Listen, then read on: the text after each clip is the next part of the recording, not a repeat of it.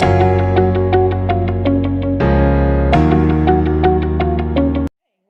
everybody to this amazing Amudim panel focused on the work of Shidduchim. I'm very honored and privileged to moderate this panel on behalf of Amudim.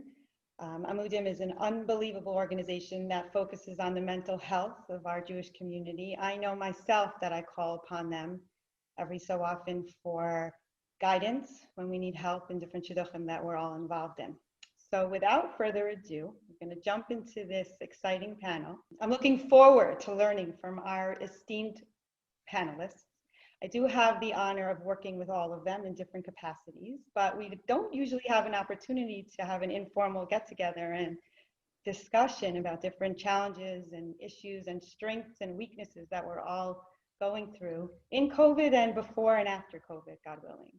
So without further ado, I'm going to introduce the panelists, and we're going to pose some questions that came in actually from many of the daters that we serve together.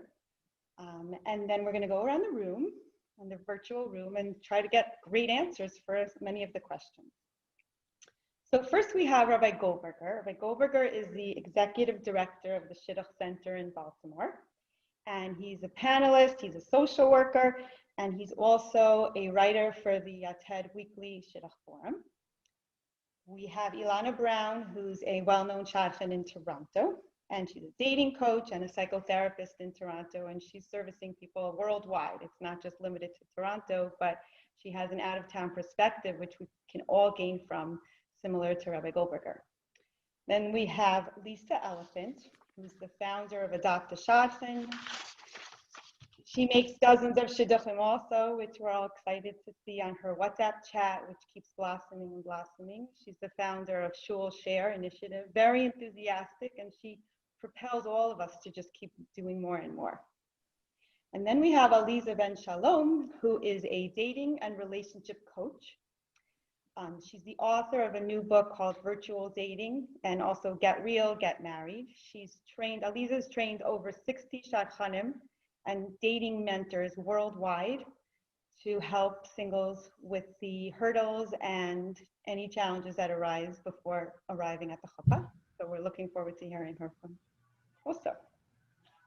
And I, just to ground my position, my name is Efrat Sobolevsky. I live in Teaneck, New Jersey, and I have the honor of directing YU Connects, which is housed out of YU and Stern College in Manhattan, servicing YU and Stern type of student and alumni, and really reaching out to the broader community as well through our database, shared with Adopt a Shadchan and the Baltimore community and Ilana Brown, and also through educational panels and events, social events, which we'll talk more about throughout our conversation. Okay, so let's just get started with our very first question. We can't ignore COVID, even though thankfully, Baruch Hashem, the vaccine is just around the corner, so we're all excited about that. It's a few months away from hopefully this pandemic being a thing in the past, but we definitely should all take some time to reflect upon how dating has changed, how our events have changed, what are some of the strengths and weaknesses that we found during COVID, and what are some things that you all feel will remain a positive derivative of the COVID challenge that you feel will be able to take further, Mirz Hashem, after the pandemic is over. So I'm first going to call upon Lisa, if I may, just to share some of your wisdom with us and your experience. Hi, everybody. So I think the question that really goes through my mind is like, how has COVID, not how has COVID impacted, but how has COVID not impacted dating? In every sense, from where to go and from who am I going to go out with, COVID presented us with an entire new set of challenges, as if shidduchim were not complicated or challenging enough, to say the least. So the first thing we did when we kind of noticed that this was here to stay for a while was, as Efrat referred to before, we do have an amazing WhatsApp group of Adopt a Shadchan Shadchanim from all over the country. And we kind of did what Shadchanim in general do best, we improvised. And the first thing we decided to do is, like, you know, to calm everybody down, is try to figure out, for the couples that are already dating, where can we actually send them? Like, where is it safe to go? What could we do? I mean, literally everything was shut down. So we put our big brains together, Baruch Hashem, and we networked and we networked. And thanks to Chani Lehman from Muncie, she organized, which is now a worldwide used list, of places all over that were safe to date, with or without masks, depending on your situation, socially distant, okay with yichud. And we were really able to, like, step one, just be able to jump in and say, okay, we got this. You can go here, here, and here. You have to make reservations. I mean, Am Yisrael is unbelievable. Klal Yisrael just pulled it together. They offered their basements. They offered their porches. You know, we improvised. That's what we did. And I feel like Shadchanim in general really stepped up to the plate with that. And in terms of the singles that were not currently dating anyone at this time, obviously the number one question on everyone's mind is, like, how in the world am I going to date anyone on lockdown? You know, especially singles, you know, so the singles that are a little younger, you know, kind of figured, all right, like, I'll have to push off my dating for another 6 months or whatever it is. You know, I'm 19, 20, I'm young. But for singles that were in the shidduch, you know, in the shidduch arena for a while, or have already been dating, you know, what does that mean to have shidduchim just kind of shut down for you? Like, what does that look like? What does that even mean? So I personally was like, I refuse to accept that. I refuse to accept that Hashem wants there to be a complete and total shutdown of shidduchim. I mean, you know, shidduchim is the core of our existence. Marriages are the core of our existence. I mean, I've even had people reach out to me and say, Lisa, as the administrator of a chat, you have a responsibility to shut it down. I said, why would I shut it down? Well, they're like, you're not going to be renting shidduchim. I said, I think we're going to end up renting more shidduchim than ever. I don't know how it's going to work. I don't know how it's going to be. Only Hashem knows. But we're going to do our best. We're going to, you know, we're going to work with the system. We're just going to keep going. And that's when I kind of brought in my whole Zoom idea of Zoom dating, which I know Why You Connect have also done, and it's been incredible. So I think because of COVID, and because of the impact that it made, it really had to brought us Shadchanim to step it up a notch. Not that we weren't stepping it up before, but just kind of think completely and totally out of the box and deal with the challenges we had. So we attacked it through the location aspect of it, and we also really taught everybody kind of how to at least initially meet on Zoom. Excellent, Lisa. Thank you so much. We also at Why You Connect were able to do Zoom rooms. Actually, we have somebody that's going ring shopping from one of our Zoom rooms, and they're in their mid-30s, so we're very excited about that. I know Lisa's had a lot of success, and many couples, Baruch Hashem, who got engaged through her Zoom rooms. So I think that maybe that's going to be something that might stay, especially if people can't travel, not because of the pandemic, just because they're far away and they just want to get a taste of whether this is a good shidduch or not. Perhaps we could use the Zoom rooms in the future as a forum just to see if there's potential between people. So we're looking forward to seeing what happens after, you know, when Zoom. Okay. Ilana, do you want to share? I heard exciting chats about your book club that you started during COVID. I would love to hear more about that if you're willing. Oh, okay. Well, that actually came as a result of Lisa's work, because I was trying to help Lisa with her Zoom rooms, and which have been an amazing way, a new way that people, even though Zoom existed all this time, Zoom was around. It wasn't like it was a new thing to have Zoom, but people being open to meet on Zoom and come to Zoom speed dating events and try that approach has been really new. So the fact is that for out-of-towners, especially because I'm from Toronto, we now opened up a whole avenue of ways to meet people. And though Zoom does have its challenges, it has brought a lot of opportunity to people from out-of-town communities. Even in New York, people say to me, I love this. This is great. You know, like sit in my house, get to meet people, get to network. And it's been just an opportunity that has been opened up because of COVID. And even though it could have been an option before, it wasn't, people weren't naturally using it.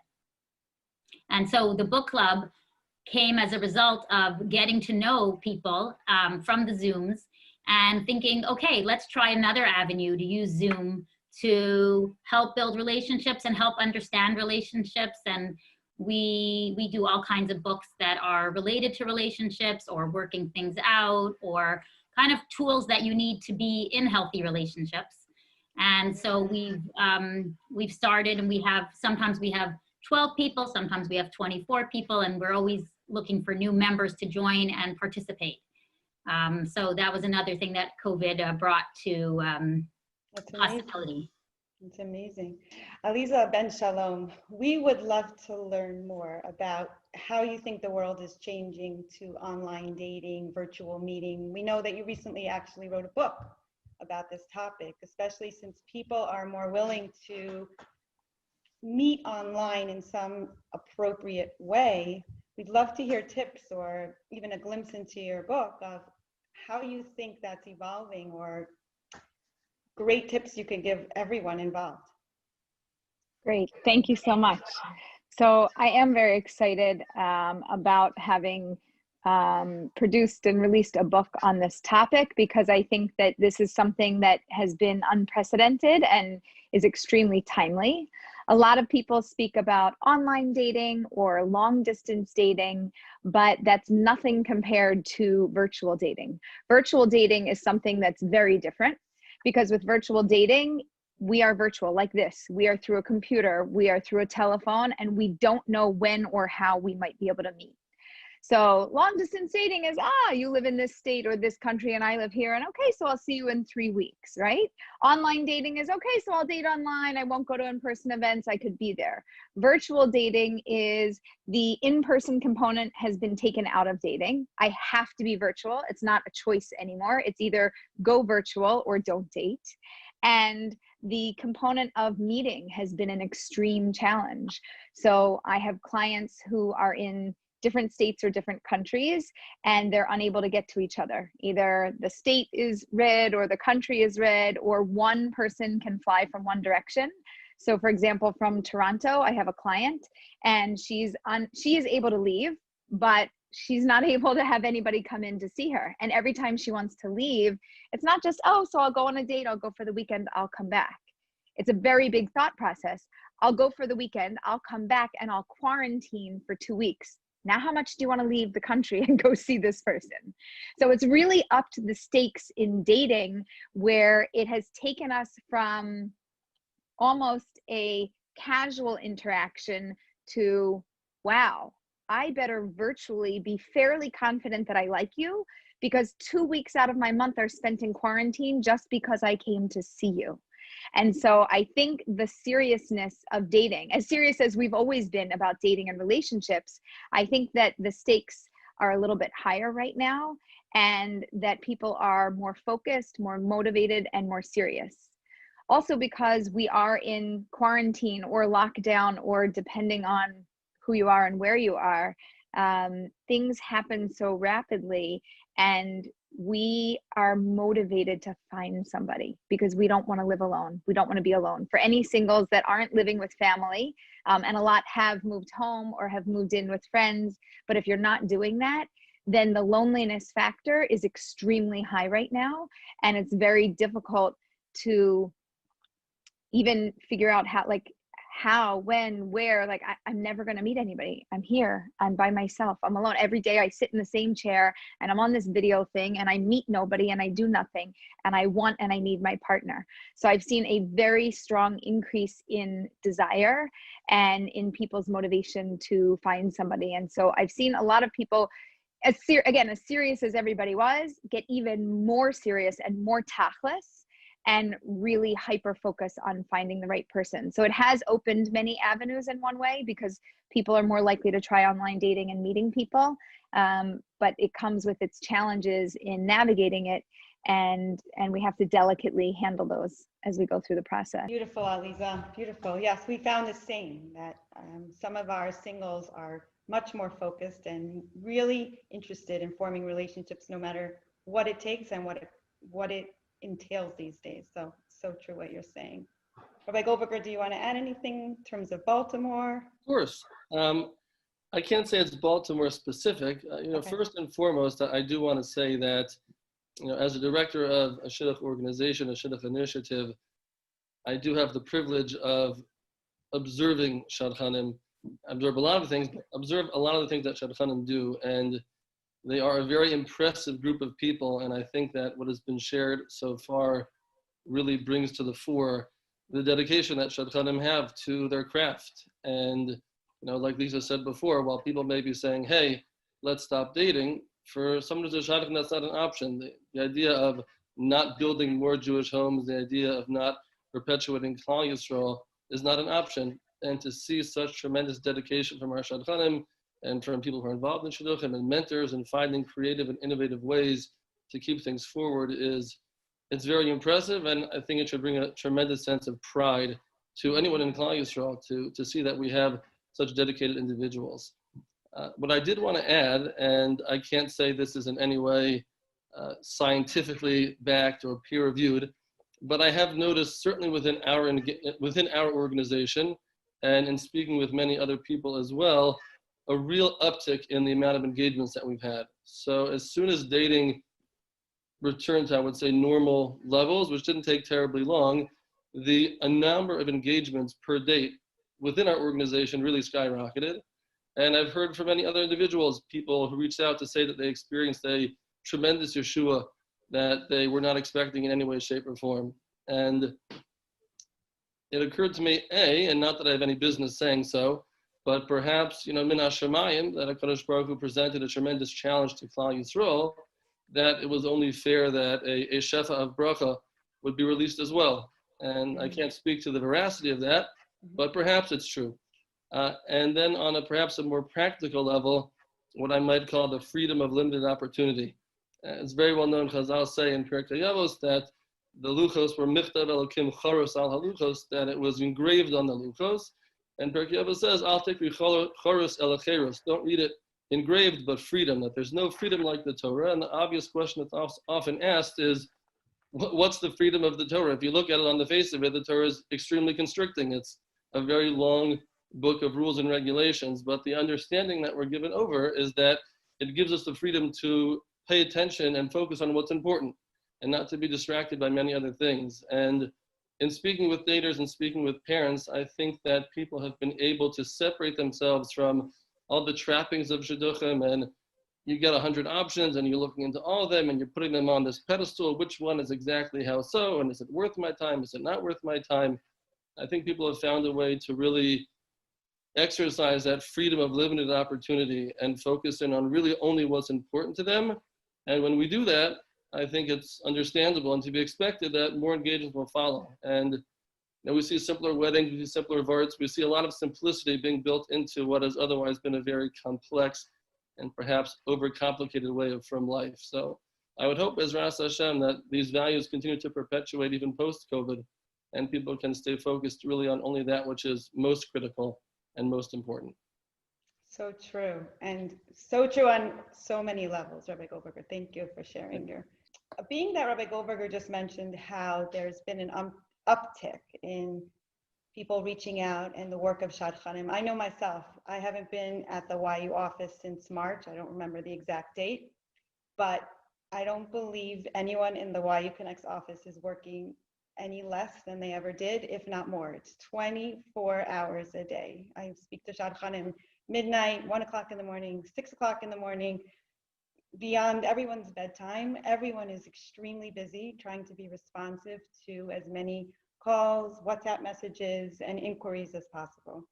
So I'm just curious from our panelists, how do you juggle all of the incoming requests to meet, to answer, to maybe be set up, to help people? At the same time, we're only human and we want to try to do our best, yet we don't want to frustrate the singles that we're helping. We don't want them to feel that we're not even acknowledging their emails or their responses. I know myself, it's very hard for me to keep up. I was much better before the pandemic, and now everything is a response with a delay. Like I'll start my emails with, I am so sorry for the delay in my response. God forbid, none of us want to sound arrogant or not caring, God forbid. But I'm just curious if any of you have tips or tricks that you use to help make people feel that you are being responsible and responsive. At the same time, it's very hard to keep up with the the amount of people reaching out, whether it's parents, or sometimes it's singles, or sometimes it's people on their behalf, sometimes it's grandparents. And that, that's really the question that I wanted to pose to all of you. Yes, I would agree that it's a challenge. And I think all of us are constantly trying to figure out ways to work on that challenge. And I do think that we should be working on it. In other words, like, we should be trying to answer emails and messages, and just in any way possible, like if we don't have an answer, at least if we don't have a new idea or we don't have an answer to that question, at least to show that we're trying to respond, and that we care. And I think that every shadchan would love for everyone that is working with them to know that they care, and that they want to answer, and that they want to have a new idea even. That would be ideal. And I think that in terms of realistically, are we always answering? Like, I always say, like, I would love a secretary, like I would love someone to help me so that there wouldn't be people who don't get a response. The reasons why sometimes I think is that sometimes that response, there was like maybe 10 more after that. So sometimes they get lost they literally get lost in the shuffle. And sometimes I literally am playing on my phone and I'm like, find something from a month ago or 2 months ago. And I'm like, I didn't even see it come in. Right. And sometimes I'll respond to someone 2 months later and I'll be like, hi, I'm so sorry. Like, I'm just seeing this now.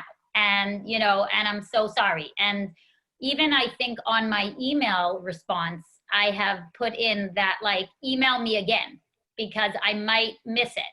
Even though email at this point, I think most of us are not using email as our main way of talking to people and being in touch with people. I think WhatsApp has become the new format for being in touch with shadchanim, us being in touch with singles, getting dates done, getting dates set up. We're all using WhatsApp now.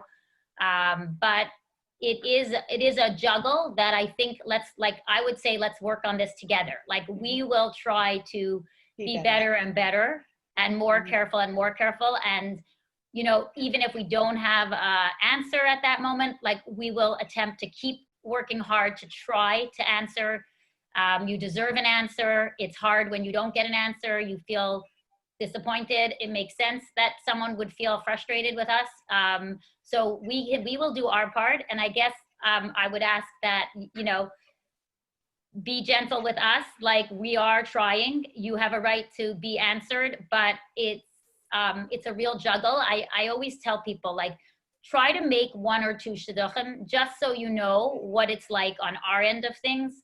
Like, the amount of work that goes in getting back to everybody, following up on everybody. Sometimes we have to speak to a mother, a boy, a girl, the rabbi, like, it's a lot of work each shidduch that we do, and we're usually working on many at the same time. So I would just say, be a little forgiving to us, and but we take the responsibility that we should try our best to answer and respond. And, sometimes it's I find teaching myself to answer right away, even if I don't have a new idea or I don't really have so much to add, but at least to say, hi, I got this, I'm continuing to look for you, or hi, I got this, I'm on it, I'm working on it, something so that there's some response. Right, great. I always say we're trying, and sometimes people start their emails or their phone calls with, I'm so sorry to bother you. And my answer is, you could keep bothering me. It's not a bother, just keep reminding me. And it's just because everyone's trying their best. It's not because anyone's wishing for somebody to be neglected or not disregarded, God forbid. It's just we're trying our best. And another important point to keep in mind is, for the majority of shadchanim, they're not really paid. They're not paid for their initial time to meet with someone, they're only paid, compensated usually at the end if a shidduch is made. So in most cases, they're volunteers, not in all cases. I recognize there's differences, but in most cases, they're volunteers. So as Ilana says, sometimes we have to back off a little bit, including myself, and say, we need to have a heart. That shadchan already worked many hours today. I can't keep imposing on her to do more and more if she's already done her limit for that day. So it's just an important peace of mind. It's just an important frame of mind to keep in mind. Lisa, do you want to add anything? Sure. Yeah. So I feel like what I've been doing lately is I've just really been honest with people, and because I have to be honest with myself. It used to be I could meet, I don't know, 20, 30 people a week, no problem. I was meeting 4 or 5 people a night in my house, and I was really able to accommodate most people who asked me. At this point, I cannot do that through COVID, through just total overload, through running different initiatives. So I'm honest with people, and when they tell me like, could you meet my daughter or whatever, like, it hurts me, but sometimes I'll say, for right now, I know I'm not available for the next 2 weeks.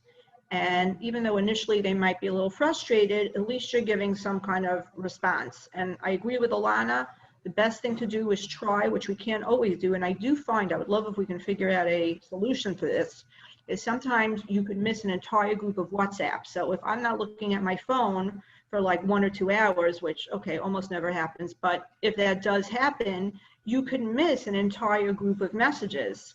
And like also it'll be like 2 or 3 days later and you're like, oh my goodness, and then I'll quickly respond.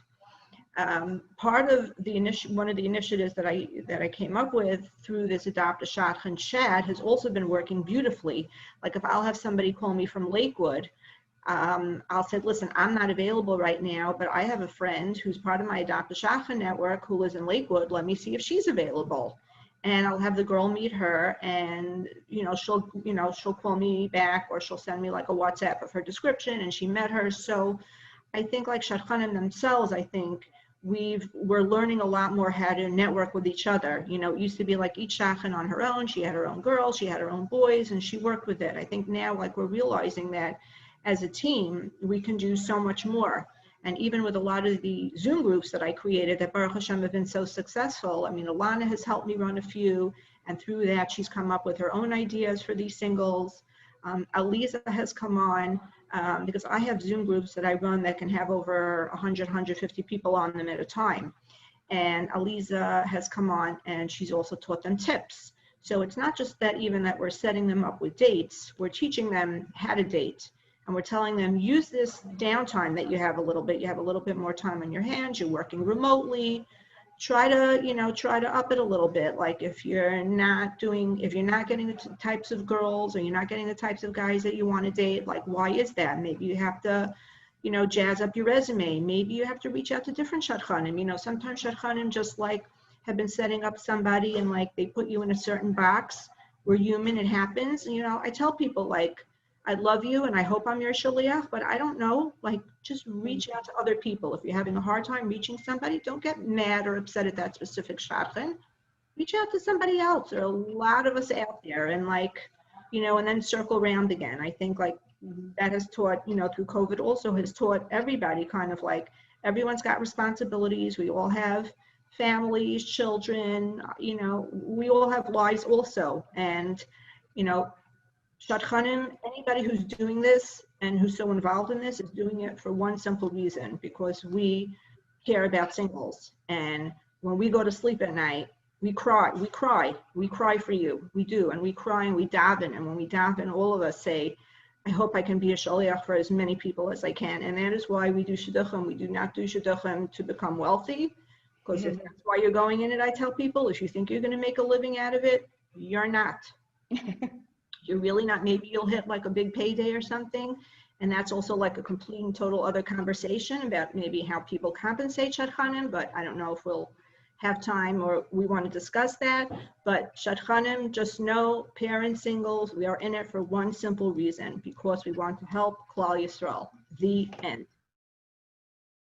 The most rewarding and the best parts of the job are obviously to see the success stories, to see people and meet them, unfortunately and sadly, in their darkest moments, and to watch as our organization plays its role in helping these people become healthy again. We work with a lot of difficult situations. So when you get that call that that person got engaged and that person is getting married and that person had a baby and they're moving forward with their life and they're able to live a life without the trauma constantly haunting them, that's when everything is worth it. There are times we spend time on the phone with somebody and maybe when the conversation started, it seemed hopeless. The person on the other side didn't really feel like they had anywhere to go and didn't have any hope, and they weren't really interested in solutions anymore.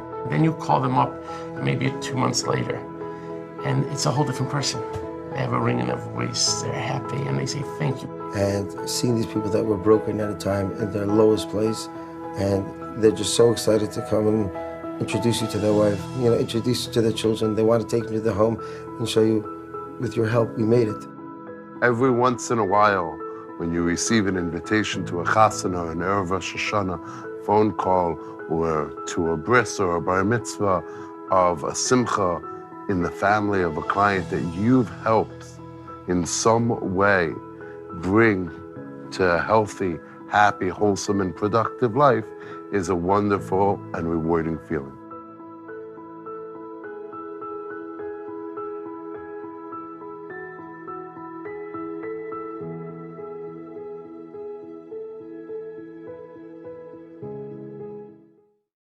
That was so helpful and so true. I even want to say exactly what you said. There have been so many shidduchim that I have not made, but I have only made through, I should say, I've only assisted through sending someone to someone else. Meaning I would say to them, I don't know if I know anyone, but I'm telling you this shadchan, she would probably know someone for you. So I feel like I get assists in baseball, where I didn't make it, but sometimes it's who you refer them to that is able to make the right shidduch.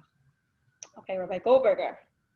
Yes. So, in my very personal, subjective opinion, I think the matter of communication between daters and shadchanim is probably one of the most challenging aspects of the you might say the shidduch dynamic. And I remember very clearly when I first started in this role, the very first complaint I ever got was from someone who had reached out to such and such shadchan and didn't receive a response. It's a steady complaint. It's one I receive, if not weekly, monthly, sometimes it's daily, depending on the season. And it's really very frustrating for singles. It really is. It brings them a tremendous amount of agmas nefesh to put themselves out there, to try to reach out, to do what they have been told to do, and to get nowhere. And on the other hand, you have shadchanim who are beyond overburdened and whose phones don't stop buzzing. It's a very difficult dynamic. And I'd like to speak a little bit to each side. I know how hard it is to respond to every email. I know that it is. And I can't demand and expect anyone to do so. But I want to share a quick story. I got an email perhaps in June from someone. The subject line of the email said, shidduch for my son. There was no attachment. There was nothing in the body of the email. That was all it was. It's about the easiest email to ignore that you can imagine. It had zero substance to it. So I said, it's an email. Let me see what she wants. I emailed back. I'm sorry, there's no attachment. Could you explain to me what you were looking for? And she said, I'm looking for a shidduch for my son. Great. Can you please send me his resume? If you're comfortable sending me a picture of him, that would be great as well. She sent it to me. I then did what I often do. I sent the information off to my network of shadchanim, maybe 30 or 40 people. And about 2 months later, I got a call from one of our shadchanim that she just made the shidduch for that boy. So that's an email that I could have easily ignored. There's no reason to not ignore it. It was almost nonsensical in nature. And I think that to whatever degree shadchanim can find a way to respond, even if it's just thanks so much, smiley face. Anything means something to people who feel like they're sending their information out to cyber la la land and it's getting lost. So that's one piece, and I don't mean to be overbearing, but I think it's worth stating. On the other hand, when I speak to single men and women and to parents, to really help them understand what it means, to be a shadchan. Like Lisa said, it's not a lucrative opportunity. It's not anybody's making a great deal of money. It's done because of chesed, and there's not nearly enough people doing it. There's a very large lack of shadchanim when you look at the numbers. And The other thing that I try like to point out to a single man or woman is if you send an email to a shadchan, whether or not you receive a response, you have gotten someone to think about you for a minute, for 5 minutes. If today is whatever day it is, was I expecting to think about such and such young man or such and such young woman? Maybe yes, maybe no. But when that email comes through and the shadchan opens the resume, takes a few minutes to think of an idea, maybe even reads the shidduch. So very often the singles and the parents don't realize what's happening on the other side. But every time they take a moment to send an email or WhatsApp, the shadchanim do see it. They're not spacing out. They're aware of what's going on, and there's a tremendous amount of activity going on in the background. I think it's really important for people to know that and to realize that when you send something off, it's not being ignored, chas v'shalom. People don't not care about you. There's a tremendous amount of care and concern and a lot of work going on that people will truly never see. And if there's some way to create a balance that everybody can be just a little bit happier and a little bit more content, I think it would bring a lot of menuchas hanefesh, not just to the single men and women and their families, but to the shadchanim who are osek yom v'layla in building new Jewish homes. Okay, great. Thank you. Another question that was posed, and I think the shadchanim will have insightful information on, is how do you manage the different parties involved in a shidduch? You could even give an example if you'd like of how do you manage the dater. Sometimes there's parents involved, and then you as the shadchan, and there's also the other side involved. Meaning, how do you, nice formula of how to manage everyone's expectations, or how you communicate with each party involved when you're maybe just dealing with the parents or you're not dealing with the single themselves. I know it differs in different communities. I know how it works in the YU world, and even there it's very fluid. We have some data, and also what happens, if ever, when there's a difference, let's say with what the dater wants and what the parents want, or what the parents want and what the dater wants. Just curious if you've ever had those experiences before. Lisa, do you want to start? Okay, so, always I tell people who are starting out in the beginning that the number one thing on that list should be that make sure you and your parents are on the same page. Because especially when you're 19 or 20, your parents are going to be doing the research, are going to be saying, and rightfully so, yes or no to the boy. Sometimes that creates a huge problem. And there's no winner there. Everybody loses because there's a lot of time and energy put into every shidduch, and that just won't work out. So before you call a shadchan, make sure you've sat down with your child and had a discussion and come to an agreement of something that you're all on the same page for. Myself personally, if a single is, let's say, like 22 and up, I'm happy to talk to the parents, but I will most definitely want to have a conversation with her or him as well, just to give me like a little more feedback, a little bit more insight. Sometimes, the couple will need a little help, and the parent either won't know or won't give me the information that I need. Shadchan always needs like that one piece of information, and they never know who they're going to get it from. So I I understand parents who feel like that their child doesn't need to speak to the shadchan, and I totally respect that. If I see that the shidduch is getting stuck for some reason, I'll kind of insist on it. And like I said, if a girl, if she's 22 and up, I'm going to be talking to her directly for sure.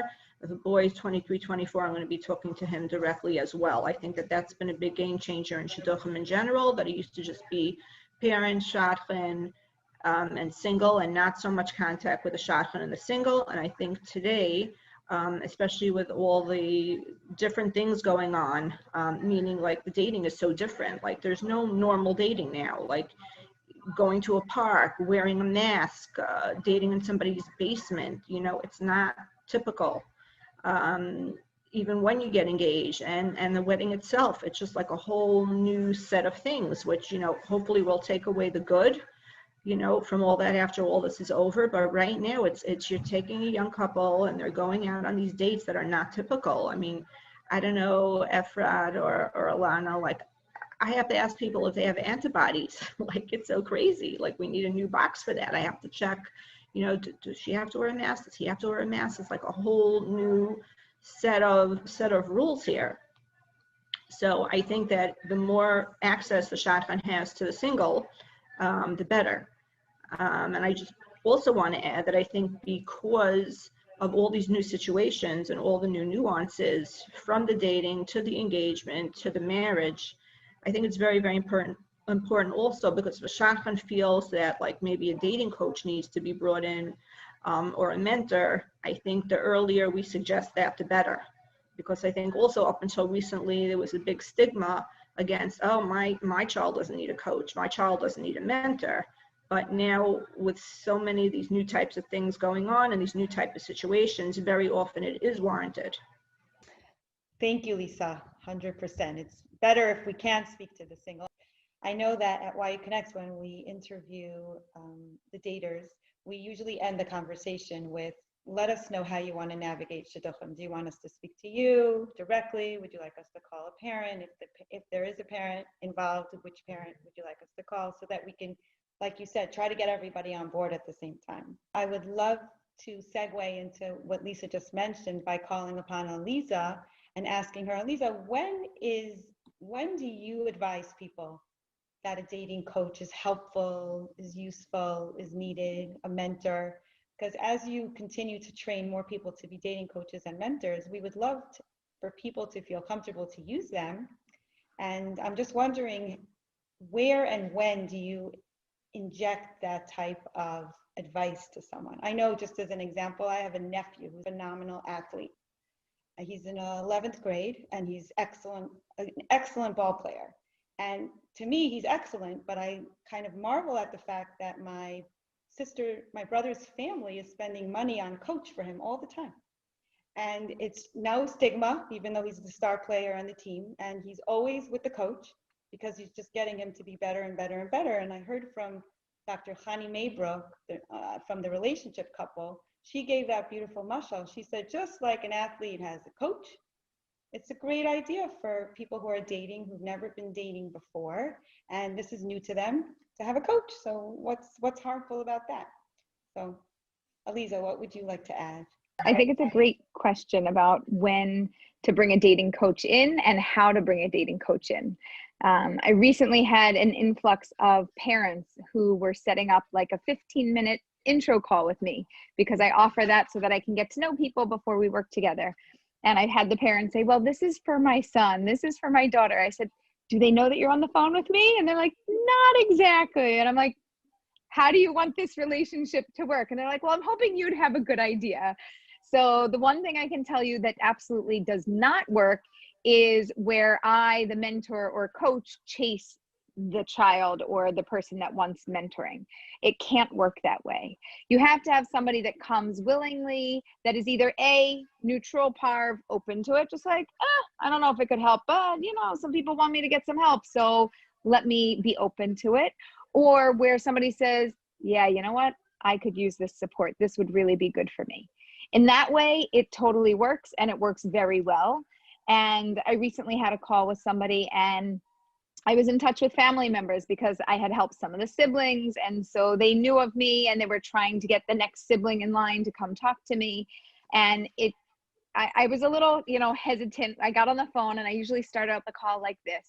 Are you here because you want to be here or because somebody made you be here? And then they laugh and we break the ice and it's a little bit calming.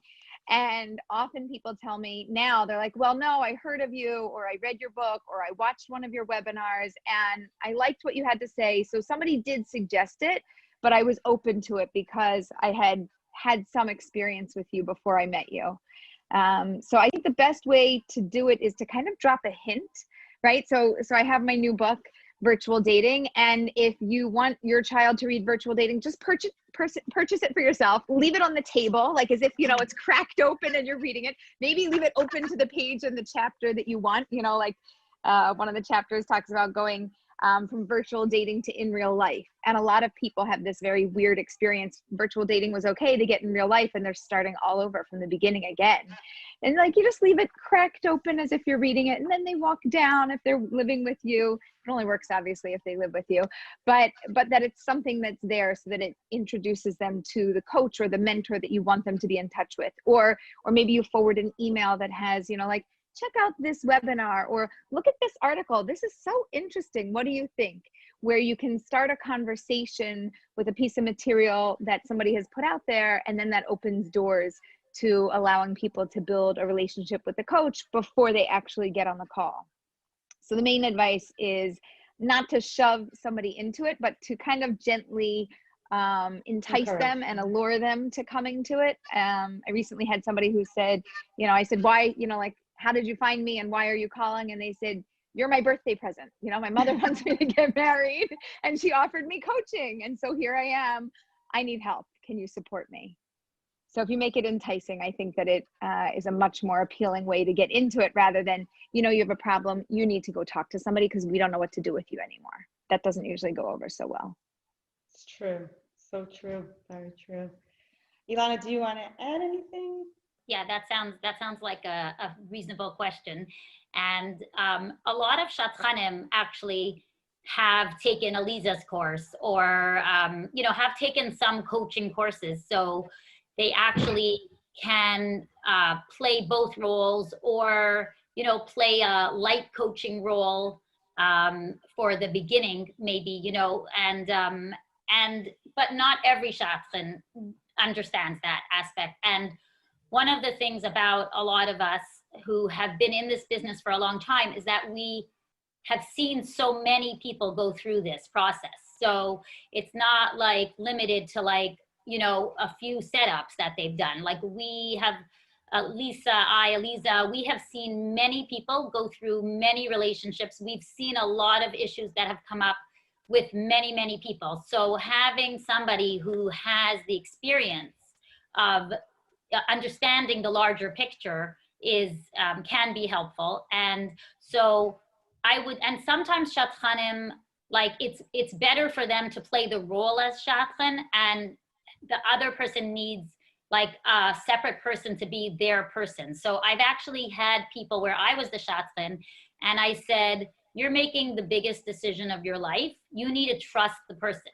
Like I am on both sides, right? Like I'm dealing with the girl side and the boy side when I'm a Shadchan, right? So maybe I'm not always appropriate to be the dating coach in that situation because the person needs to trust that the person is talking to them and thinking of them. And when we're getting married, we do need to take ourselves into account.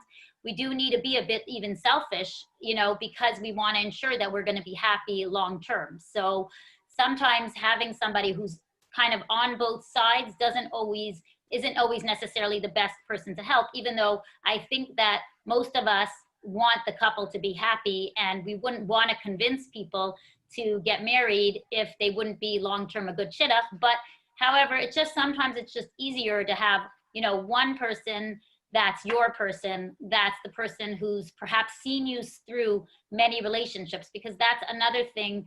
What I think as dating coaches we can help is, are there any patterns? Are you getting stuck anywhere? Is there anxiety about relationships and marriage because this is the most scariest decision of most people's lives?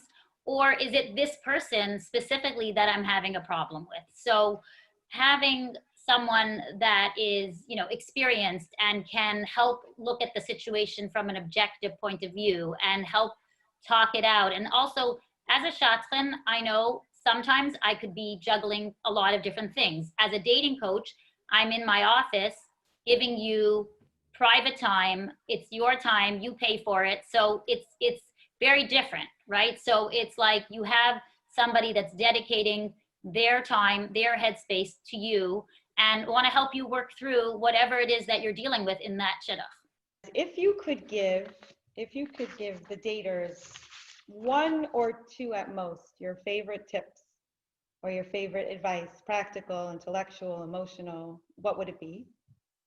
And the second question is, if you could speak to the audience and the lay people who are not working in shidduchim, those people who always ask questions like, I'm not a good shadchan, I know I have to do something, what should I do?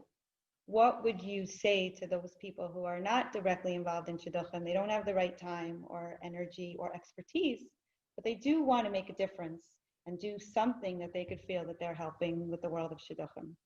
So I have an answer to both.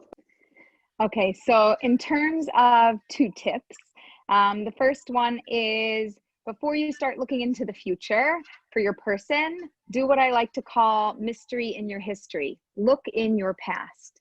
Look through anybody that you've already dated, look through anybody that you've ever known, neighbors, other people in your life, other people in other areas of your life, people who wanted to set you up, it never went through.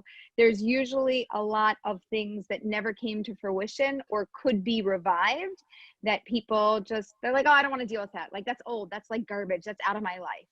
And I found that 35% of the people that I work with marry somebody from that garbage list that they don't really value. And I call that finding a mystery in your history. So don't go to the future first. Don't go to the sites or the matchmakers or anywhere else. Start with your history before you go anywhere else. That's tip number one. And the second thing is for people to know that in the blueprint of creation is that your soulmate exists. And I think even when people, they're like, no, I know. I mean, they're here. No. It's the way the world was made, right? So-and-so is for so-and-so. You were brought into this world, into two bodies. You're not the same person. You have to go find them. But the number one thing to know is that they exist. If you really, really know that, you're never, ever giving up. You're not. You're going to search for them until the end of days because you know they exist. It's only when we stop believing that they exist or when we just start to think like, well, maybe, like maybe Hashem has a plan for everybody else, but not for me. Maybe I missed them. I made a mistake. It's never going to work. Put all that aside. They exist. They're here. You have the ability to find them today. And if you don't find them today, tomorrow. And if not tomorrow, then the next day. Never give up. That would be the second thing. And as for lay people or anybody who is thinking like, shidduch, I'm like, so nice, glad I found mine, but I, can't help anybody or it's just not my thing.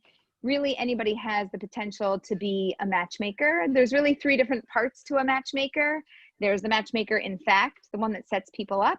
There's the one in act that walks people through the relationship. That could be the matchmaker, a coach, a Rabbi, a parent, anybody. And the matchmaker intact that holds a relationship together when they go through their eventual down, picking them back up and helping them get over that hurdle. So anybody could be a matchmaker, in fact. Anybody could set anybody up. And if you see something, say something. If you have an idea, if it comes to your mind, you don't have to say, oh, you should go out with this person. But look into it yourself, investigate it. Or you're like, oh, Elisa, I don't want to do it. Hand it off. Give it to somebody else. Take your idea and don't leave it an idea that stays in your head. Put it out into reality and see if somebody else could follow up on it for you. Because I've heard so many stories of that suggestion that would have never gotten anywhere had somebody not said something, and now they're married and now they have a family. And it was because somebody who's not trained to do this actually had an idea or a thought. So I would encourage everybody to think about singles and to make a strong effort in the best way possible. And if you don't want to be the person, hand it off to somebody who's willing to be that person. Great, it's true. Okay, Lisa. Hi, so I tell people all the time that also anybody could really read a shidduch. And if they're not comfortable with it, then they should pass along the idea to someone. Don't just say, oh, I wish I knew how to read a shidduch, what a shame.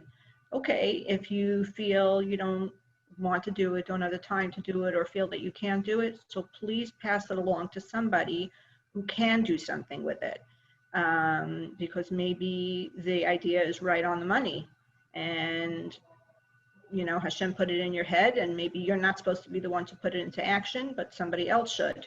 So that's number one. Number two, I also tell, I even say this a lot to like my husband's friends and to my son's friends and to my boys, like, you have the advantage when you're going to shul and daven, if you see somebody cute who looks eligible, like, find out. There are a lot of single boys, and the same thing when you're in the women's side. If you see it's a lot easier to tell if a girl is engaged versus a boy that's engaged. Maybe go over to her, welcome her. If you're by a wedding, like, just keep your eyes out. And again, even if you say you're not a shadchan, you can give over this information to somebody else, because there are a lot of singles out there, and there are a lot of them in pain. And you just, you never know. Maybe you'll be the one to take notice of them and take care of them. And whether it's you yourself being the shadchan or telling somebody else, like a frat, like we discussed before, being the assist. I think it's very, very important. Do you have any tips that you want to tell ladies? In terms of tips, I'd really like to say one of the most important things I say is that really just put your best foot forward, even if it's just coffee, if it's a first date. Like, first impressions really count. If you're really not feeling well and you don't think you're going to be on your best, cancel the date and reschedule it. If you normally get your hair done and you're not going to have time to get it done, get your hair done, get your makeup done. Guys, don't come in, with like shoes with a hole in it, come with socks on, like, for real. Like, it's a first date, like the first date, it's a first impression. And very often, like, the other side doesn't give you the time to make a second impression. So, if I would have done it this way. So we're telling you, make that good first impression. Go to sleep early. Like, don't yawn on the date. Like, just take it seriously. Take it like this is your, this could be your wife. This could be your husband. And first impressions really, really count. And then I tell people also, sometimes the guy will have some, trouble with conversation or something. I think everybody should go in a little prepared with some small talk. Not everybody's great with it, but try to go in a little bit prepared. And I think, guys, if you should have a plan about where you're going, even now in COVID. Like, girls don't like it when they get in the car and the boy will be like, oh, so where do you want to go? No, take me where you would like to take me. Make sure the place is open. And I think that the whole date will go smoothly if you have a plan and you know where you want to go, and make sure that it's open, and make sure that she doesn't need ID. Like, these are just basic things. Like, go in, first impression, know where you're going, go in a little bit prepared, and you're good. Okay, great. Ilana, do you want to add? Okay.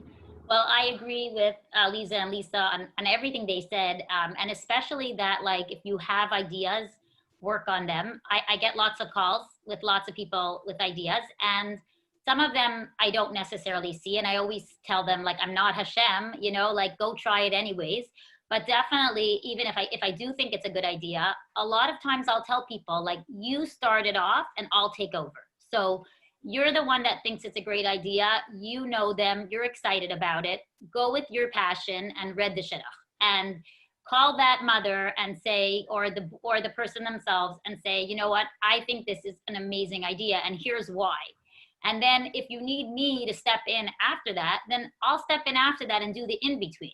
But you get it started. Don't like say I'm not a shotgun, so therefore I can't even get things started. If you thought of the idea, get it started, and then bring in somebody that knows what they're doing, perhaps doing the in-between when you need it. And I would definitely advise it earlier than later. But if you think of an idea, go out, get started, do it, and then bring somebody in. That's what I would say. And in terms of a tip, a dating tip, so first of all, what Eliza said about maintaining hope is so important. Keeping happy, maintaining hope is a must, I would say. But another thing that I find is that when we meet people, we look at people and we view them as a whole world. We view people as lots of layers, strengths, weaknesses, amazing things about them. So each person that we meet, we look to uncover as much as we can about them so that we can set them up properly.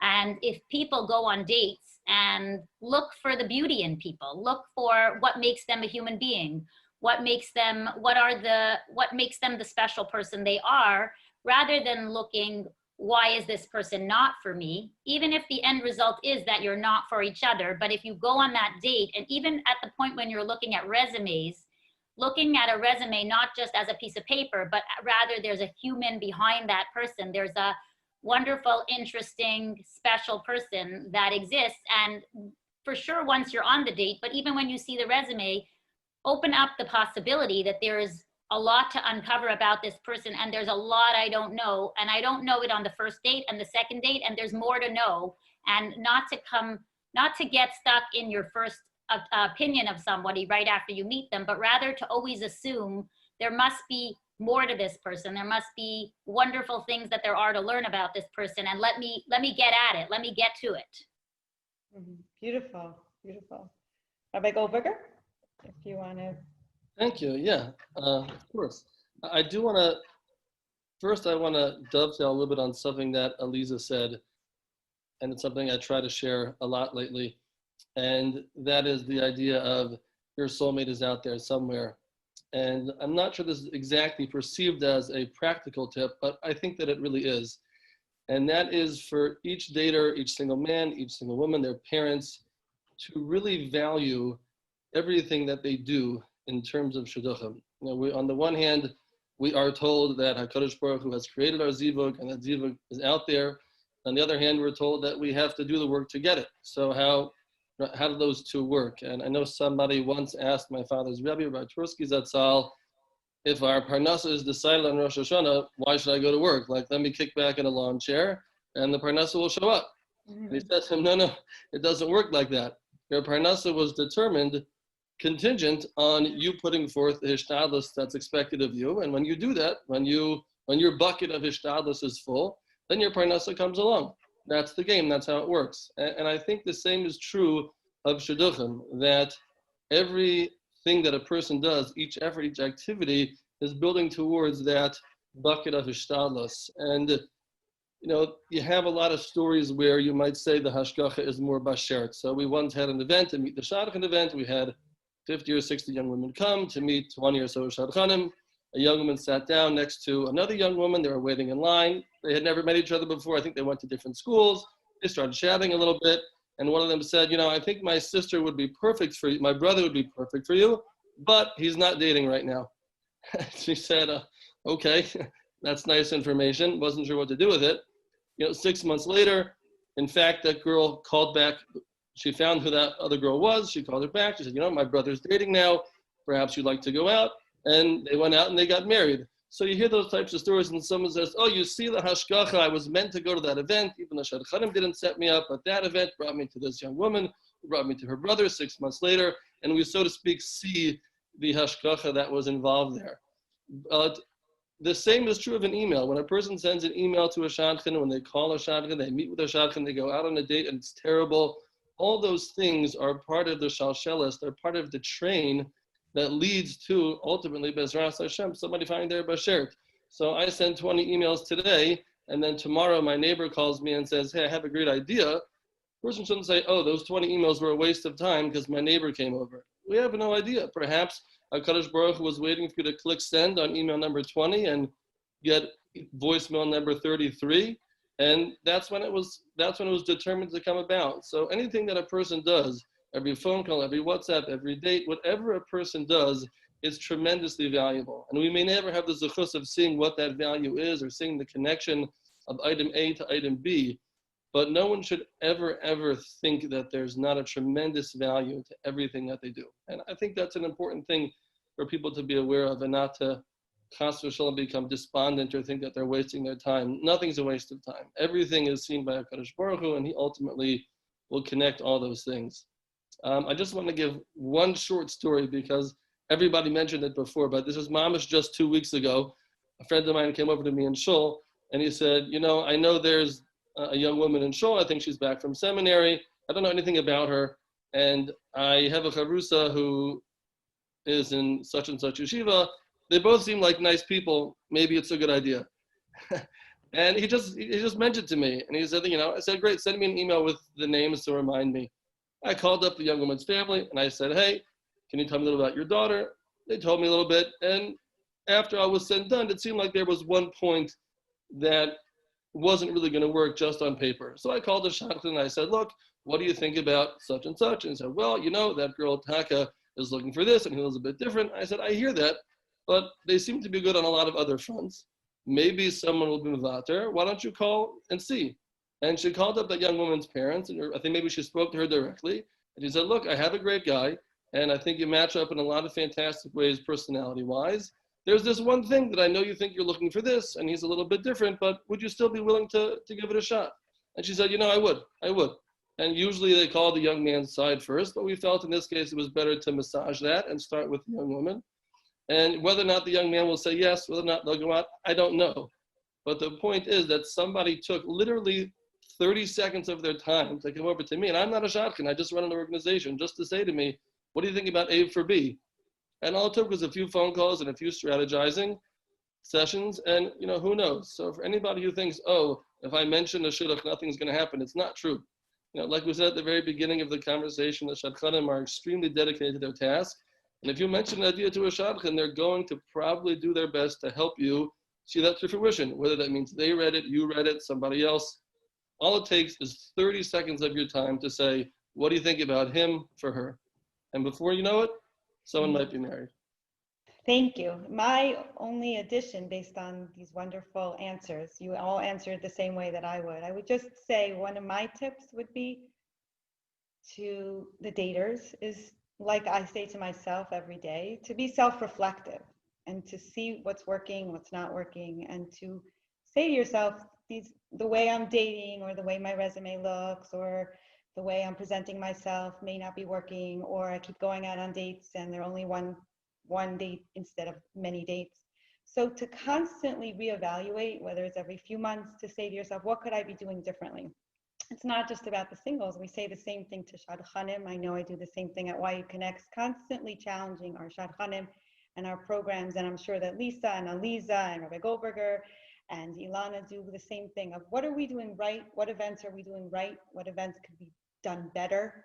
What platforms could be done better? It's all about growing and being growth oriented. And especially since we're all focused on mental health through Amudim, this is a little plaque that I bought myself in the beginning of the pandemic, which says, grow through what you go through. And I constantly remind myself that. I bought it at Home Goods.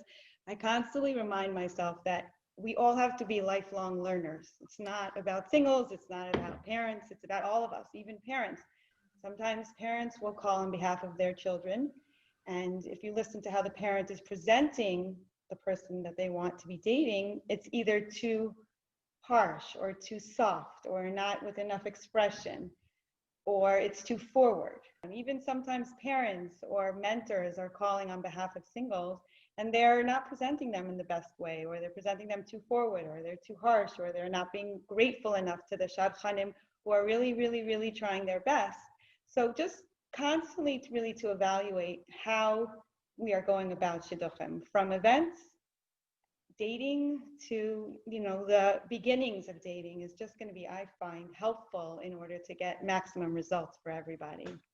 Again, I want to thank the panelists. We have many more questions, but we're running out of time because Baruch Hashem Amudim is doing phenomenal conversations, full of very star-oriented people. So I really had this chus to film together with some of my favorite people on shadchanim who teach me, who inspire me and YU Connects just to continue doing better and better and better. And may we be zocha together to continue making shidduchim together on behalf of Klal Yisrael.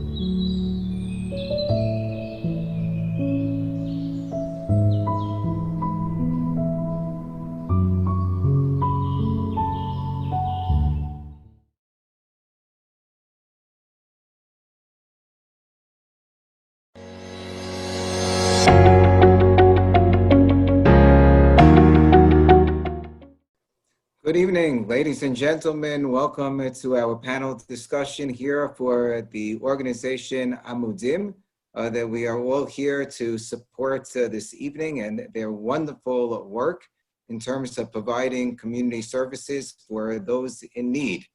This particular session is devoted to the subject of prenuptial agreements. My name is Rabbi Yonah Rees. I am the Av based in the Chief Rabbinical Judge of the Chicago Rabbinical Council. And with me today are Keshet Star, who is the director of the ORA organization, the Organization for the Resolution of Agunot, and Professor Avi Helfand, who is a law professor in California. And we are going to be discussing this very important topic. Thank you so much, Rabbi Rees. So glad to be here and with you, Professor Helfand, as well. Looking forward to the conversation. As am I. So I think a good place to start could be to really talk for anyone listening that has no idea what a prenup is. When they think of prenups, they think of, Hollywood movie stars and protecting their $1 million homes. Just doing a brief introduction as to what is the halachic prenup? What are we talking about? Yes, indeed. The halachic prenuptial agreement is a concept really that has existed from time immemorial. Our rabbis instituted the concept of a ketubah, a Jewish marriage contract that is signed by two witnesses based on the commitment of the husband to take care of his wife and to cherish her, and in the event of death or divorce, God forbid, to make sure that there is money that's going to be paid to her in order to take care of her. The concept of the ketubah is to provide security in the course of a marriage and to emphasize the seriousness of the marital bond and the marital obligation, so that a husband will not precipitously divorce his wife because he'll understand that there's a monetary obligation associated with it. In later generations, there were additional documents that were introduced, that were signed at the time of the wedding, known as tanoim, conditions. Sometimes the conditional documents, which we might call prenuptial agreements in the modern age, would stipulate many months prior to the marriage that if either party backed out, there would be various penalties that would have to be paid, for example. And later on, there were additional provisions that were added to these documents that would be in effect even after the marriage would take place, such as, for example, the form that was devised by the great authority, the NACHUM Shiva, that was based on previously existing forms, which said that in the event that there would be a quarrel between the husband and the wife, and that they would therefore live separately for a period of time, the husband took upon himself the obligation to pay a certain amount of money, a certain amount of rubles, every single day while they were still separated, until their dispute could be adjudicated in a beit din, in a rabbinical court, which hopefully would be able to bring about shalom bayis, peace and harmony in the marital home, so that they could go about living together in a harmonious fashion once again. Based on these forms, in recent years, Rabbi Mordechai Willig, who is a Rosh Yeshiva at Yeshivat Rabbeinu Yitzchak Elchanan at Yeshiva University, took this concept of the NACHUM Shiva form in order to address a major problem that we have in contemporary society. And that problem is the problem of the aguna, of a woman who is trapped in a non-functional marriage because the husband refuses to give her a get when the marriage is functionally over, thereby essentially trapping her and preventing her from being able to move on with her life. Obviously, if a marriage can be saved, it's always ideal to save a marriage. But sometimes the marriage can't be saved. And when a marriage is fundamentally dead, Rabbi Moshe Feinstein writes, as do others, that it is appropriate for the husband to give a get right away and for the wife to receive the get right away. But when a husband refuses to do so, we have to devise various steps that will appropriately persuade and encourage the husband to do the right thing and give his wife a get when it is necessary. The prenuptial agreement devised by Rabbi Willig provides really two very important components. One component is that it serves as an arbitration agreement. It says that the parties agree that if there is a dispute, they will go to a particular beit din to resolve that dispute. You didn't need this necessarily in the communities in Europe, where every single community was governed by a rabbi or a rabbinical court who had automatic jurisdiction over all the residents. So it was understood if there was a marital breakdown that the parties would have to report to the local rabbinical court and do the bidding of the local rabbinical court. However, here in America, we have separation between religion and state. There isn't the automatic ability of any rabbinic community to summon parties to come to adjudicate their marital dispute. Therefore, when the parties sign this prenuptial agreement, before they get married, they stipulate that in the event that there is a marital breakdown, if there is a dissolution of the marriage, and one party wants to bring the other in front of a rabbinical court, then the other party obligates themselves to appear before that specific rabbinical court, which is named in the prenuptial agreement. The standard prenuptial agreement names the Beit Din of America as the de facto choice of the rabbinical court. We have a form here in Chicago where I live, which names the Chicago Rabbinical Council as the rabbinical court. The parties can fill in whichever rabbinical court they're comfortable with and which they feel will fairly and justly adjudicate their case. It will stipulate that whatever the Beit Din says in terms of the giving of a get, if they say the husband has to give this wife a get, then the husband will agree to listen and abide by that decision. If they say the wife is obligated to receive a get, the wife agrees that she will abide by that decision. Rabbi Moshe Feinstein writes in his responsa in the Igros Moshe, Eben Ezer Chelik Daled Siman Kuf Zayin, this is a perfectly appropriate prenuptial agreement for parties to sign before they get married in order to ensure that the case will be adjudicated by a rabbinical court and the woman not be made into an aguna. The prenuptial agreement also has a second component. The second component of the prenuptial agreement states that the husband assumes a monetary obligation upon himself that in the event that the couple is ever separated, he will pay a certain amount of support every single day. Very reminiscent of the form of the Nachla Shiva that we mentioned previously. This ensures that in the event that the marriage is no longer viable, the husband will make a simple calculation. Is it better for him to pay this amount of support, which is based on the standard cost of living? Right now, the standard amount in the prenuptial agreement is $150 a day, which comes out to around $54,000 a year, enough to supply for food, clothing, and shelter, a type of support that a normal person would need in the typical socioeconomic communities in which we live.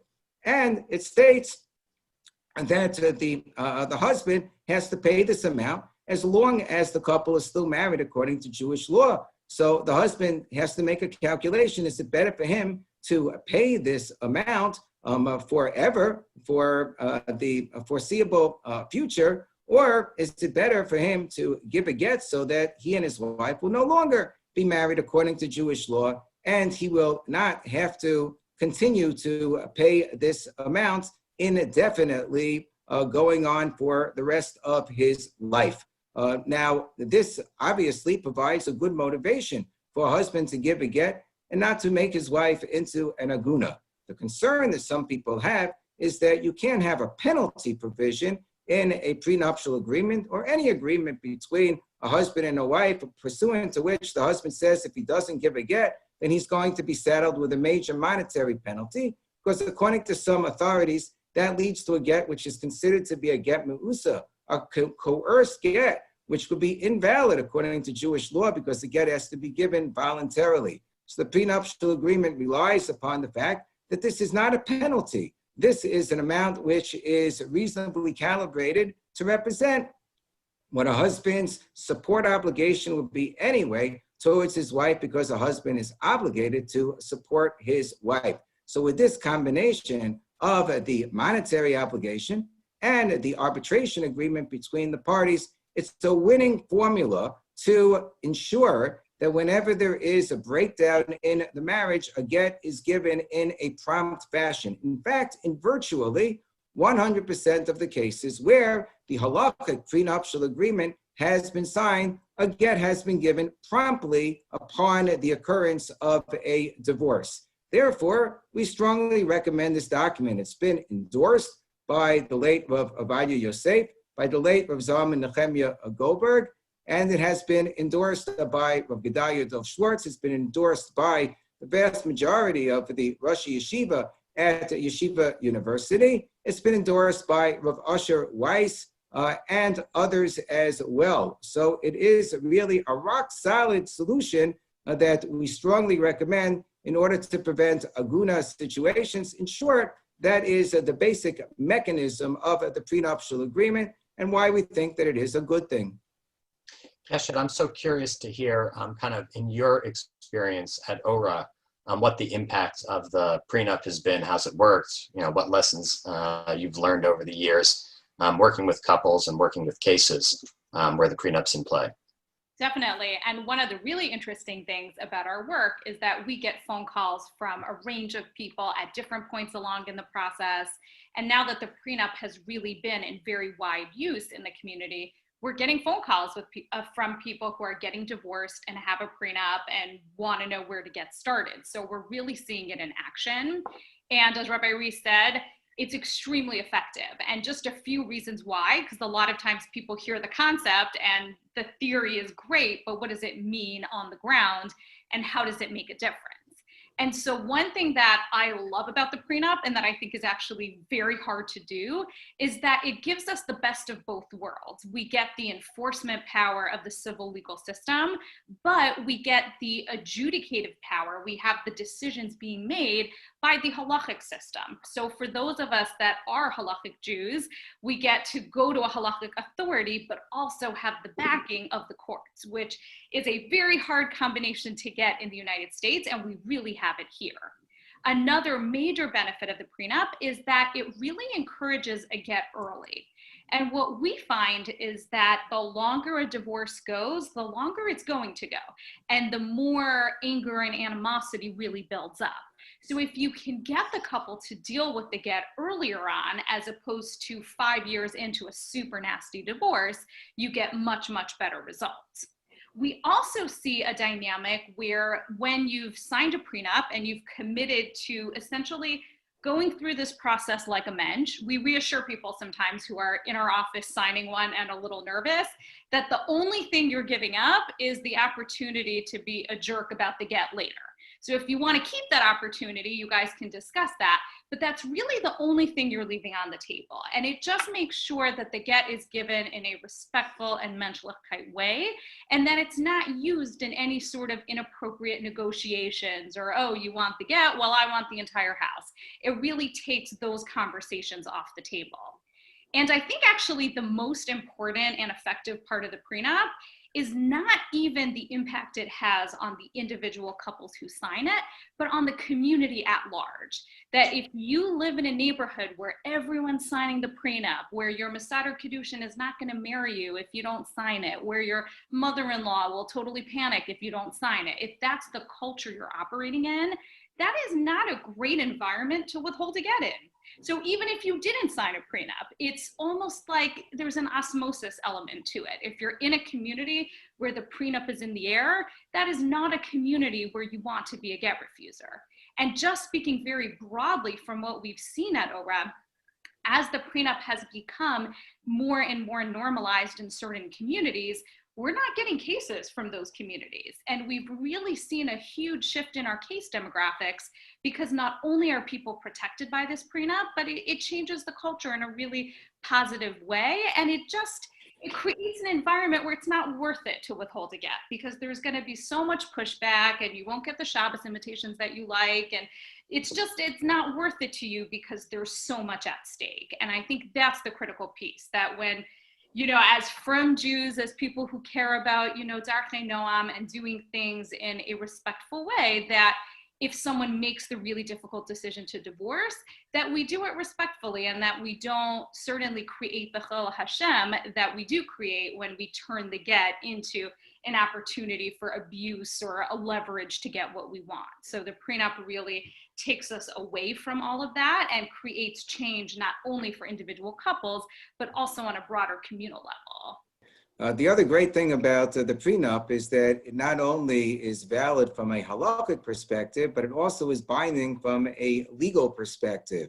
So that once the parties sign the prenup, it's possible, if necessary, to utilize the court system in order to enforce the agreement to appear before the Beit Din, and also to enforce any ruling which is issued by the Beit Din in accordance with the parameters of a Jewish law. Now, I know that Professor Helfand has done a lot of thinking about the manner in which the prenuptial agreement needs to be signed in order to avoid any pitfalls relating to enforceability. Would you like to speak to that, Professor Helfand? Sure, my pleasure. The prenup, I think, Rabbi Reese, you did such a, as always, such a great job explaining the history of the prenup, the way in which it connects to, so many documents that halacha has envisioned over time, developed, evolved in some ways in terms of creating more and more protections as marriages dissolve. The prenup itself is, an interesting creation. It's, on the one hand, it harkens back to the Middle Ages, ancient times, the way in which we dealt with things. And it's also a very 21st century document, an American document in some ways, ways in which, as you said, we're trying to really bridge two legal systems. I think Keshet also mentioned how what we've done here is we've kind of gotten the adjudication of the halachic system, the enforcement of the American system.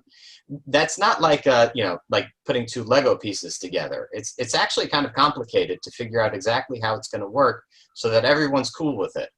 The halachic system, there are some challenges in principle. Matters are supposed to be adjudicated in a Beis Din. And the idea that we've figured out a way to leverage the enforcement power of the secular state in these cases is novel. Even as it tracks kind of halachic views for hundreds of years about the ability to use the enforcement power of the state. The document leverages that. It takes advantage of that halachic tradition and uses the state in a way where halacha still decides the merits, but we can take advantage of the enforcement power of the state. On the flip side, it's not so easy to get to create a document where you're dealing with a legal system that believes in separation of church and state, rightly believes in separation of church and state, and says, no problem, we're going to have, a bunch of rabbis adjudicate cases and we're going to enforce that. Most people hear that and they say, wait a minute, what's the deal? I thought we have a First Amendment that's dedicated to the principle of separation of church and state. And what's so creative and interesting from a legal perspective about the prenup is how it uses this notion of arbitration, the fact that two parties can always submit a dispute to a third party neutral and have that decision be binding.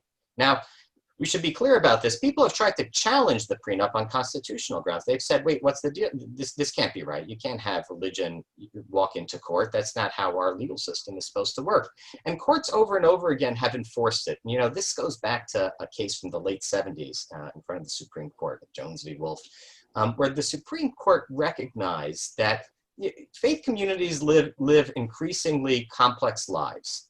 And they often want to integrate questions of commerce and religion. We aspire sometimes in the very same moment to both accomplish some sort of commercial objective, and at the same time we have religious aspirations. I want to buy a kosher hot dog tomorrow.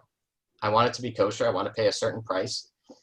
How do we regulate that type of stuff? What happens when there's kosher fraud? I have people in my shul who have religious responsibilities to their employer. They're employed by the shul. How does a legal system that wants to separate church and state at the same time say, hey, we've got some commercial stuff we're trying to do. I've got a paycheck. And I also want to have terms that speak to the religious quality of the performance. The prenup is part and parcel with that. It's another document that mixes religion and commercial obligation in one document. And the question is, how exactly do you sort that out? Do you make sure you're doing it right? And ultimately, it's a process of evolution. Maybe Rabbi Reese wants to say something about this at some point. The prenup hasn't been a static document. It's not like the version of the prenup that Rabbi Willig envisioned in the late 80s and early 90s is the same document we have now. So much of it has been a process of learning over time as to social dynamics and communal dynamics to build an increasingly sophisticated document that can help more and more people. Rabbi Reese mentioned how there are two pieces to this prenup. You've got on the one hand, an arbitration provision. On the other hand, this obligation for support. It wasn't the case originally. Originally, it was just a support provision by itself. But increasingly, people working on the prenup understood that by putting provisions together, by marrying, I guess that's a funny word to use under the circumstances, marrying the idea of halachic authority with this obligation, making sure that you had a way both to determine is a couple married, along with a support provision over time, would ensure you could have enforceability both in court and one that was true to the halachic tradition. Right. When we started out, I remember when I began working at the Beit Din of America over 20 years ago, there were two separate forms that parties would sign. One form was the arbitration agreement, and the other form was the husband's assumption of obligation agreement. It was only a couple of years later that we came to the realization that it would be a lot more efficient if we merged the two forms together, and that really is the document that we have today. Sometimes parties would sign one form and forget to sign the other form. So you would have, for example, the arbitration agreement, but you wouldn't have the additional teeth of the husband's assumption of obligation. I always say better some sort of prenuptial agreement than no prenuptial agreement. I remember we had one case where the husband had run off to Europe. He was in the Netherlands, and he had only signed the arbitration agreement, and the wife was very nervous that since she wasn't even within the jurisdiction of the United States, the prenuptial agreement wouldn't do her any good, and he was refusing to give a get. And then her international lawyer in the Netherlands pulled out this agreement in front of the judge, and the judge said to the husband, you better report immediately in front of the Beit Din of America to take care of your get, and the get was given on that basis. So it's always important to sign at least something. It has much more effect and much more force than you can imagine when you have a legally enforceable document to appear before the Beit Din. I always say that 90% of success in resolving aguna cases is getting the husband to show up. So this is an extremely important first step. Over the years, we've made various improvements to the prenuptial agreement in order to address halachic concerns, in order to address legal concerns, and also to address logistical concerns.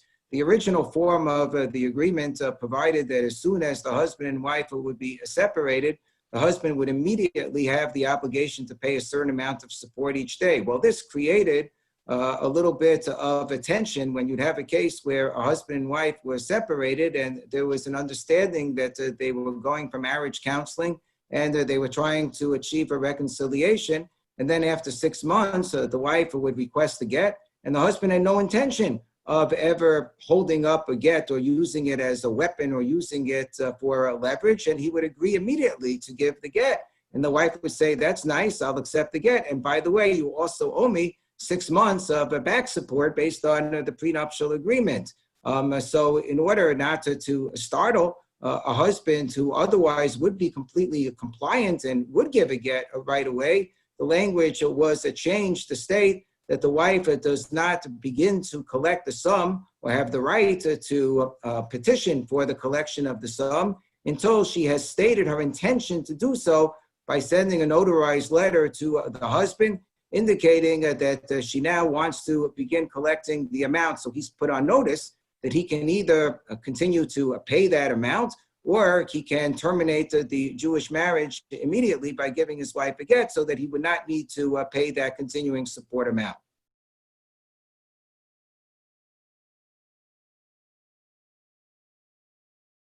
We deal with behavioral addictions like internet addiction, porn addiction, eating disorders is also a kind of addiction. I deal with a lot of wives of addicts and try to help them deal with the codependency that comes with that and the world turning upside down of having a spouse who is an addict, to be that support network and get them to their own care and therapy. And we deal with women who are addicts as well.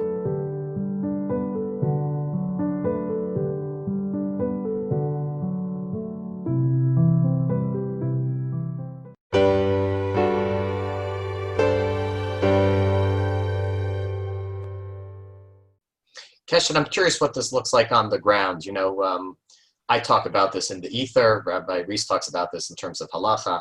But you know, you've been doing this for a while. Like, have you seen change over time in terms of how couples, when they show up, talk about the prenup or think about the prenup? How does it look? Definitely. So we've really seen a huge evolution. We have couples come into our office, not during coronavirus, but otherwise, although we do online meetings and online notarizations. And essentially, I'm always curious, how did you hear about the prenup? Was it in high school? Was it from a friend? And I did find that several years ago, we had a lot of sort of activists coming in. They knew a lot about this issue. They were really excited to sign a prenup. It was a very intentional decision. And I remember just a couple of months ago, we had a couple in the office, and I asked the Kala, you know, how did you hear about the prenup? And she was looking at something on her phone, and she just kind of looked up and was like, well, doesn't everyone sign one? And then went back to her phone. And I was really excited because that's really what we're aiming for. We want it to be just a normal thing you do that isn't this really intense and charged experience. And I think we've really seen that shift. And a lot of our messaging at ORA is that you're not signing a prenup for yourself.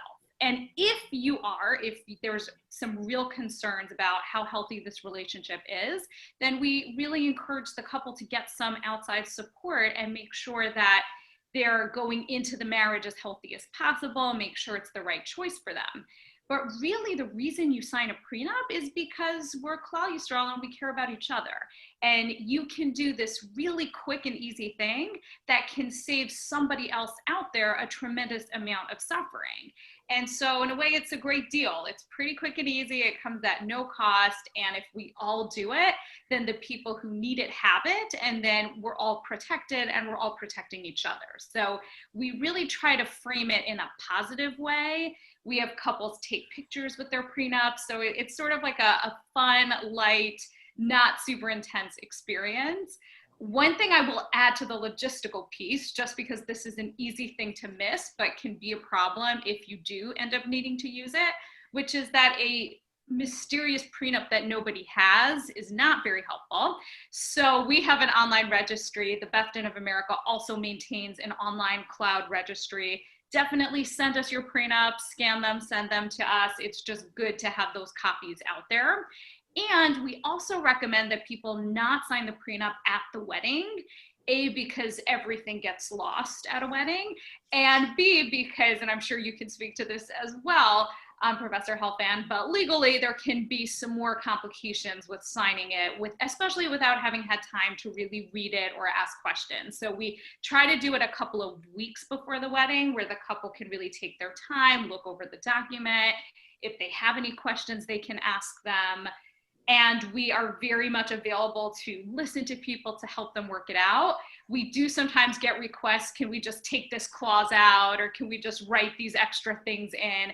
And that's where we really put in a lot of this history that this document has been tested and examined and worked on, and it's not, a legal document is not a great creative writing opportunity. It's certainly if you're doing it for the first time. So really, really encouraging couples to sort of rely on some of that history and that expertise that's gone into the document, but answering any questions that they have so that people can feel really good and really comfortable signing this, that they understand exactly what they are giving up, what they're not giving up, what they're committing to, and really just be very clear about that. And as a result, hopefully feel really good about doing it. You know, Keshet, it's interesting hearing you speak about it. There's this tension like built into the entire prenup enterprise. Now, on the one hand, the goal is to make it almost like a ritual. Like you sign a ketubah, you sign t'naim, you sign a prenup. It's like a thing you do, and you know nobody's sitting there dickering over terms on the ketubah, right? I mean, we have a standard form, and you know, as a result, you know, you want to just make it. This is the thing you sign. At the same time, from the legal perspective, it's a contract, which you're supposed to have the requisite intent to sign, to read the terms and understand them in ways in which, you know, we don't, for better or for worse, I should say, we don't typically think of as relevant to ritual. Ritual is almost performative. A contract is something that is understood, thought through. You have the requisite intent, and you know you have this mutual agreement, the meeting of the minds with respect to the document. And you know this is always the challenge. You know, trying to walk this line between, I would say, ritual and contract. Trying, as you know, this is almost like social movement by contract, like ways in which to transform the way in which our relationships work, either are created or the way in which they dissolve, while balancing the needs of contract versus the needs of ritual.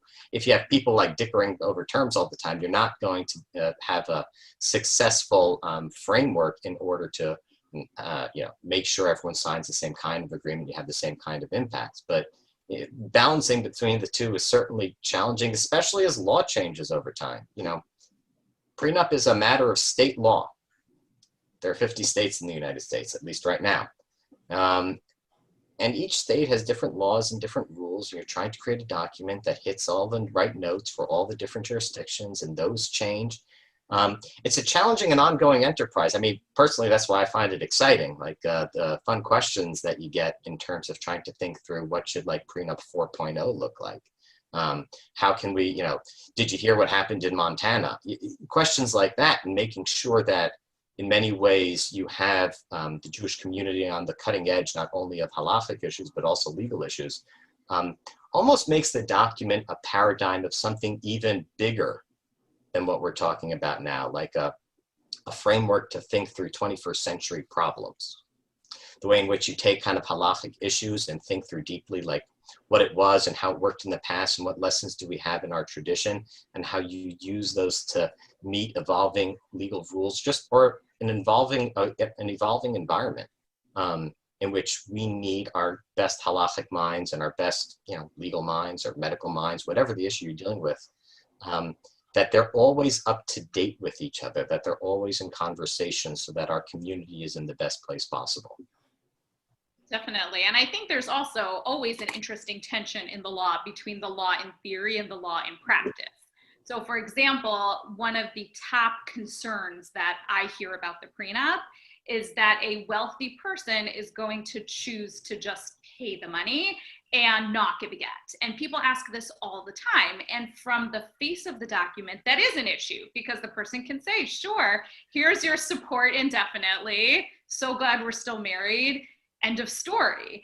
And yet I have never once seen someone choose to do that. And I think what we find as well is that wealthy people like their money too, and they don't want to give even more of it to their ex who's not there on their favorite person list right now. And that's just not a choice that people seem to be making on the ground. And yet on the face of the document, it seems to be like a real weakness. So there is a tension between what do we actually need to worry about and what might seem like a problem, but is not how things are actually playing out in real cases.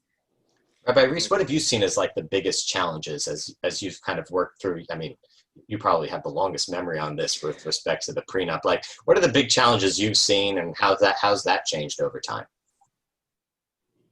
No, I think that there was a reluctance in certain quarters to sign the prenuptial agreement based a little bit on the principle of that anything which is new and hasn't been done before is viewed with suspicion, as the Chassam Sofer used to write about all kinds of innovative practices in his time.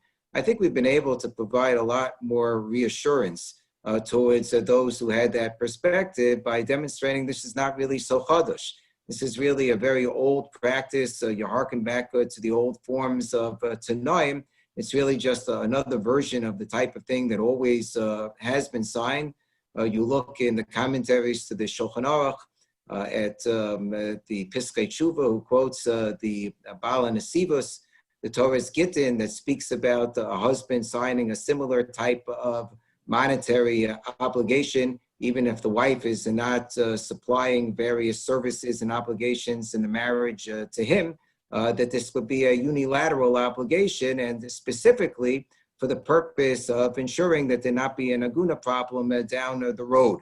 So it's really not such a newfangled idea, and I think people have become more comfortable. The other concern that Moshe Feinstein expressed, that even when he endorsed the arbitration agreement version of the prenuptial agreement, he said it has to be presented to the chassan and the kala in such a fashion that it is not going to mitigate their joy and excitement over the marriage, that they shouldn't have in their mind that their marriage is likely to end in a divorce. So I think that concern also has become tremendously mitigated. Number one, as more and more people sign it, so then it also becomes just a pro forma type of ritual, as Keshet mentioned, similar to the signing of the ketubah, that it's understood this is something that everybody just does as a matter of automatic practice. And secondly, the specter of a potential divorce is not something which is so foreign to people nowadays. Unfortunately, we all are too well aware of the aguna problems that arise in contentious divorce situations when a husband in particular refuses to give his wife a get. And while the expectation is that any given marriage will last on Me'er V'Esrim Shana, or will last forever as a bias neman of Yisrael, parties understand that to mention the possibility of this type of outcome does not place a pall or a damper on their marriage, but an acknowledgement of the reality of what goes on in other marriages and in the totality of situations, and that it's important for us to have this mechanism in place so that when it is needed by those individuals who will require it, there won't be a problem and there won't be an aguna situation. Sometimes we have to negotiate a prenuptial agreement, like for example, if people are coming from different communities, one person is coming from a community that would prefer the Bet Din of America, and another person is coming from, let's call it, for lack of a better term, a more Haredi community that maybe would be comfortable with a different Beis Din, that the parties negotiate a Beis Din mechanism, maybe some sort of a zabla where each side will pick one party. The Beis Din of America has a Midwest form that includes myself as one of the 3 dayanim, and also includes 2 other rabbis that are firmly implanted in the Agudo or Haredi communities. So you can have this type of a hybrid model when people are looking for it, and that would enable there to be a successfully negotiated and executed prenuptial agreement at the time of the marriage. I recently was Mesader Kiddushin at a wedding where the Rosh Yeshiva for the Chassan wasn't comfortable with the standard form prenuptial agreement, so we were able to agree upon at least signing the version that was endorsed by Rav Moshe Feinstein. But more and more, whatever the end solution is, in terms of the version of the prenuptial agreement that is agreed upon by the parties, there's more of a comfort level, more of a familiarity level, more of an embrace of the notion of the prenuptial agreement today than there was 20 years ago. And I think this is simply a sign of the tremendous success that the prenuptial agreement has enjoyed in resolving what previously had been intractable situations. You know, one of the things, just thinking about us chatting together about prenups, I know we all have a legal background. Do I have that right? I think I have that right. Rabbi Reese, Rabbi Reese, are you willing to concede that you have a legal background? Okay, you don't want to tell me. Guilty as charged. Okay, that's right. That's how we originally met, Rabbi Reese. I don't know if you remember. I was second-year law student. You said it. Somebody in Yale Law School, I have to hire them, and now we're stuck here. But one of the things that strikes me about all of this is how important it is as we try to think through both old and new problems about having people get the kinds of educations necessary in order to build better solutions to existing problems within our community. It's hard to produce a Rabbi Reese, it's hard to produce a Keshet Star, like people who choose to spend many, many years to get educated both in all the Jewish knowledge necessary to build something like this and in the legal knowledge that is necessary to build something like a prenup. And what that means just generally about kind of institutional problem solving going forward, like, who we need and how we need to be educated, what kind of institutions do Jews need to build in order to make sure that, we can deal with changing and evolving challenges. I don't know if that's something that's ever struck you at all, either of you at all, but it's certainly something that kind of sitting here certainly strikes me that it's not just enough to get like really smart people. You have to make sure that as a community, people invest in different forms of education and bring them together to solve problems. Well, it's good to have people like Avi Helfand as well. So okay, that's fine, Rabbi Reese. That's good. I appreciate that. I think that's an important part of the equation. I will second that. Okay, well, I mean, do you think that, I guess let me ask in the form of a question, do you think we're good at that? Like, have we done a good enough job, like building the next group, the next generation of people who are gonna, how do we do that? How do we make sure people are learning and educating in a way that they can meet these kinds of problems? I think this is the job really of our internal institutions to, breed and encourage, more people who have a passion for confronting these problems and resolving them. One thing that I'm proud about at the Bet Din of America was that we would bring in very bright interns, such as Avi Helfand, who served as an intern at the Beit Din, were able to not only observe but participate in the inner workings of the Beit Din and think about some of the ways that we were trying to resolve the various problems and issues within the community, and try to think about how we can do it better. I don't think we're doing a good enough job, because if we thought we were doing a good enough job, by definition, we're not. We always have to think about how we can do things better, how we can improve upon our product. And an important ingredient is introducing young and energetic and intelligent people who are part of our community, who want to participate in the process, and to get them involved so that everybody can contribute, and that we can each build upon the shoulders of the giants who came before us. I think that's our job, that's our responsibility in every generation. Keshet, how did you get involved in, I'm so curious, like Ora, and like, how did it happen? So very randomly, as I feel like it often does, I went to law school wanting to do something with family law and social justice. I was interested in child advocacy work. I ended up interviewing with an agency, which was also one of those last minute, someone else canceled. I was in the law school in a suit, so I took the slot. And the agency had just gotten a grant to work on domestic abuse cases in the Orthodox community. And I had never really thought about domestic abuse in the Orthodox community, but I've always been fascinated with the intersection of systems. And so I thought that was really interesting. And I spent a summer being the only Orthodox person on this project. I also got engaged that summer, and everyone was very nervous for me. So it was an interesting combination. And I just really felt like that was the work for me. And I initially assumed it would be more on the civil matrimonial side, but I really felt, and I did a number of other internships in law school in similar organizations, that the get was almost like the boogeyman sitting in the corner of the room that everyone was strategizing around and negotiating around. So I thought, if I can just learn a little more about this get thing, I'll then go back to doing the civil litigation again. And I ended up really just falling in love with community work and advocacy work. I think that working in the community you live in is complicated in a lot of ways, but it's also really rewarding. You're creating a different community for your children, all in the same context, and you help people who live down the street from you sometimes. And there is a real, not literally necessarily, but there is a real interrelationship there. And so I never expected to end up doing what I do, but I really wouldn't change it, and I really love it. Rabbi Reese, do you mind answering a similar question? I mean, your background is, it's kind of like you ran REITs and you have a Yale degree, a law degree from Yale Law School. Like it's just such an extraordinary combination. How did you decide to do that?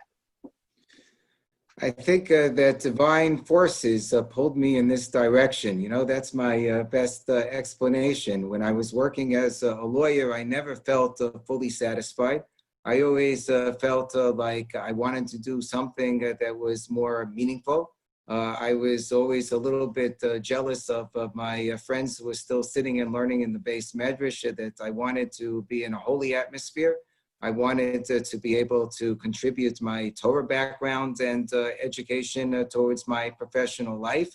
And at a certain point in time, I decided that I was going to pursue, in addition to my regular smicha, the advanced smicha degree of Yadin in Jewish jurisprudence. I always had an interest in that. I didn't know where it would lead me, but I started studying and taking the exams even as I was working as a lawyer, and eventually I decided to take a leave of absence for 1 year to do this full-time for that 1 year. During that 1 year, I started doing volunteer work at the Bet Din of America, which was being reconstituted at the time by a board of rabbis and lay leaders to be more involved in commercial dispute adjudication in the form of Dinei Torah, and to have professionals there with a legal background who would be able to understand the contemporary commercial marketplace. And after spending that year studying full-time in the Yad Yadin program and doing volunteer work in the Bet Din, I was asked to stay on as the director of the Bet Din of America, and it just seemed like this was a divinely ordained opportunity for me to take advantage of.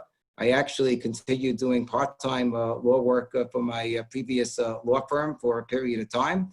And then the work at the Bet Din just became so busy and so all-encompassing that I ended up doing that on a full-time basis. And I discovered the importance of the Aguna issue and how important it was to promote the prenuptial agreement. And that became a major part of my work. And I have to say that I have found it to be enormously rewarding and meaningful in my life.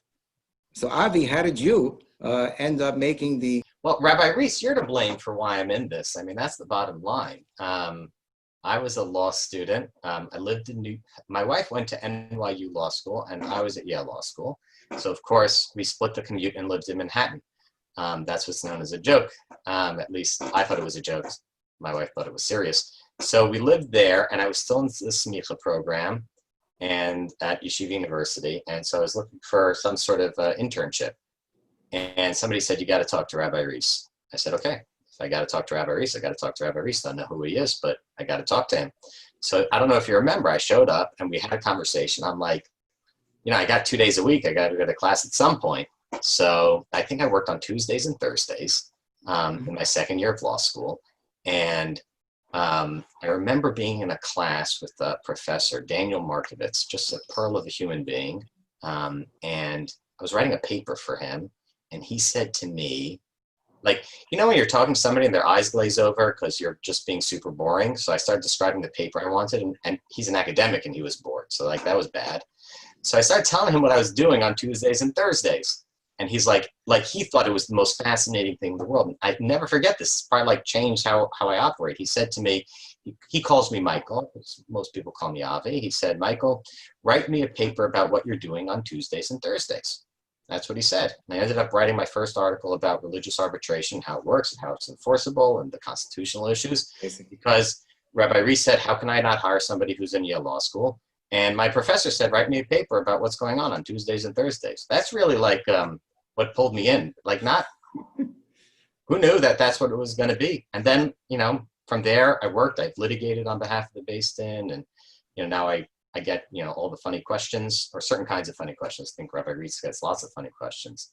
But I'm passionate about the way in which, like Keshet said, like how two systems work together. We're Jews in 21st century America. We're trying to figure out how we bring our legal system into the American legal system.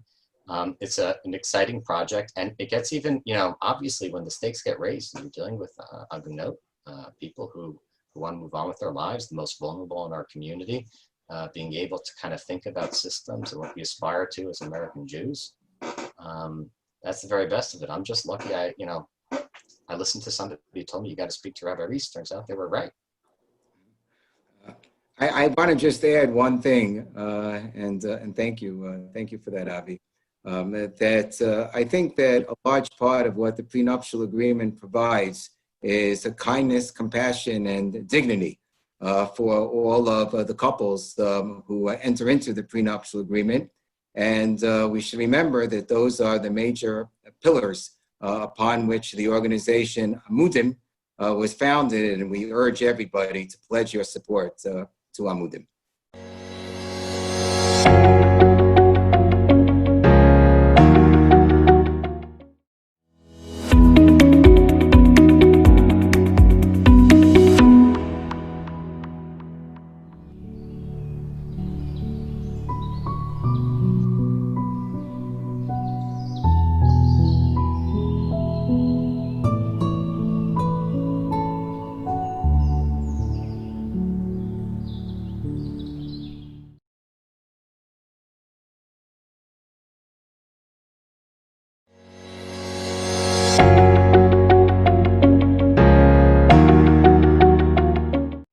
what a pleasure it is to be able to be on this segment for Amudim, a fantastic organization. I'm particularly fond of Tzvi Gluck, who is a dear friend for many, many years and who's done so much to help those in great need through his organization Amudim, and therefore I agreed immediately when asked if I could participate in this particular telethon. I'm not quite sure what to call it, Zoomathon, or some kind of fundraising effort that's going to hopefully raise the necessary funds to keep Amudim going for a very long time indeed.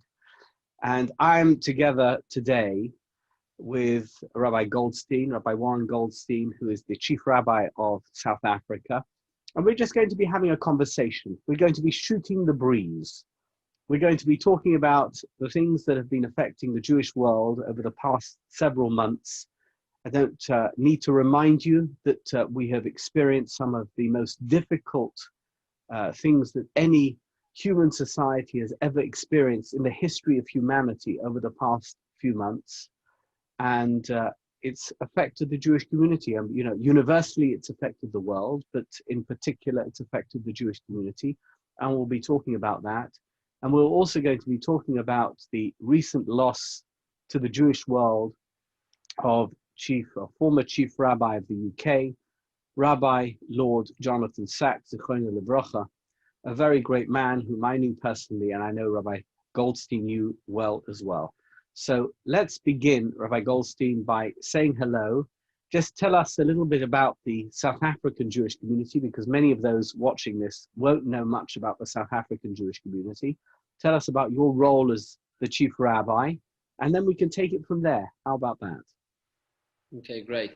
Thank you, Rabbi Duna. It's so lovely to be with you and to be in conversation with you. You know, I fondly remember my visit to your shul, to your city. It was so lovely to be in Los Angeles with you and to share a conversation. And so thank you so much for hosting me on this occasion and to have this chance to talk.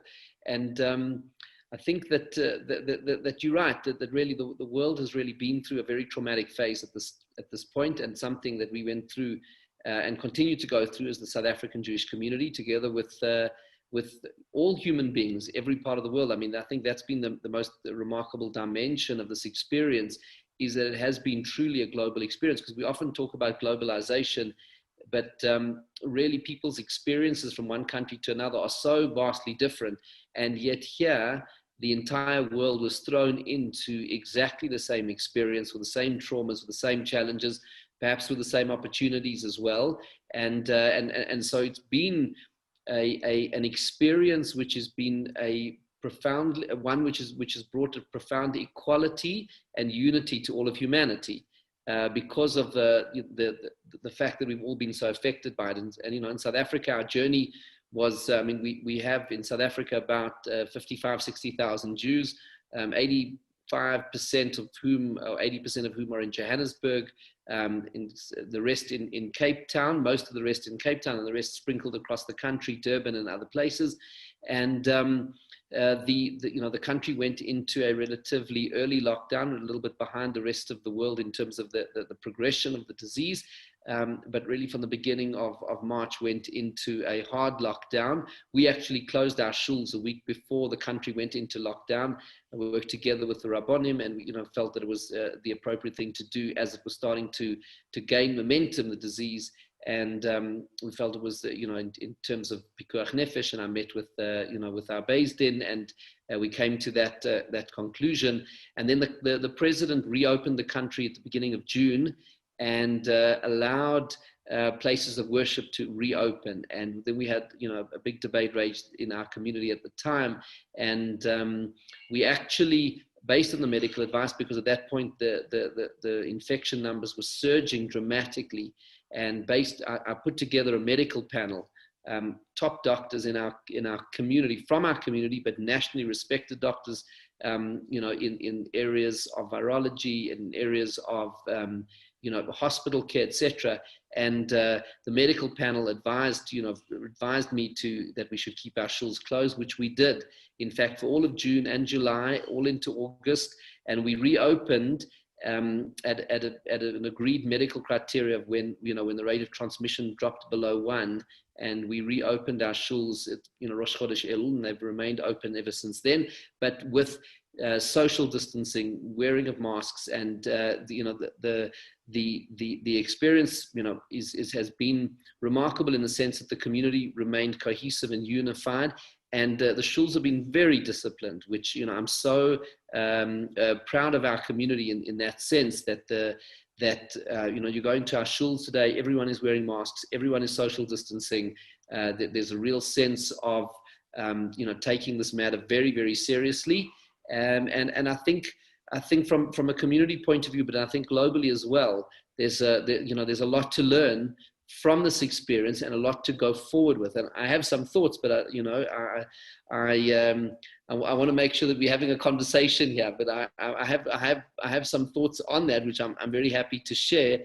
But I think that's kind of been our experience from a South African point of view in terms of dealing with the disease. And Baruch Hashem, the infection rates have remained low. They're starting to increase now. So there is concern about, will there be a second wave or not? That's, please God, they won't. But South Africa as a country, and then within our community, has managed, thank God, to manage within what we've had to deal with. But I think the most important thing is that we should not emerge from this whole experience without learning something from it and growing from it. It's a point that Rav Yosef Dov Soloveitchik makes in his famous essay called "A Deed of Fake," where he talks about when dealing with crisis, that we should not be a passive object of the crisis, where one is asking the question of why me and why this situation, but rather one should take an active role and say, let me be a subject, someone who's involved in and growing from it, and flip from being a passive recipient of the crisis to be an active participant, without being able to answer the question of why it happens, because that is in Hashem's hands, and we don't understand how these things work.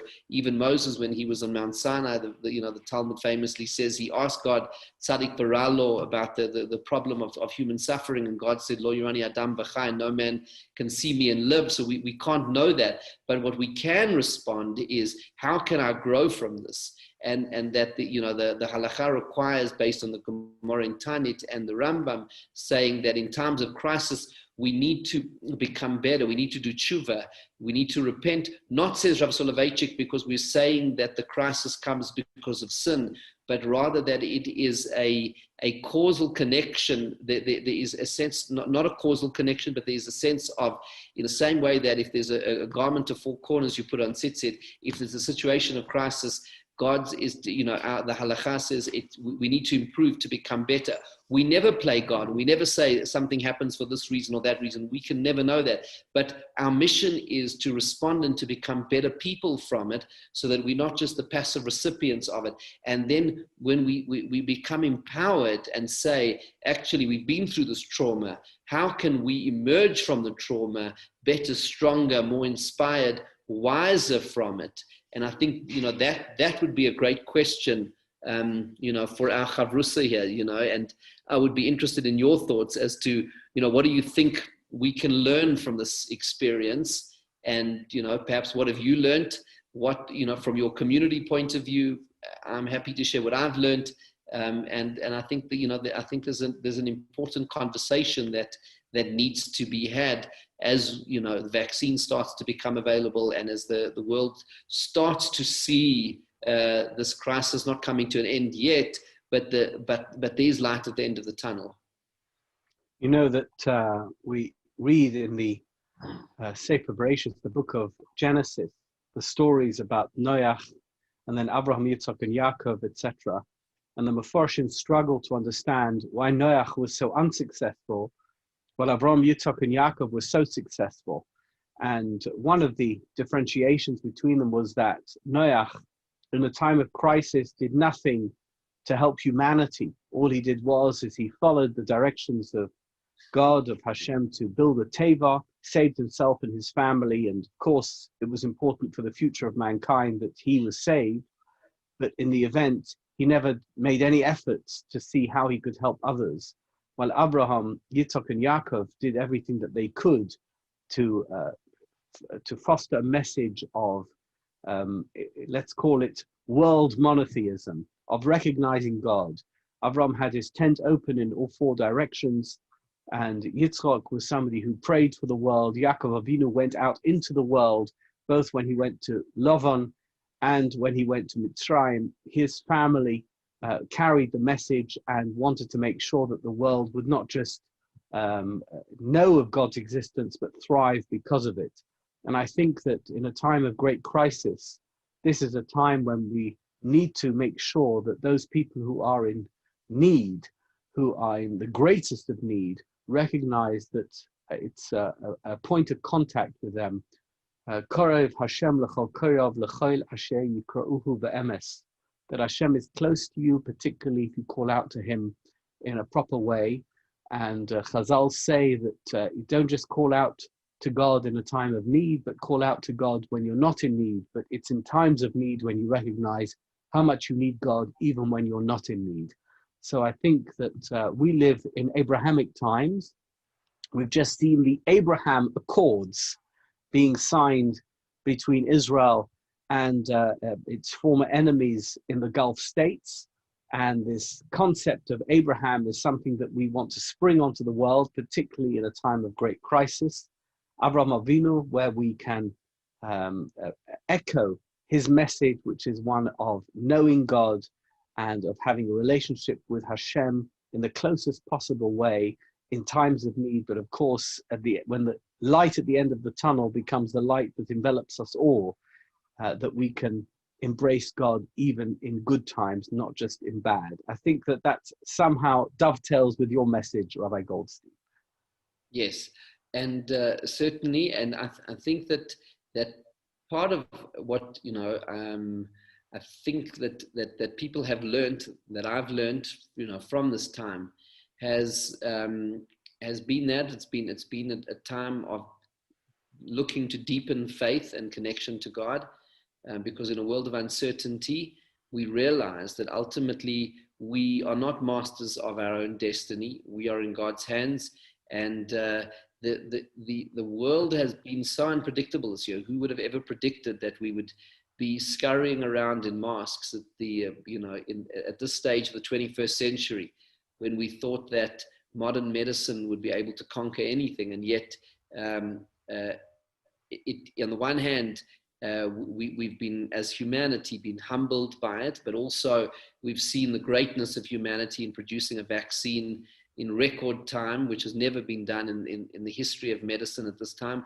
So we're seeing at this time both the vulnerability of the human condition, the frailty of the human condition, and the greatness of the human spirit, both coming together. And I think that really is reflected in that statement of our sages in the Talmud, when it says that the human beings, Adam and Eve, were created last in the 6 days of creation, because on the one hand, to remind us that we are the pinnacle of creation as humanity. On the other hand, to say, well, even a lowly insect was created before us. So there's this dual dimension of the human condition: awesome greatness because of the image of God that is within each human being, and yet at the same time profound vulnerability and frailty, and it's that paradox of the human condition that is so hard to grasp and to embrace. And this crisis has forced us to embrace both dimensions of the human condition: the vulnerability and the power,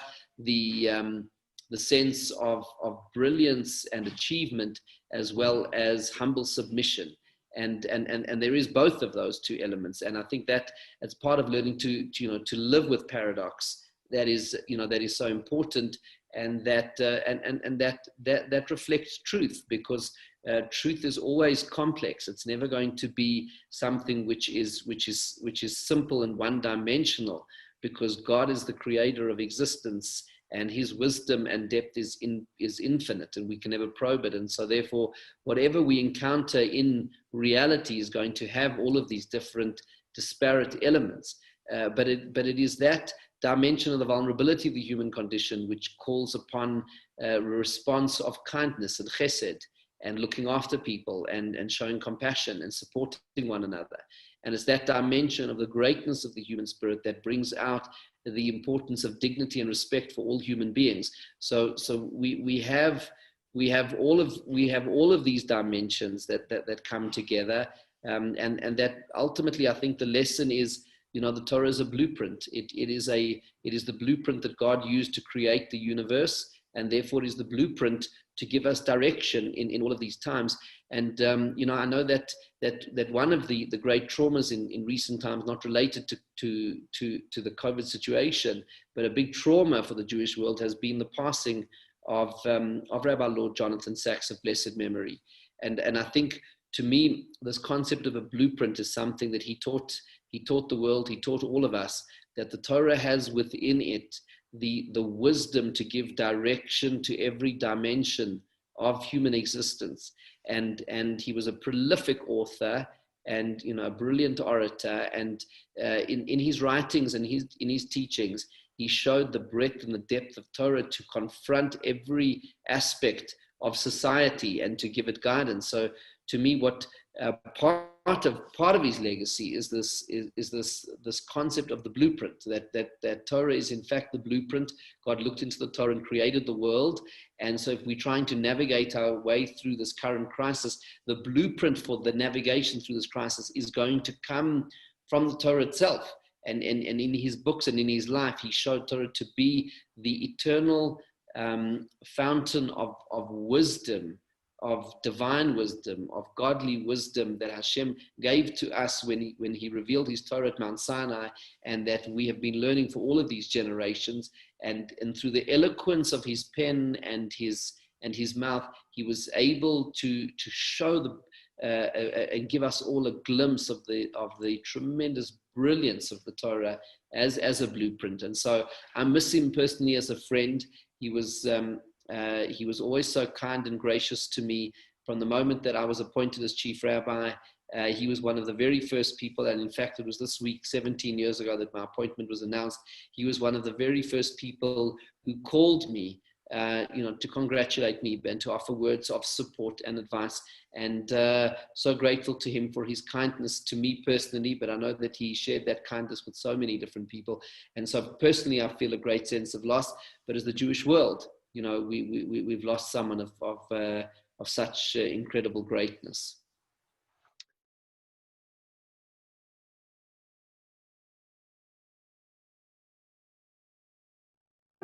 התורה מתארת מקרה שהאדם פוגע בנערה, ומגדירה זאת התורה במילים קשות מאוד. התורה אומרת, כי בשדה מצאה, צעקה הנערה מאורסה ואין מושיע לה. ומשווה התורה את המקרה הזה, כי כאשר יקום איש על רעהו ורצחו נפש, כן הדבר הזה. כלומר, כשאדם פוגע, פגיעה מינית, מגדירה זאת התורה כרצח, כרציחת הנפש, כהריגת האדם. ולכן, בדור שלנו קצת מודעים יותר לטיפול בקשיים בנושאים הללו, כי הדברים הללו כנראה שהיו מימות עולם. אבל בדור שלנו, ברוך השם, קמים אנשים ומעמידים עמודים כדי לסייע לאנשים ולמצוא את עצמם בחזרה בונים את הנפש שלהם. כי הנפש נפגעה, בין אם המדובר הוא על ידי פגיעה על ידי קרוב משפחה, בין אם הפגיעה היא על ידי אדם זר, בין אם הפגיעה היא בילד, בין אם הפגיעה בילדה, בין אם בנער ובנערה. בוודאי כאשר אנשים משנים את מקומם, עולים לארץ, ומעבר לשמחה הגדולה על הזכות לעלות לארץ, אבל לעתים גם הקשיים של מקום מגורים חדש הם קשים בפני עצמם. ומי שנפשו עוד פגועה ופצועה מעבר, וצריך עכשיו להתחיל לבנות את עצמו מחדש, כמה טוב שיש עמודים ישראל. גם מי שמגיע ללמוד בארץ, גם מי שמוצא את עצמו בארץ לתקופה, ואדרבה, הוא בא לחוש את אווירה דארץ ישראל מחכים, הוא בא ללמוד כאן, אבל עדיין נפשו פגועה מן העבר. ועמודים ישראל נותן את התמיכה, נותן את הסיוע. שבא לתת את הדרך הנכונה, הסיוע פסיכולוגי, כלכלי, אישי, לתת לאנשים את היכולת לבנות את הנפש בארץ הנשמות, ארץ ישראל. והדרך הזאת היא כל כך חשובה, כל כך מהותית, אשרי כל מי שיש לו את הזכות להיות מהתומכים ומהמסייעים לבניין הנפשות.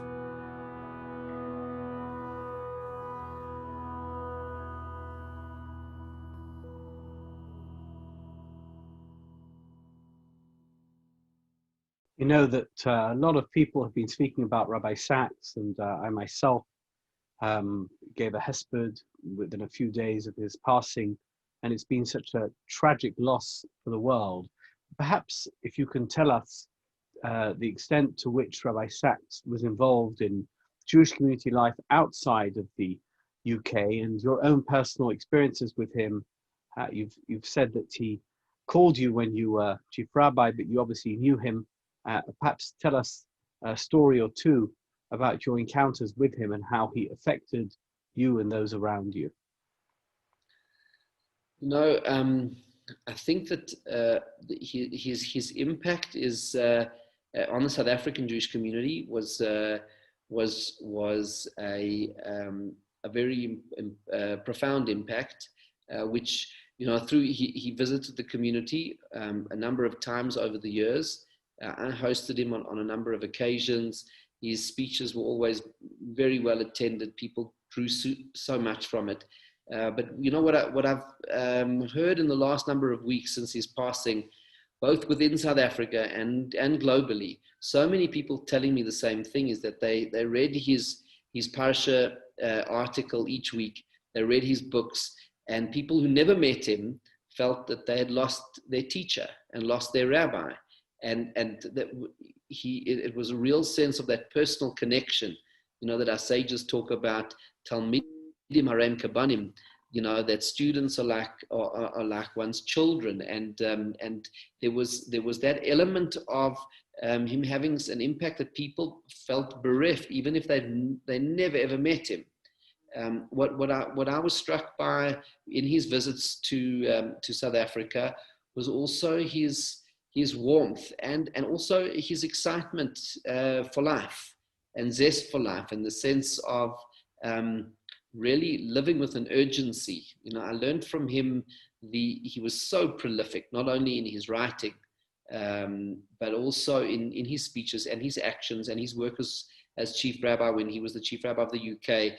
And he packed so much into his life that he lived with a tremendous sense of urgency, and that was inspiring. It was really the sense of not now when, and he achieved so much with such an exceptional talent that dazzled people. And I think that's a very important thing when you see someone who is focused and has a sense of the urgency of life, because life is short. And there was that famous statement of the Chafetz Chaim when people were traveling already to America at the time, in the early part of the 20th century, and they came back with stories back to Lithuania. And the Chafetz Chaim asked somebody, there's a famous story they tell. Maybe Rabbi Duna, I know that you go into all sorts of interesting historical stories, so perhaps you can verify this one for me. But I've heard it from a number of different people that people would come back and he would say, "What do they say in America?" And people would say, they would answer him, and they said that the time is money, and the Chafetz Chaim says no, time is life, and money is time. That enables you to afford things that maybe will give you more time to do mitzvahs in the world. But the ultimate thing about time is not money, time is life. It's much more precious. It's much more precious than money, because what is the life that we have in this world if not just the time that we have here? And therefore we need to use every minute, with such, real energy and zest, and to squeeze every moment out. And I think, Rabbi Sachs you know, when one looks at his achievements and the number of books that he published and articles and speeches and projects and programs and doing all of that as, you know, as a chief rabbi and you know, translating the Siddur and the Machzor and the commentaries on both. And it's astonishing. It's astonishing. It's a tribute to his breathtaking intellectual brilliance, but also a tribute to his commitment to using time and no bittul zman. It was, you know, it's something quite astonishing, and I think it's something that we all need to learn from. You know that this particular period has been a time of great bereavement for many families across the world. People have lost family members. Of course, we've lost great people like Rabbi Sachs earlier this year. Rabbi Norman Lamb died, and other great rabbis of the Jewish world who have passed away, the Novominsker Rebbe, and various other great rabbis. Yesterday, I heard that Rabbi Aaron Chodosh, who was the Mashgiach of Mir Yeshiva, that he passed away. Tragic losses for the Jewish world during this COVID year, during this difficult, challenging year of COVID. And people go through the trauma of bereavement, whether it's personal or whether it's communal. What's your advice for them as a rabbi as to how they should cope with the loss of somebody who's near and dear to them? What should they be doing? How should they get through it? And what is the message for the future? Yeah, it's firstly, your point is well made. In fact, you know, as you referred to the Novominsker Rebbe, Rav David Feinstein, you know, the Posek Hador, who had such an impact in Psak Halacha and was a person of such personal majesty and humility, and you know, and I think there's so much to learn from that you know, one of the supreme Talmidei Chachamim, Torah scholars of our generation, who was a total master of halacha, was also a person of such profound humility, and really somebody who engaged with every human being and gave them honor and never held himself above anybody.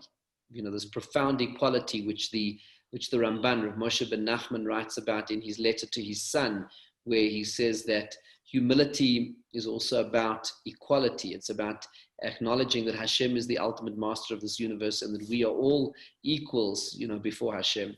But I think this thing of that you raised, the issue of bereavement and sorrow and sadness, and confronting disease, even those who didn't have to confront bereavement, to confront disease and not being well. These are very traumatic challenges, and I think that in dealing with it, there are no simple answers, and I think that's you know, that is step one, to acknowledge. I think another part of acknowledging is that God has created us in a way that our hearts can contain both sorrow and joy at the same time, and can contain, you know, fear and confidence. To be human is to be able to live with these paradoxes and dichotomies within us. But I think that when searching for comfort, part of it is faith in God, understanding that we don't understand why things happen, as we referred to earlier, that Moses, when he said, Tzadik v'ra, why is it that some righteous people suffer? And God said, Lo yirani adam v'chai, that we don't come with simplistic answers for these kinds of questions, but that we do know that God is looking after us and that he loves each and every single one of us, and that we are in his loving embrace, even when we don't understand what is happening. I think that is an important part of it. Another important part of it, and this is, I don't see this as advice as much as just sharing a stream of consciousness on it, because it's not the right place to sort of say, well, you know, I'm here to deliver advice when people are in pain and suffering and trauma. That is a very profound experience, and it's glib for anyone delivering advice to someone who's in a different situation, different place. So whatever I share here, I share with deep humility, and it's just ideas which I share, suggestions, and people, you know, can respond to it, you know, as what resonates them with authenticity. But there's a lot of research on the scientific research, and it's something which comes out very profoundly from the writings of our sages, and that is when we are in pain and we reach out to others who also are in pain and help them and reach out with kindness and give, there is healing that comes from that. Nothing's going to magically take away the distress, but as human beings, Hashem has created us in His image, with a neshama, with a soul, and our soul was created by God to give, because God is the ultimate giver. And that's why the mitzvah of chesed, of loving kindness, is learned from the verse of imitating God. That it says, Mahu rachum afatarachum, says the Talmud, in the same way that He is compassionate, so too you shall be compassionate.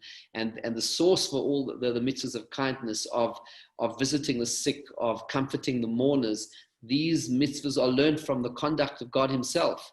So that there is something profoundly godly about kindness, because God has created our soul within us to be a reflection of His awesome greatness, but also His awesome compassion. And when we express that compassion, we are healed by that. It brings, because it allows us to transcend ourselves and to see others and to feel empathy and to be givers and to fulfill our calling and our mission. And the more that we can fulfill our calling and our mission in life, the more that we can find a way of redeeming our pain, not removing it, but redeeming it and lifting it. And it relates to something that we were discussing earlier. It is about taking the pain that one is experiencing and in a certain sense using it to become a better person. And I say using it because what Rav Soloveitchik writes about, he says, treat it as something that is there that you can use for your own purposes, and that one can go through this experience and grow from that experience, but at the same time we approach it with a deep sense of humility. But I think perhaps the most important thing is to realize that we are never alone, and that God is with us at every moment. As it says, I'm with you in your pain, God says. As David HaMelech, King David says, even when I walk through the valley of the shadow of death, I'm not afraid of anything, because ki ata imadi, because you are with me. And King David earned the right to compose those words, those magnificent words in Psalms, because he led a life of tremendous trauma and challenge. I mean, he was a person who was pursued by King Saul. He took the throne, and there were many antagonists to him. He even had to suffer the pain and the indignity of a coup led by his own son, who died in battle at the hands of his troops. What could be more traumatic, more painful, more humiliating, more difficult to cope with than a child who turns on his own father and stages a coup, and then who's killed in battle? So he loses a child and had to deal with the fact that his child turned on him. And there's that beautiful, painful verse, but probably the most, I mean, for me, one of the most painful verses in the whole of the Tanakh, when he says, B'ni, B'ni, B'ni, my son, my son, my son. And there you see the love of a parent for a child, that it is heartbreaking. And he went through all of that, and yet he was the one who says in that psalm, no matter what I go through, God, I fear nothing because you are with me. And he draws comfort from God's presence. So I think there's so much in the book of Psalms that is there as a source of comfort. And when reading those words and understanding those words, to realize they were composed by a person who was qualified to write them. Because a person who has not experienced that kind of suffering, to glibly say, no, don't worry, God is with you, fear no, don't worry about the future.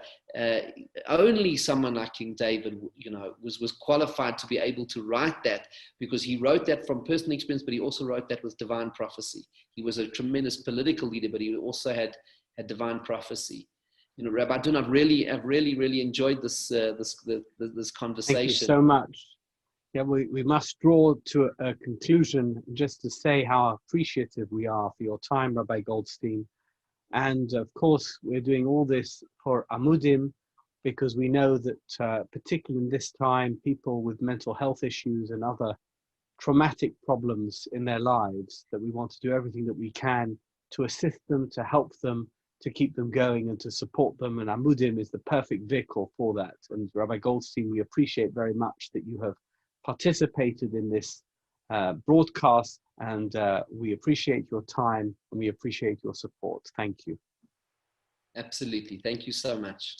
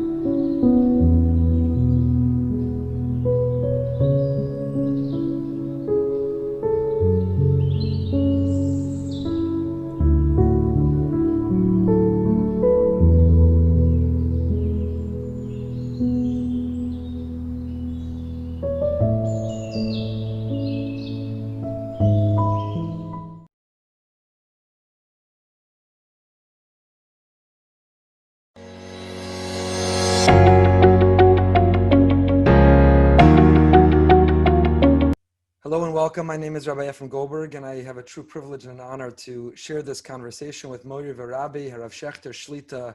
It's truly an enormous privilege and an opportunity for all of us to learn. I'm so excited to be able to do this conversation on behalf of an extraordinary organization, Amudim. Amudim and Tzvi Gluck and the entire staff administration and all the volunteers are performing the greatest chesed there is. People in their most vulnerable moments, individuals who are in crisis, to show up, to intervene, to be able to hold up and to be able to place people in the environment with the support that they need is literally saving lives. We've benefited here in South Florida from Tzvi's vision and leadership, from Amudim's hard work, and so have countless others, not only where Amudim is headquartered, but really around the world. And so as we begin, I want to encourage everyone to continue to support this extraordinary organization. Go to amudim.org and do what you can to enable it to continue to do the wonderful work it does in literally keeping people alive. As I mentioned, for me, it's truly an honor and a privilege. I'm humbled at the opportunity to have a sichas chulin, to be able to have this conversation with Mori Rebbe. The Gemara tells us in Sukkah, in the name of Rav, how do we know that even the informal conversation of Talmidei Chachamim requires limud? It's worth studying, it's worth capturing, it's worth listening to. For all of us who know Mori Rebbe, for all of us who know Rav Shechter, we know what an extraordinary Talmid Chacham he is. We know his encyclopedic knowledge of Torah. We know the enormous shoulders he has in issuing psak halacha on issues, on dvarim ha'omdim berumo shel olam, the most significant issues of our day and any day. Particularly in this period, we still find ourselves in this pandemic. How many of us have relied on Rebbe, on the psak, on the guidance, on the leadership, on the direction in moments of terrible crisis, halachically and otherwise, to know how to navigate these dark times. Many of us, most of us know that side of Rav Shechter, and as someone who sat in Shir, I can tell you the goosebumps I got each day in the 2 hours from drawing from the width and breadth of Torah all over. But our time today is not about the formal Torah per se. It's not tapping into this outstanding Talmid Chacham's knowledge of Torah, but rather it's a sichas chulin, to be able to learn informally from the conversations, from the life, from the relationships of this Gadol with other Gedolei Yisrael.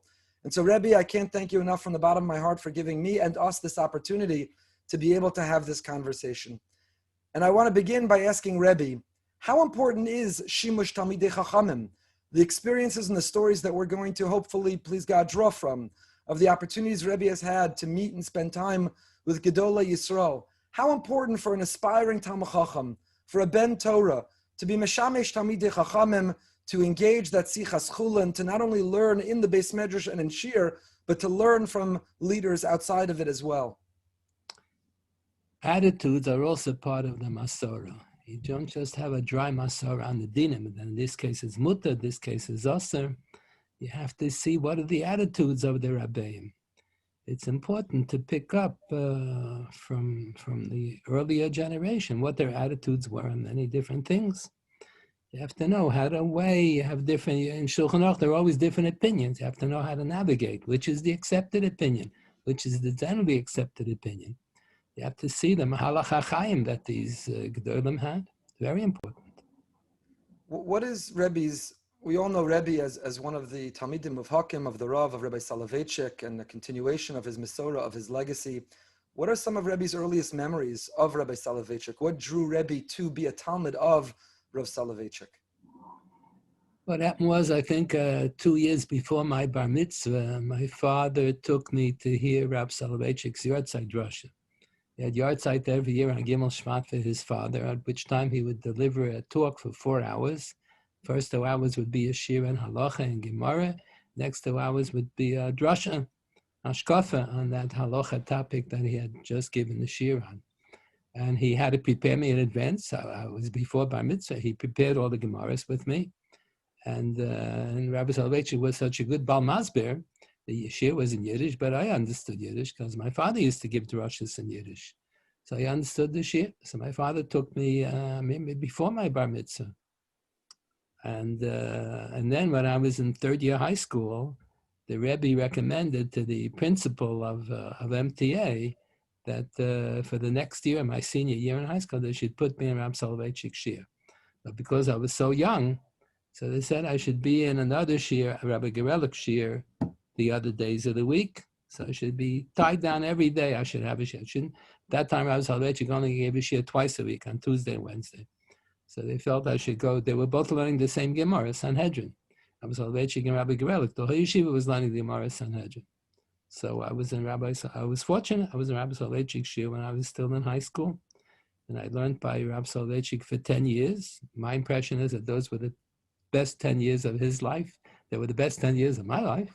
I think those were the strongest years that he gave shiur in the yeshiva. I see people from the years before my time, they really can't say over things in halacha from the Rabbi. They can say over drushes, but somehow the shiur was too hard for them. By the time I came to the shiur, he lowered it down a little bit. So I understood everything that he had to say. And my father was thrilled that my father had learned by Rabbi Moshe Soloveitchik. My father was thrilled that I could follow Rabbi Soloveitchik's shiur. And is it true that that Rebbe would only write down notes from the Rav's shiur occasionally, not even in real time, that Rebbe was paying attention to the shiur in real time and only recording the notes later? I used to learn, I had a chavrusa whose family lived in Boston.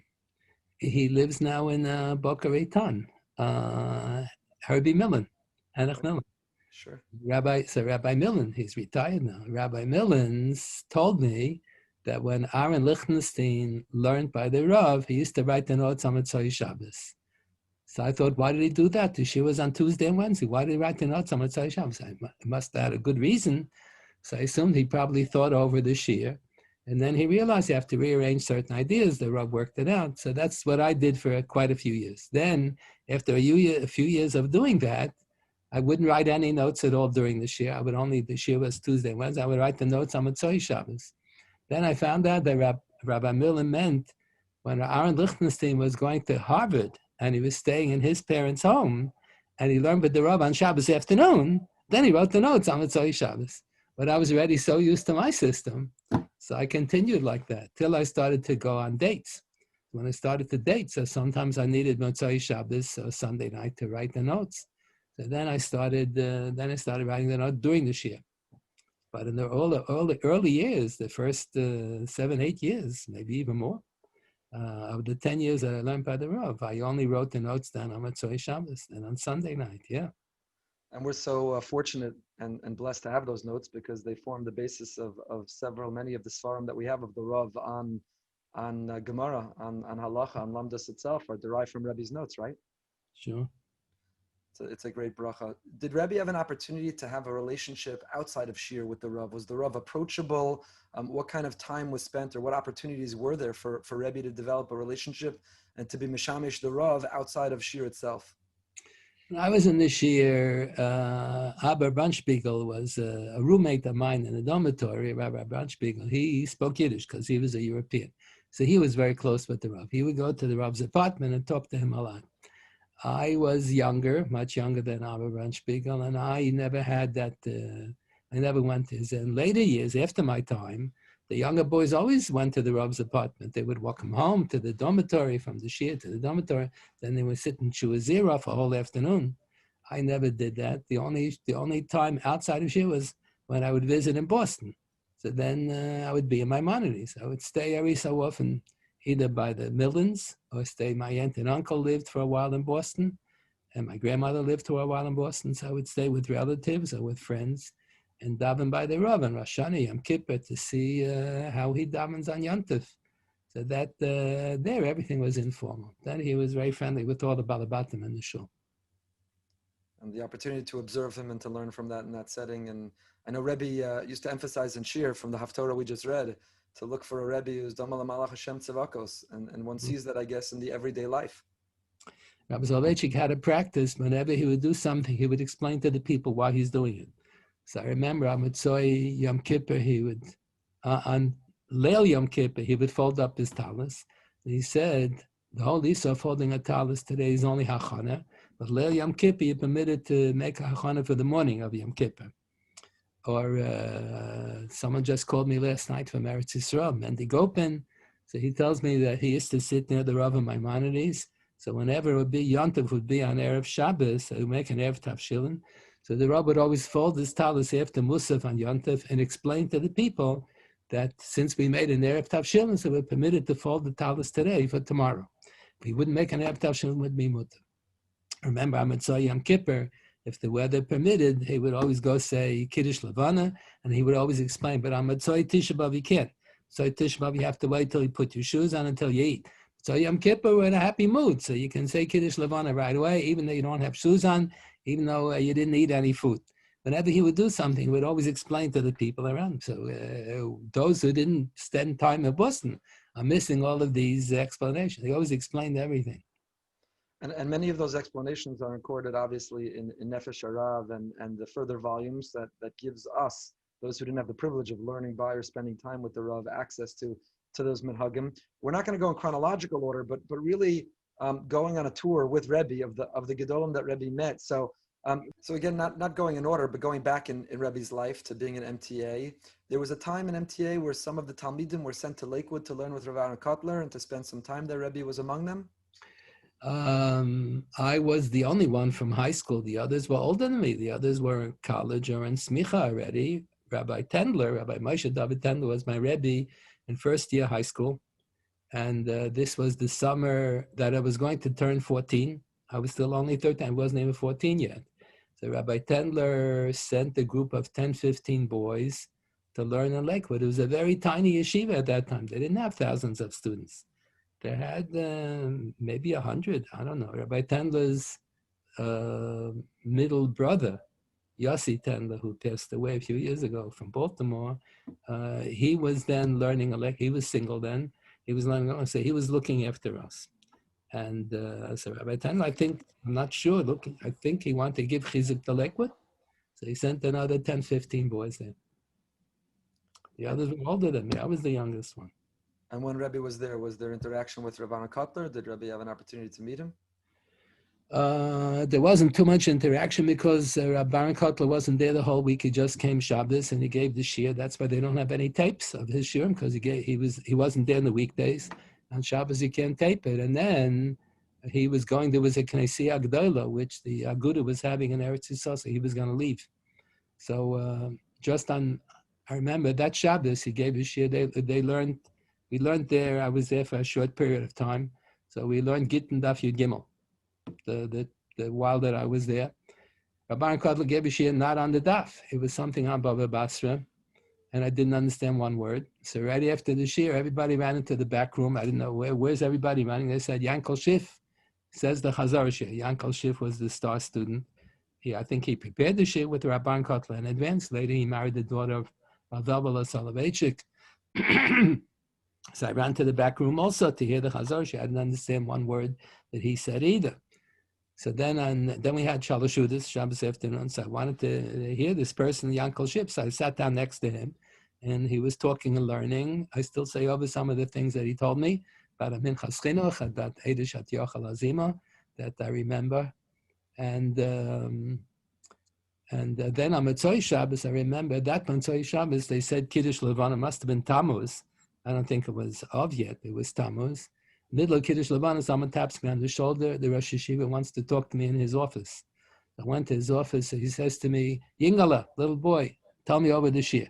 I didn't understand one word in the shiur. I understood the Yiddish, but I didn't understand what he was driving at. So I started to fumble for something. I started to say something. He said, I don't know what I'm talking about. So he said, that's good enough in Yiddish. That's good enough. But he was very nice. Amazing. And moving over to sort of a different world, did Rebbe have an opportunity to ever meet the Lubavitcher Rebbe? Did Rebbe interact at all with the Lubavitcher Rebbe? Little shaykhs when my first child got engaged. So Alta Metzger met me. He used to teach in Stern College. Maybe he still teaches in Stern College. I don't know. And he met me and he asked, tells me, Mazel Tov, your daughter got engaged, would be interested in getting a bracha from the Lubavitcher Rebbe. I had no shaykhs with the Lubavitcher Rebbe. So I said with a straight face, I'll ask my daughter, let me write down your phone number. I'll ask my daughter if she wants a bracha, and if she does, then we're going to call you on the phone. So I went with the Kala and some of the children. I already forgot. They have pictures of it because they took pictures of everybody. So Rabbi Metzger arranged that I should be on the VIP line, that they don't have to wait too long. And and I remember the people already in Crown Heights already heard that I'm going to come on Sunday to get a bracha from the Rebbe.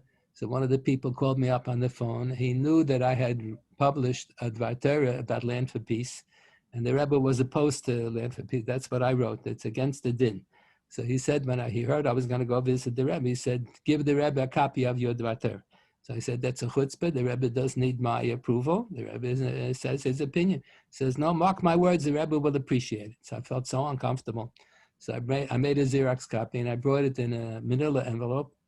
And then at the end of the whole conversation, the Rebbe gave everybody $2, gave a bracha. We're about to leave. So I said, Yankel Rubin, I pinned the blind. I said, Yankel Rubin said I should give you the Dvar Torah that I wrote. I felt so uncomfortable giving him my Dvar Torah. So he says to me, he said in Yiddish, it says in the Sfarim, Dvar Torah moes kindness, which means a different thing. So he said, if someone gives you that Torah, you have to give him money. So he gave me another $2 and he put it on the table next one. So I thought he was going to put it in the Shemus or something.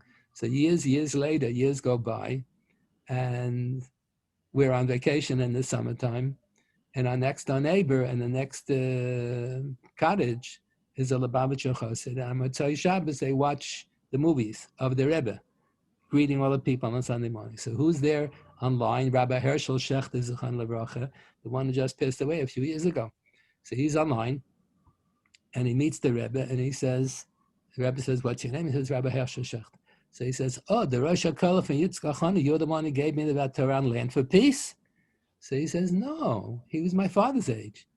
He says, no, the president of the Mizrahi, and the president of the RCA, and the president of Soviet Jewry, the president of the president's commissary, the president of every organization in America. He was the one who brought Rabbi Soloveitchik to the Farbrengen also. That time Rabbi Soloveitchik visited. So he said, he's not the one. So apparently it did leave an impression on him that I gave him that Torah on Land for Peace, and he remembered it. I was very surprised. Yeah, he supposedly had an amazing memory and obviously exposed to so many people, and yet remembered who they were. In this horrific pandemic, we've lost truly special people, great leaders, great Rabbanim. Among them was the Rosh Moetzes Gedolei Yisrael, the Novominsker Rebbe. And I know that Rebbe had the opportunity to have a relationship with the Novominsker Rebbe when he lived in Washington Heights. I believe Rebbe davened maybe in his shul, and even at some point took over his shir. What was Rebbe's relationship like with the Novominsker? What stood out about the Novominsker that we could learn from?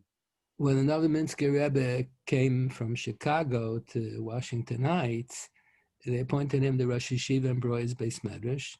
So whoever was officially the Rosh Yeshiva and Broy's Beis Medrash was the rabbi in the Aguda Minyan. So there was a couple of years where there was politics in the yeshiva. Now there's also politics, but different kind of politics. At that time, I didn't want to daven in the yeshiva because of the politics. I used to daven in the Aguda for a few years. So the Novominsker Rebbe, when he came from Chicago, took over Rabbi Naftali Friedler, used to be the Rosh Yeshiva before him, and then he went to Gateshead to be involved in Gateshead Yeshiva. So Rabbi Friedler used to give a shiur every Shabbos afternoon for the parents of the students in the yeshiva, that they should be able to learn together with their children and to know Chiddush Torah on the daf that they're learning. So Novominsker Rebbe took over that shiur. And when he first came, he was used to screaming very loud, speaking very loud, and he strained his vocal cord so much that there was a chashash he would lose his voice. So the doctor told me he's not allowed to speak for around a year. So he couldn't give the shiur on Shabbos afternoon. And the weekly shiur, the daily shiur that he gave in the Broy's Yeshiva, he would write it on the blackboard and distribute. He would write it up and distribute to the students. So the shiur on Shabbos afternoon, he asked me to pinch it for him. That he had seen a lot of my notes. Apparently someone in Chicago had a copy of my notes from Rabbi Soloveitchik's shiur. So he says he knows that I know how to say a shiur. And for quite a few years, something like close to 10 years, I gave the shiur on Shabbos afternoon. That was officially the shiur for the parents and the grandparents of the students who are learning in Broy's Yeshiva. We used to go visit him a lot, yeah. We used to go visit him because he lived in the neighborhood. We used to talk and learning, yeah. I think it was, I think Rebbe has shared that early in Rebbe's marriage, Rebbe and the Rebbitzin went to Eretz Yisrael for some time, hoping Avir to Eretz Yisrael. would bring brachas. And on that trip, correct me if I'm wrong, that it was on that trip that Rebbe went around to different Gedolei Yisrael to get brachas. Included among them was the Stipler Gaon. Sure. The Stipler. What was that conversation? What was that bracha? What was that like? What happened was we didn't have any children. We were married a while. We didn't have any children. So we went in the schus of visiting Eretz, so we should be blessed with children. So we stayed in Bnei Brak for a while.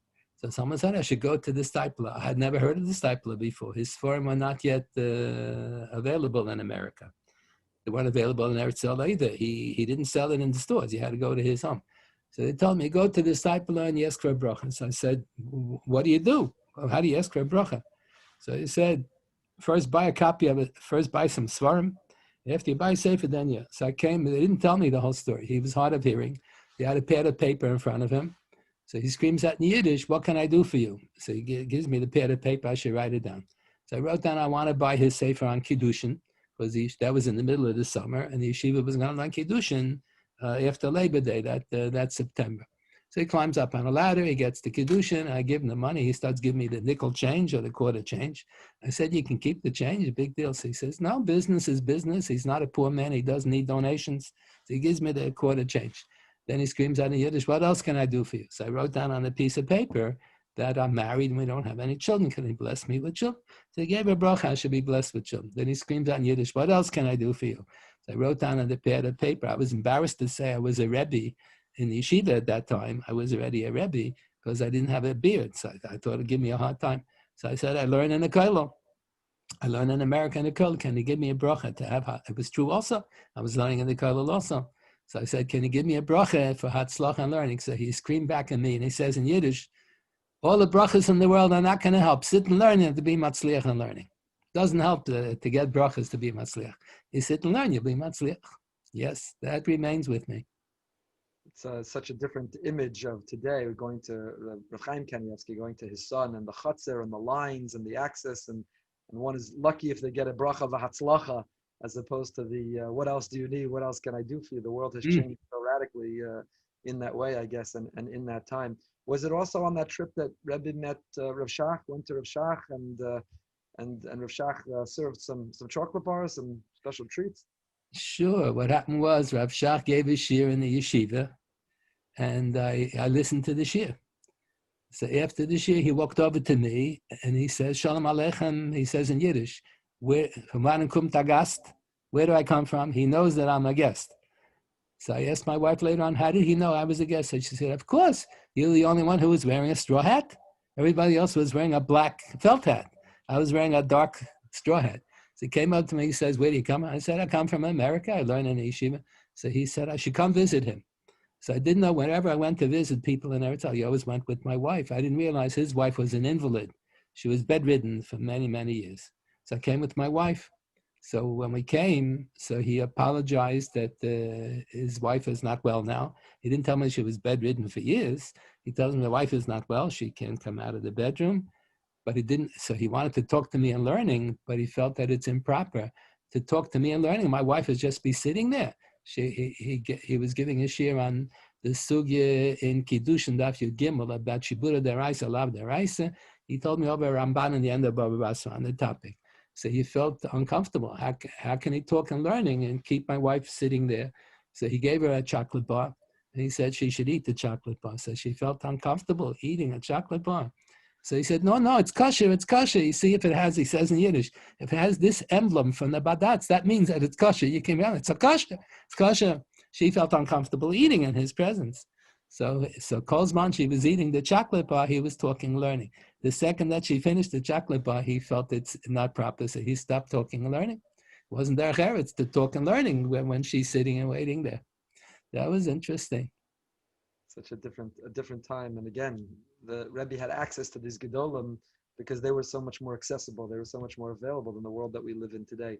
Was it also on that trip, or was it a different period that Rebbe spent Shabbos meals at Rabbeinu Shvinkel? That Rebbe was exposed to Rabbeinu Shvinkel? Yeah, the first time we visited Eretz Yisrael, Rabbeinu Shvinkel, when he was a teenager, was very friendly with my father-in-law. My father-in-law learned in Europe in the Mir Yeshiva as a teenager, so they were very close friends. So he only wanted, my father-in-law gave us a list of all of his friends. We should go visit them and say hello and eat by them. So he only wanted, when we were in Yerushalayim, we have to eat all the meals by him. We didn't do that, but we ate more by him than by anybody else, sure. He was very friendly. He was a big kibitzer. He was a big joker. He had quite a sense of humor. Yeah. What were those meals like? We have the image of big rabbanim, of gedolim, that the meals are kulo Torah. Was there also sichas chulin at those Shabbos meals? What were those meals like? Yeah, sure. I remember that year Tisha B'Av. We ate quite a few times by him. I remember one of the meals we were talking about, that year Tisha B'Av fell out on Shabbos, and it was a nidchet to Sunday. So I brought up in conversation, it says in Shulchan Aruch that there's no chinuch on fasting on Tisha B'Av. Mishnah in the end of Yoma says there's a chinuch for fasting on Yom Kippur, but there's no chinuch fasting on Tisha B'Av. So if a child is before bar mitzvah, he's going to be bar mitzvah next week, he's healthy, you don't make him fast on Tisha B'Av. So the shaila is, what if the child is going to be bar mitzvah on Yudov? He was born 13 years ago, Yudov. And this year, Yudov, he is bar mitzvah, and everybody else is fasting on Yudov. But on Tisha B'Av, he's not a bar mitzvah. Is the fasting on Yudov a tashlumin for yesterday? So since yesterday he was not a bar mitzvah, so he doesn't even have to fast today on Yudov, because he's not mechuyev to do tashlumin. He wasn't mechuyev in the first place. Or do you say no? And that year that Tisha B'Av falls out on a Shabbos, the Iker Takana from the very outset was that you fast on Yudov. Because the Gemara quotes Rabbi Yochanan, Yerushalmi says, Rabbi Yochanan said, if I would have been there at the time of the Churban Abayis, he would have instituted Tisha B'Av on Yudov, because the main Streifus Beis HaMikdash took place on Yudov.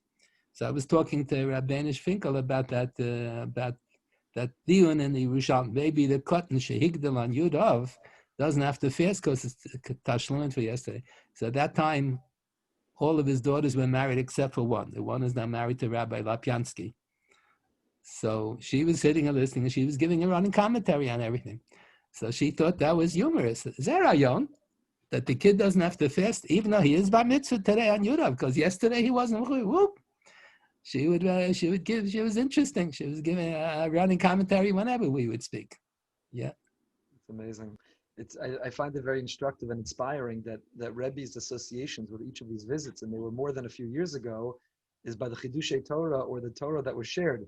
Today, many young people, they meet somebody of great stature, and all they care about is getting a picture with that person. All they care about is the ability to tell others they met that person. But obviously, Rebbe is sharing with us that what's most important is to be able to learn Torah from that person, and to associate the visit and the person with the Torah or the Chidushei Torah that one got from that experience in almost every one of these stories. Let's come back, if we could come back to America. In Rebbe's first Sefer Eretz HaTzvi, I believe one of the Haskamas is from Rav Pinchas Hirschsprung of Montreal. Why did Rebbe choose Rav Hirschsprung to give a Haskama? Was there a relationship? Rav Hirschsprung was one of the few who passed the pin test on every daf of Shas. What was that relationship?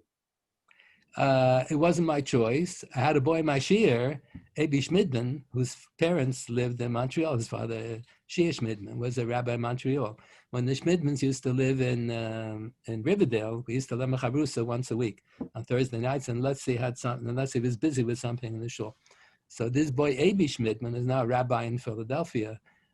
So he insisted, he knew I was working on a sefer. He insisted he's going to get Rav Hirschsprung to write a haskama. So I gave him all the mamarim, all the essays, and he brought it to Rabbi Hirschsprung, who read through the whole thing. He read everything.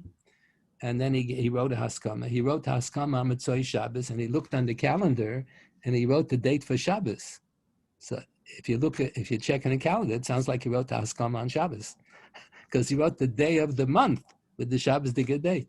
And then when the sefer was printed, so I sent him a copy. So one of my sons went on a Pirchei Aguda visit to Montreal, and then when they met Rabbi Hirschsprung, so he said, "Oh, you're Rabbi Schechter's son. Ask your father, why did he change 3 things in the sefer?" Wow. He read the whole sefer before it was printed, then he read the whole sefer after, and he realized that I changed 3 things from the time that I gave it to him to the time that it was printed. Ask your father, why did he change 3 things in the sefer?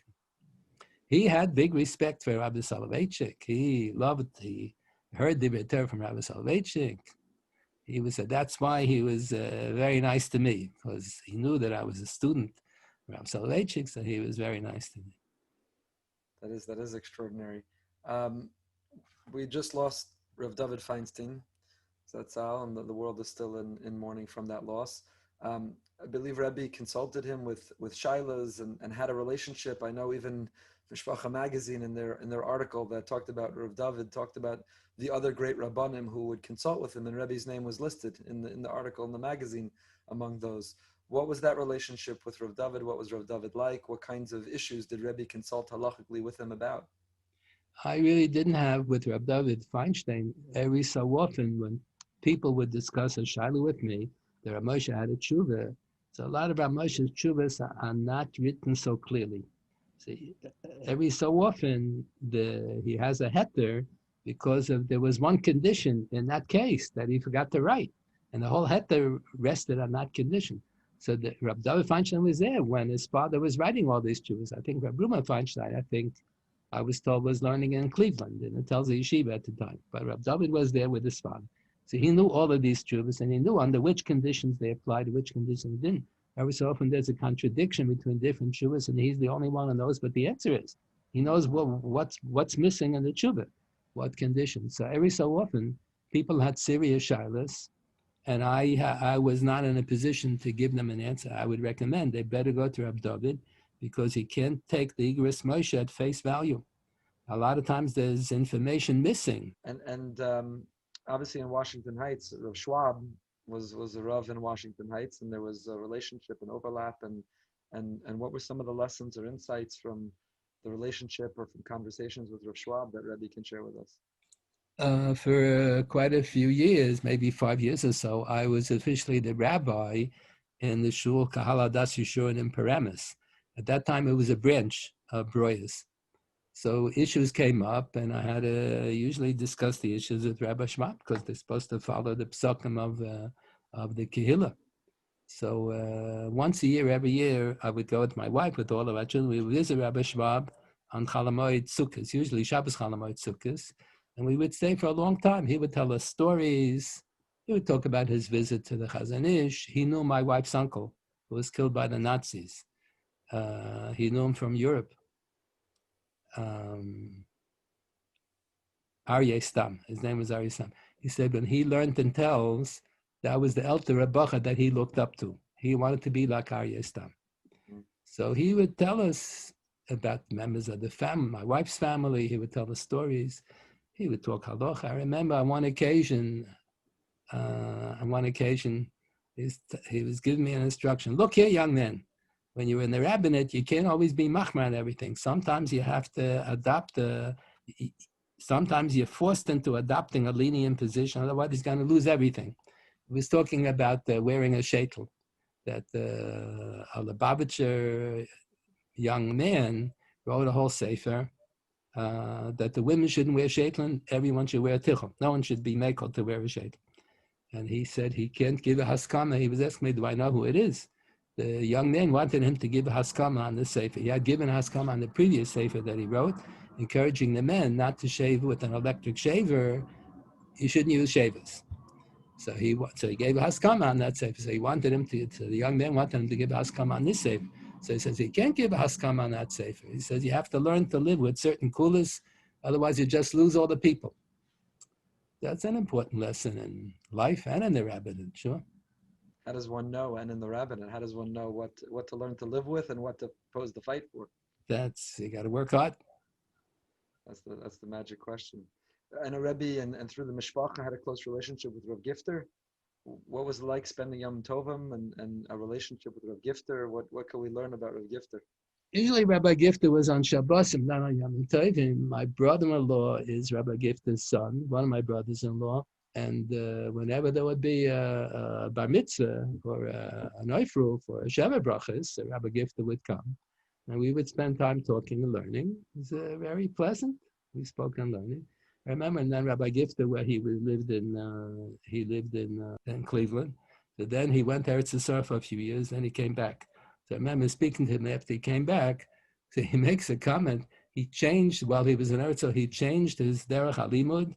Instead of learning so slowly, he says, I picked up your style to cover more ground, to go faster. And he says he thinks it's smarter. To go faster, to cover more ground is smarter. He was strong in learning. Did he or others give advice to Rebbe as a Maggid Shir, as a Rosh Yeshiva, what was important and within giving shiur or growing a yeshiva? Was there that kind of advice or give and take from a gifter or from others, or it was more in learning specifically? I don't remember from Rabbi Gifter. I just remember once Rabbi Naftali Neuberger was talking to me in Baltimore. We our three boys learned in Baltimore Yeshiva, one after the other. So we used to go once a year, once every year and a half, to visit the son who was in high school there in Baltimore. So once Rabbi Neuberger was talking to me about the politics, so he was upset. There was one Rebbe in YU who spoke to him on the phone for an hour, whether he should stay in YU, he should leave. And he says, trying to convince for an hour, he's not allowed to leave YU. You have to have a school like YU. Not everybody's going to go to Baltimore Yeshiva. You have to have a yeshiva for the other people also. And he was trying to convince this person for an hour. Then the person, after the hour, the person didn't listen to him and he left YU. So he was so upset. He said, so what did he waste my time for an hour if he's not going to listen to my advice? So he was just telling me I should stay in YU, and I should be matzliach, and we have to cater to all the people. Not everybody is cut out to learn in Lakewood. Not everybody is cut out to learn in Baltimore Yeshiva. You have to have different yeshivas with different people. Yeah. Rav Avadia, I'm not going back to Eretz Yisrael, but when Rav Avadia came to America, he came to YU. Was there a time that he was considering even a position at YU? He came to give shir as the Rav Rashi, or it was visiting in some other capacity? I think he had completed his 10 years as a Rabbi Rashi, and Dr. Lamb invited him to come to be a Maggid Shir for a year. There was no Havamina because he was busy starting the Shas organization at that time. So there was no Havamina. But Dr. Lamb thought that it's a Bo B'Cheshbon.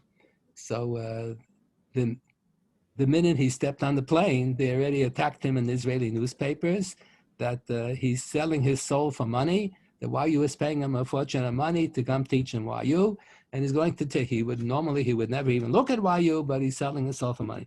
Truth of the matter was, he never had a Havamina to teach in YU for a year, and he didn't take a penny. He didn't take any money.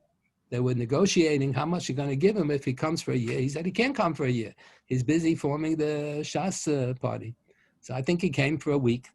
So the first day he was here, he gave a shir in Lampert Auditorium.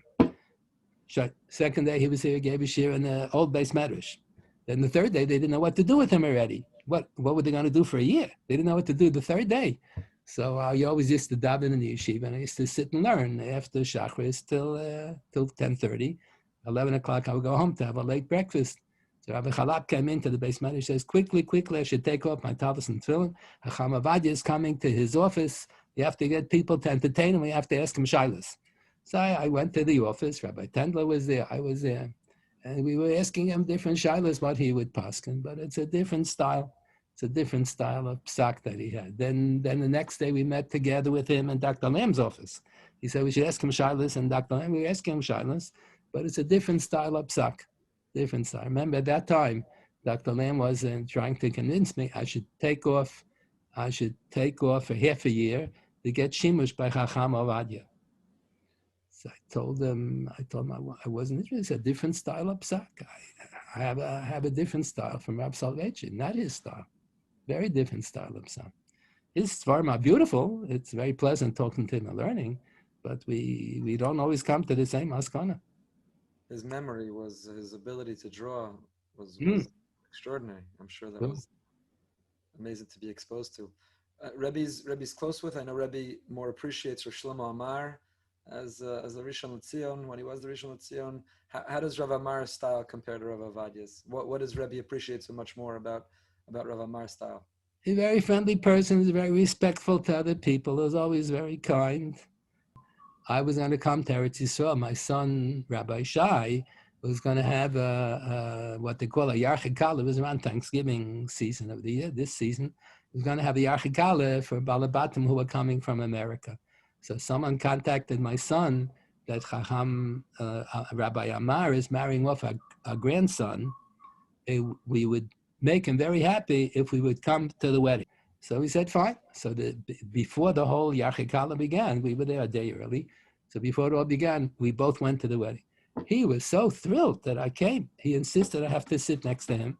He's pouring me one cup of wine, then another cup of wine, then another cup. Advocacy, I had more than advocacy. Kept on pouring. Then I had to go. I hadn't daven Ma'ariv yet, so I had to go daven Ma'ariv. After I daven Ma'ariv, I came back, and the other people were sitting there. He chased the other people away. I have to sit right next to him. Wow. That's when Mr. Trump was elected president. After the election 4 years ago, when Trump was elected president, so he tells me that they want him as the chief rabbi of Yerushalayim to send a congratulations to Mr. Trump that he was elected as the president, but he heard that his daughter married, his Goyish daughter married a Jewish person. How can he say Mazel Tov if there's an intermarriage? He heard that there was a conversion. Was it a valid conversion? I said, as it happens, I was part of the Bezdin. He was so relieved. Oh, it is really an Orthodox conversion. He's going to send a Mazel Tov. Good. We think of, when we think of YU, we think of the leadership of the past, of the Gedolim, we think of the Rav, but there were obviously many others, European Rabbanim, Rosh Yeshiva, among them Rav David Lifshitz, the Suvalkar. What was Rav David like? What was the impact or impression he left on the yeshiva and on Rebbe? Rav David was loishina. He dressed the same way he dressed in Europe, and he spoke Yiddish all the time. He was the same as he was in Europe. He wasn't going to change. When the boys didn't understand Yiddish, they had to give the shir in Ivris. He didn't speak Ivrit. He gave the shir in Ivris. Everybody loved Rav David Lifshitz. Everybody loved him. Rav David would always ask you, "What are you learning?" Whatever daf and whatever mesechta, he would tell you what the Rashba says and what the Shittim Kubetza. He'd always tell you something. I remember on one occasion, he asked me, "What am I learning?" So I figured this time I'm going to fix his wagon. So I said, "I'm learning Erech and Daf, whatever." He gave me on the spot the Dvar Torah and Erech on that Daf.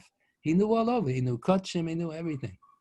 He was very, very, he was in the shadow of Rabbi Soloveitchik all the years. Not for Rabbi Soloveitchik, he would have been a bigger star. He was a star. He had a tremendous influence on everybody. I was never in his shir. But I always spoke to him in the basement. Everybody spoke to him. It was like everybody's grandfather. He liked everybody. Who were some of the other Europeans, and what was the connection through them to that other world and to the Gedolim of that other world? Rabbi Gerelik was always telling other things from Rabbi Soloveitchik. He learned by Rabbi in Europe. He was one of the lucky people. Rabbi had, I think, 11 seats on his dining room table, so he accepted 11 Talmidim. So they had a quota. Radna said so many, and Meir said so many. Slobodka had a number of students came from each yeshiva. So he was one of the lucky people who learned by Rabbi. He would always tell Rabbi Divrei Torah. I remember the Divrei Torah about Rabbi more so than the Gemara that he taught. I learned Sanhedrin the year I was in his shir. He had a big influence on a lot of students. And the Mashgiach, the lesson? Mashgiach had also a big influence. A lot of things that he said were beautiful. He was really Slobodka. He represented Slobodka. It's a different world. Yeah, sure. What, Mirtashem, after Me'ev Esrim and longer, what does Rebbe hope that we'll take from Rebbe? What does Rebbe hope Rebbe's legacy will be for his Talmidim, of what we remember? In addition, of course, the Svarim and the Torah and the Psak Halacha and the Shailas and Shuvas. But in terms of a legacy of life, a legacy of learning, a legacy of Hashkafa, what would Rebbe hope that if this interview were being done with one of Rebbe's Talmidim in many, many years from now, and they were asked, what was it like to be in Rav Shechter's shir, to be in Rav Shechter's circle? What does Rebbe hope that we're taking from Rebbe's legacy? I have the impression that in every generation we have an obligation to transmit the Torah to the next generation. I think that's the mitzvah period of review. Kedem Matan Torah, the mitzvah applied even to the Bnei Noach. And a Jew would be Mekayim the mitzvah even if his children were not Jewish. But after Matan Torah, the whole nature of the mitzvah changed. It's no longer Milos Haaretz to populate the globe.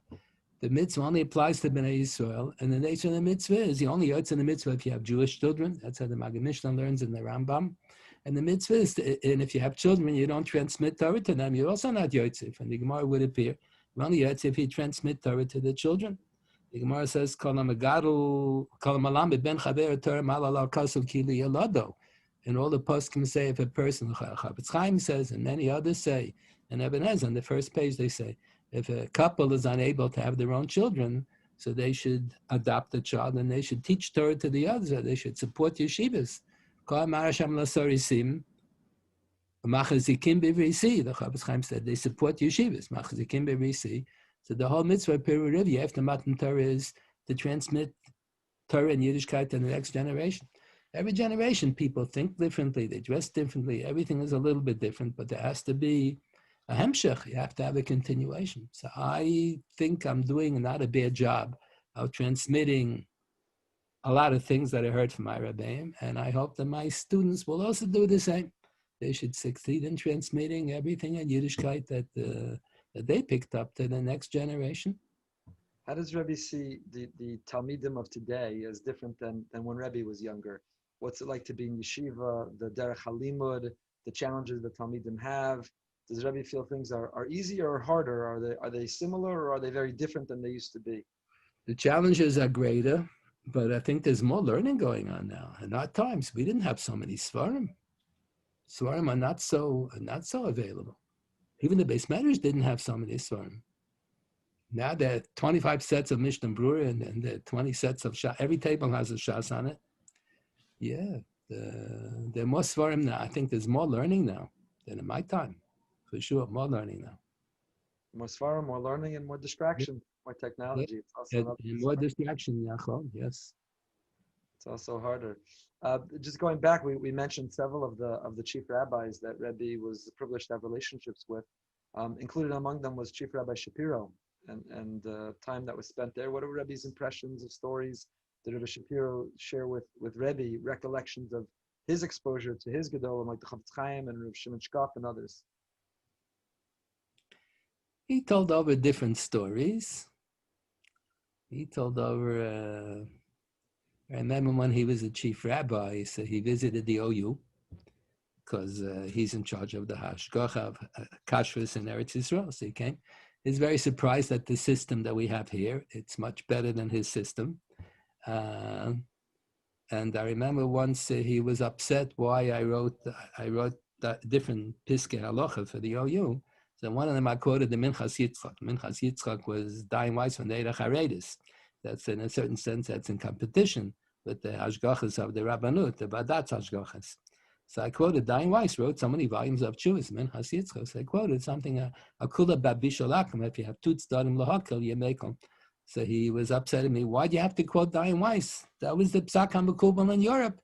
I don't have to quote Dayan Weiss. That was the Psak HaMekubal, whatever, the two tzdadim lahakil, you make them a Bishalakim. I remember on one occasion he was giving a shiur in the old Beis Medrash. Rabbi Soloveitchik was already very old, and he came in late in the middle of the shiur. Rabbi Avram was short, so he ran over to Rabbi Soloveitchik and he kissed him. He kissed his hand, and then he went back to the podium to speak. So he said in Ivrit, he said, "Says in Shulchan Aruch, you're not allowed to kiss people in the Beis Medrash, but you're allowed to kiss the Sefer Torah." So he said, Rabbi Soloveitchik is the Sefer Torah. We're permitted to kiss him. That was very moving. He used to speak so quickly. When I remember the few times that I visited him in Eretz, he would speak so quickly. So in order to slow him down, I would switch to Yiddish. Then he would speak Yiddish quickly. Then I would switch to Ivrit. I kept on switching back and forth to slow him down a little bit. His style, his speech was so quick. He was very sharp. He was very sharp. And he himself had met the Chavetz Chaim and Reb Shimon and others, right? He was a Talmud by them? I don't even know. Rav Unterman was a Talmud by Reb Shimon. Rav Unterman, he was one of the earlier Talmidim, yeah. But I don't know if Rabbi Avram was by Reb Shimon Shkop. I don't know. What did Rabbi Shapiro tell Rebbe about moving to Eretz Yisrael? I know Rebbe every time Rebbe speaks about Eretz Yisrael, the chiba for Eretz Yisrael, Rebbe gets emotional. It's visible. It's obvious. And it must be hard to not be in Eretz Yisrael. Did Rav Shapiro or any of the others in Eretz Yisrael give Rebbe a hard time about not moving there? You mentioned what Rabbi Neuberger said about not leaving YU. But what about moving to Israel? I remember on one occasion, he had someone called me up. He wants me to visit him. I should come with my wife and my children. So his shamas came. He picked us up. We made up a date, a time. So he came and he was giving us all brachas. He says he's a kohen and he can give brachas. He gave brachas to everybody. And then he starts giving me a sales pitch for 25 minutes why I should come to Eretz Yisrael. They need people like me. He said for many years they had Rabbanim would retire from Europe and they would come to Eretz Yisrael. So the Badats had an abundance of Moira Hara, but they didn't have people who knew how to say a good knockout shir. So he says when Reb Shmuel Salant was getting old and he wanted an assistant rabbi to take over when he'll have to retire, so they were suggesting different people. The end of the story was that the Aderes came. They picked the Aderes. But he said at that time, the story goes that Rav Chaim Soloveitchik recommended that they should take Rabbi Panovizha. Why? Because he said they have enough Moira Hara. All the retired Rabbanim can pass Kanal. They need someone who knows how to say a knockout shir. Rab Chaim felt that Rabbi Panovizha was the biggest Bal Mechadish of the generation. So Rabbi Avram said he read quite a few of my Divrei Torah and he enjoyed them very much. And he was telling me, you wrote this about this, and you quoted Rab Soloveitchik about that, and you quoted the Ragachover about this. Not stam. He read them and he remembered them. He said, we need people like you in Eretz Yisrael to give a shir. And then he says, I have money, I have access to money. If you want, I can make you your own yeshiva, your own kollel. If you want, I can get you a job in an existing yeshiva kollel. We need people like you. Around 25 minutes, a whole conversation. Then at the end of the whole sales pitch, he asked me, by the way, in addition to giving a shir on YU, what else do you do? So I said, at that time, he used to give a weekly shir in Rabbi Luxstein Shul. It used to be a weekly shir. So he asked, how many people attend the shir? So I said, between 25 and 35 people every week. What else? I used to give a week. At that time, I gave a weekly shir in Queens. I still did that weekly shir on Zoom now. Okay. But it's for the group in Queens. How many people attend that shir? More. And then he said, and then once a month I gave a shir in this place, and once a month over here in New Jersey, and this and that. So he adds it all up in his mind. He says, if that's the case, he takes it back. He says, if you're having so much influence in America that you give a shir every week and every month, that's such a big crowd, maybe you belong in America. The obligation to live in Eretz Yisrael is, if that's our makam. But if your makam is in America, so you belong in America. So that's why, because of him, I don't feel so guilty staying in America all these years. Maybe it is my makam. Maybe it is my makam to be Marbitz Torah in America. And because of Rabbi, I don't feel so guilty. So it's passed forward to help us. Hopefully it's my makam too, even though for us, our Alibi B'Mizrach. On that visit to Israel, was it the first visit with Beryl Soloveitchik? Rabbi mentioned stopping at... Yeah, sure. We visited Rabbi Beryl Soloveitchik, yeah. What was that visit like? Anything memorable from that? Oh, that is very memorable. My wife will tell you all about that. He said, Shechter, you were supposed to come and learn by me. What happened? After learning by Rabbi Soloveitchik for 9 years, Rabbi Geralik finally convinced me I should go learn by Rabbi Beryl Soloveitchik.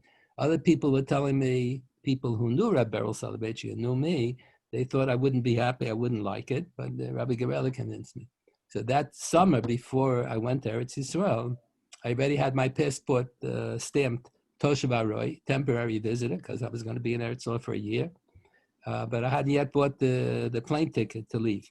So that summer, I met my wife and we got engaged, we got married, and I never went to Eretz Yisrael. So he asked me, Shechter, you were supposed to come and learn by me. What happened? How come you didn't come? So I said, I met my wife and I got married. So he said, so what? More than half the people who learn by him are married. I can come and I'm married. So I said, well, I have an obligation. I have to make a parnasa. I have to support my wife. So he says, I have a parnasa for you. So he tells me this story that when his father, Rabbi Abba, was a teenager, so the father didn't send him to university. Rabbi Abba never went to university. So people asked Rab Chaim, how is he going to make a living? He doesn't speak Polish. He can't be a shoemaker. So he says, he won't be a shoemaker. So he says, he can't be a tailor. So he won't become a tailor. He can't run a store. He doesn't speak this. How's he going to make a living? So he says, Rab Chaim said to them with a kpeda, he says, he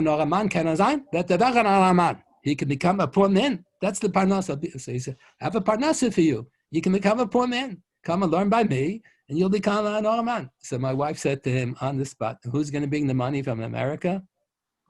If my husband's going to become an oraman. So he saw that she's a clever girl. So he saw my wife that was right after Tisha B'Av. There's a day after Tisha B'Av. So he realized that she had a sore throat because she wasn't talking clearly. So he said, did you see a doctor? So she said, he hears she has a sore throat. So she said, no, because it was a Shabbos that year. Tisha B'Av was on Shabbos. It was Erev Shabbos, and then it was Shabbos, and then it was Tisha B'Av. So she figured in 5 days it will get better by itself. So he tells her, dein Fasten is nicht gewesen kein Fasten. You shouldn't have fasted.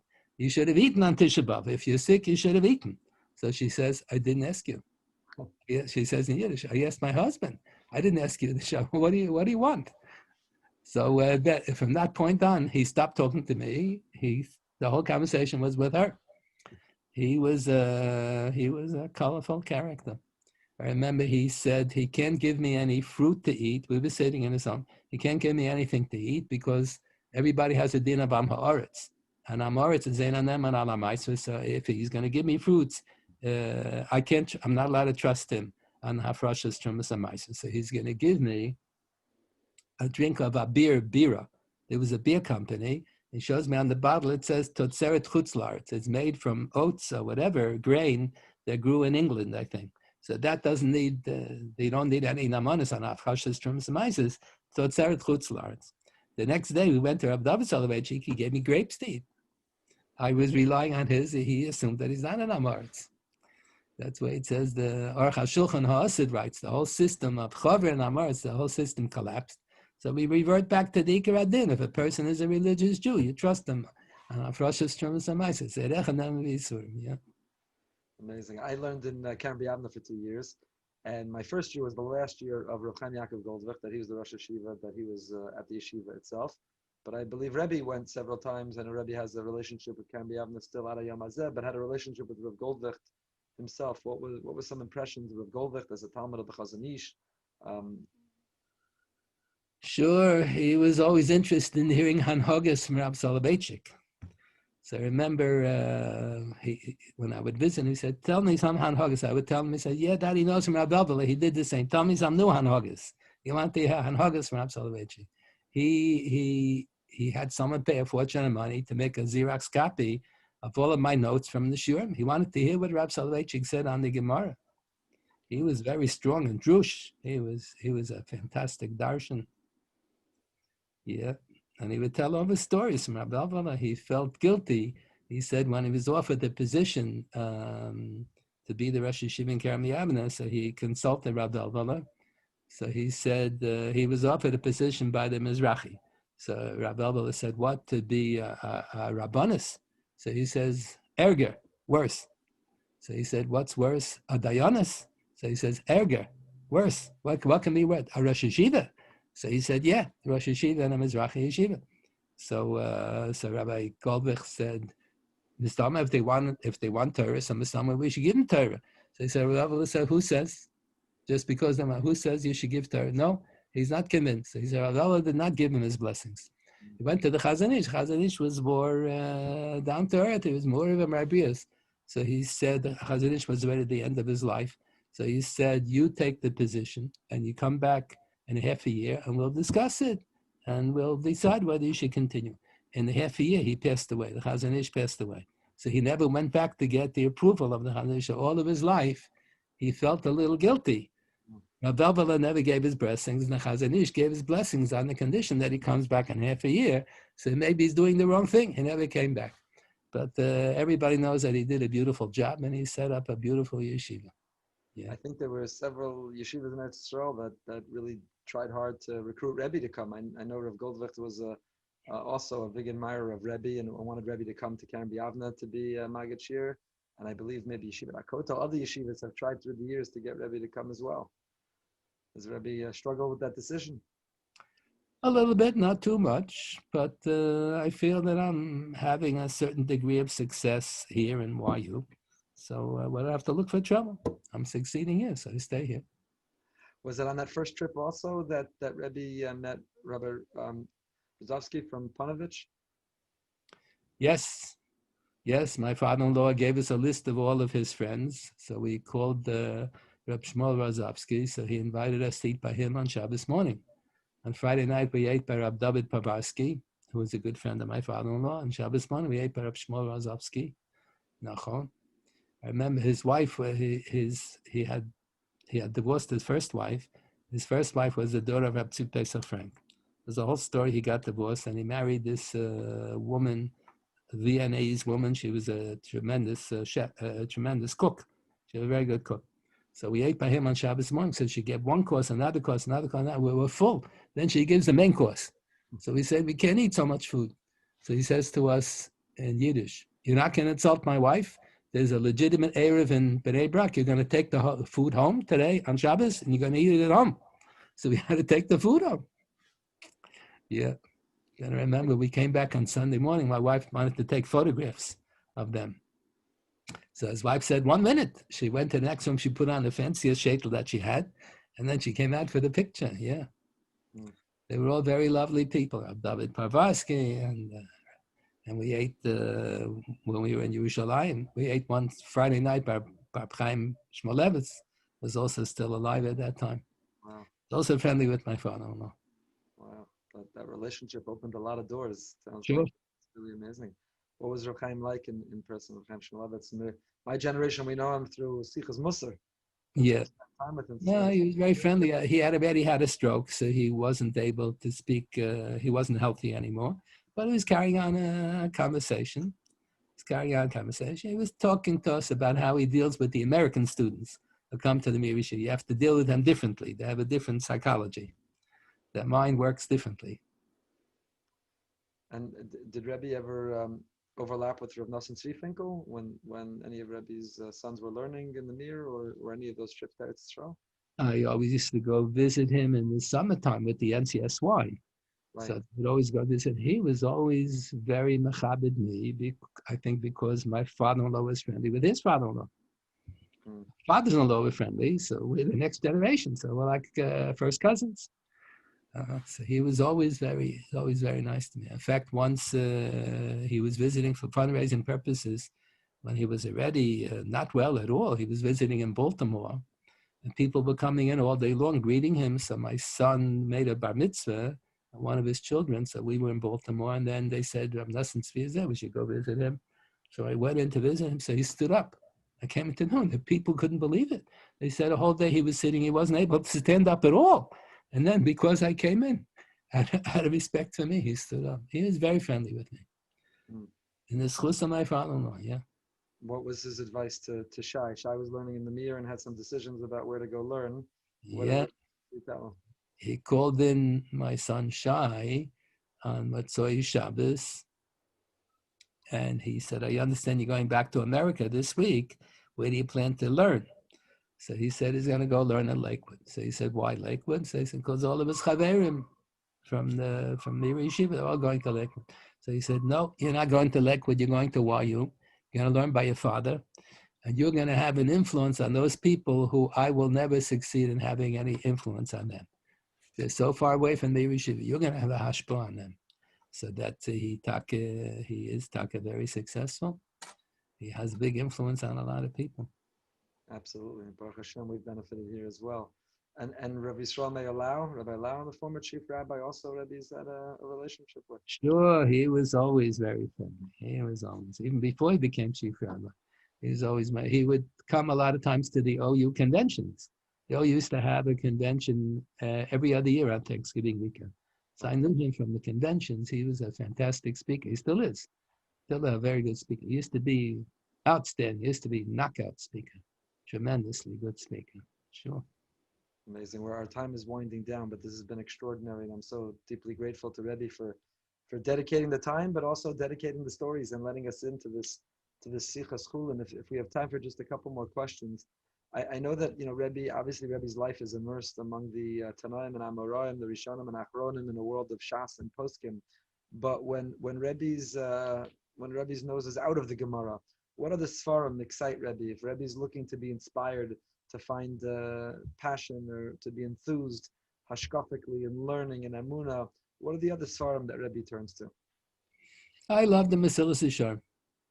The style is beautiful. The Ramchal, the great Sure. Ramchal. Is there anything in Hasidus? I think Rebbe's previously mentioned to me significance of Tanya, Rebbe's relationship with Tanya.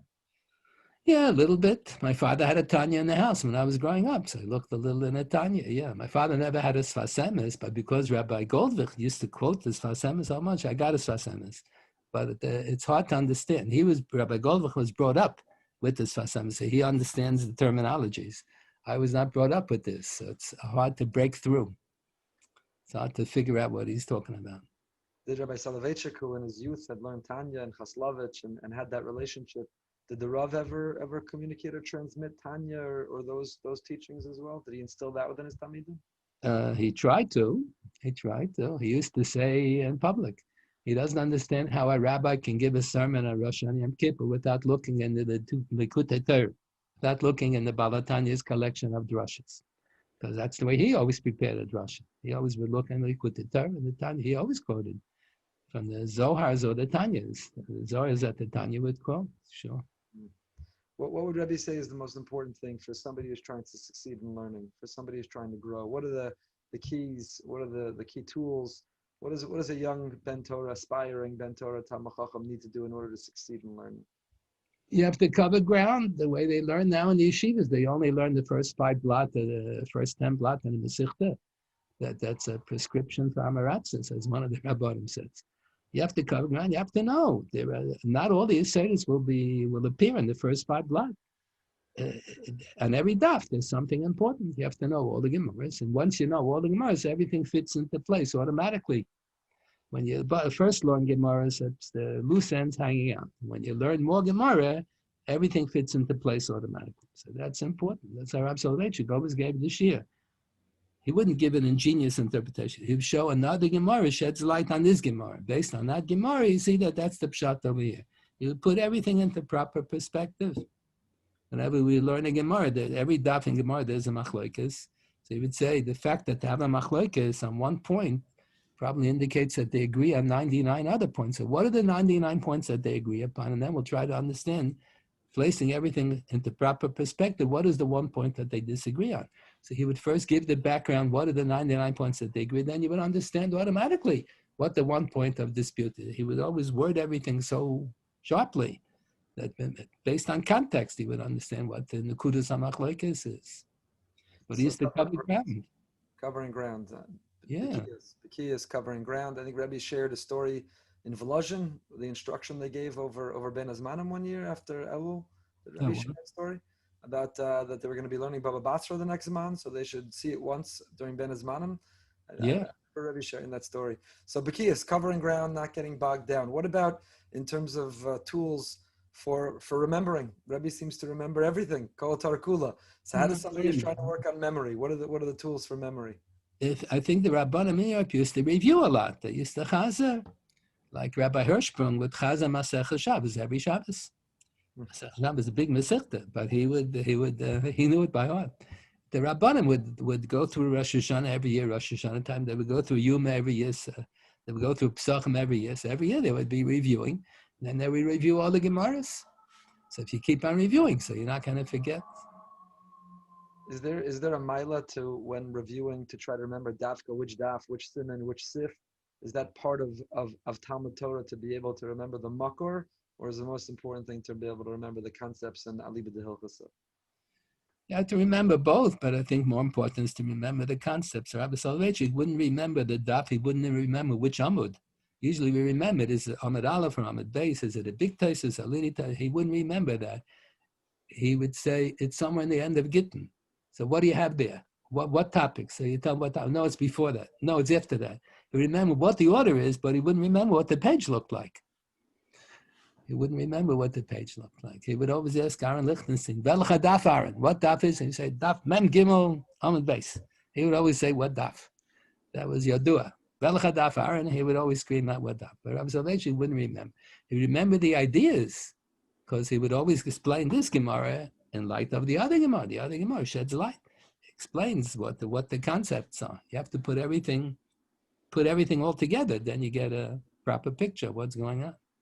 I guess our last question, and if it's okay for me to ask it, is as a Talmud of Rebbe and for Talmidim, for people listening, it seems that Rebbe's been so successful, Baruch Hashem, has had such bracha in learning, and as a young age being appointed as a Rosh Hashiva, and as a posek of the OU, and in so many other areas of life. Are there any areas that Rebbe's ever struggled, that Rebbe's ever failed, and what does one do? What's the resiliency to be able to overcome where there is struggle and to be able to break through failure to succeed? I had a very easy life. My parents were religious. I didn't have to fight with them. And my father was always learning. That's my image of my father's always, he always had Gemaras on his desk and Gemaras on the chair next to his desk. He was always learning, he was always looking in Svarim. And he didn't even have to encourage me. That's what I saw by my father. Life was easy for me. And then I went to the yeshiva. My father learned in NACHUM. My father learned Moshe Soloveitchik.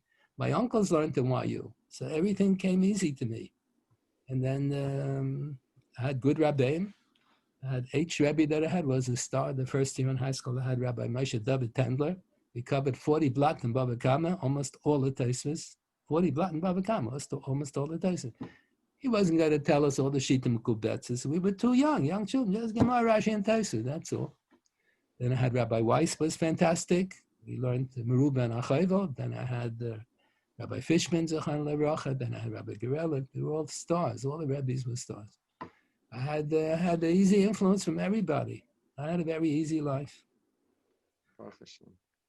Baruch Hashem. I want to thank Rebbe. It's been an amazing time together, and I'm so grateful that Rebbe has spent the time on behalf of everybody, on behalf of Amudim. And again, to remind everyone that Amudim is an extraordinary organization doing great things that's literally saving lives, and do what you can, please, to help support them. Amudim.org. That's what this particular conversation is part of a greater series of talks, and we hope that their services won't be needed ever or ever again. But unfortunately, while they are, we're grateful to Tzvi and to the staff of Amudim, to the volunteers, for always being there. So thank you, and thank you all for supporting Amudim. Rebbe, thank you so much. We should be zochet to learn from Rebbe, both Sichas Chulin and Sichas Kodesh. We should learn Torah for many, many years to come.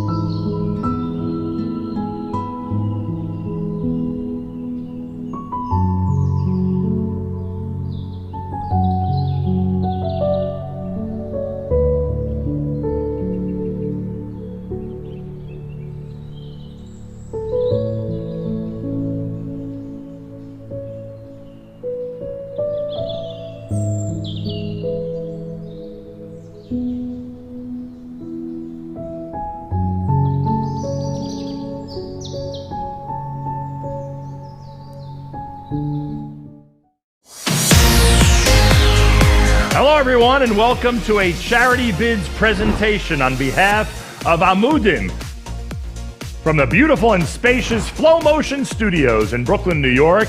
It's time to play Holy Yid Squares. Let's meet today's stars. Jewish music has lots of great singers, though not many with their own voice, as in a sound and style so distinctive. It's impossible to confuse that performer with anyone else, regardless if it's Jep, Aish, Dveikis, or any of the countless other projects he appears on. When you hear our next guest sing, all it takes is a few notes to realize you're hearing Rivi Schwebel. His distinctive voice is a fixture on countless Uncle Maishi albums and Hask albums. Those serious Jewish music fans know him as the catalyst behind the definitive Reb Shlomo Carlebach collection, the one that turns 4 decades of story and song into a timeless timeline of Reb Shlomo's magic. Why? Because it was mamish a labor of love for the man who made it happen, Zayal Newman. He's known for creating Jewish music's most enduring brands, Dveikis, Journeys, and Aish. He's also known for songs like What Will Become of All the Memories and Who Am I, which have become timeless anthems that resonate the world over. Join me in welcoming the lyricist laureate of Jewish music, A.B. Rottenberg. Tonight we're in the presence of another king, the creator of Schlock Rock and undisputed king of Schlock. He's appeared everywhere from Liverpool to Los Angeles and Johannesburg to Jerusalem. And tonight, we've got him here with us. Say shalom to Lenny Solomon. Our next guest is a true music and art renaissance man, more than a musician and rather fine artist. He also arranged albums like Ura, Hineni, albums that connected with a generation looking for something more from their music. Welcome the maestro himself, Yisrael Lamb. His contributions as leader, arranger, and performer of The Messengers are enough to give him founding father status in Jewish music, especially as one of those contributions includes the song Yevarech Es Beis Yisrael, a Hallel staple. Rather than bask in his past, he played it forward by reuniting with Yossi Toib, where his musical direction and Mishigas manifestations helped make household names out of Country Yossi and Heshi Wallfish. Even though he began his career performing with choirs like Jep, Hirche, and Camp Stay Chemed, he proved he was a producer at heart by making sure his vocal trio, the Shir Hashirim Singers, got top billing on Jep's first album, Reach Out. While we know him as the producer that gave us Avram Fried, Shlomo Simcha, Lipa, and others, his name will always be synonymous with a time for music and Hask, the impossible event, now in its 3rd decade, thanks to the vision of Shia Menlowitz. Name the country or continent, and odds are this next superstar has performed there. Despite his countless concerts and having over 50 albums to his credit, he's still known for his freshness and energy. He's the one, the only, Avraham Fried. 3 or so decades ago, he was unanimously crowned the king of Jewish music. And with the explosive growth of his kingdom, it's a title he still retains, uncontested to this very day. Please welcome the legendary MBD, Mordechai Ben David. Today's contestants are Shlomi Dax, Yisrael Williger, Benny Friedman, and Mordechai Shapiro. The rules of the game are as follows. Our contestants will pick a Jewish music legend from the board. I'll ask a question, our legend will give an answer, and it's up to the contestant to determine if the answer is correct. They'll say agree or disagree. If they get it right, the contestant gets the square. It's classic tic-tac-toe. First person to get X or circle in a row, vertically or horizontally, 3 in a row, wins the round. The winner of each round faces off against each other for the ultimate bragging rights. And we'll be ready to start playing Holy Yid Squares right after these messages. Brought to you by Maple Holistics.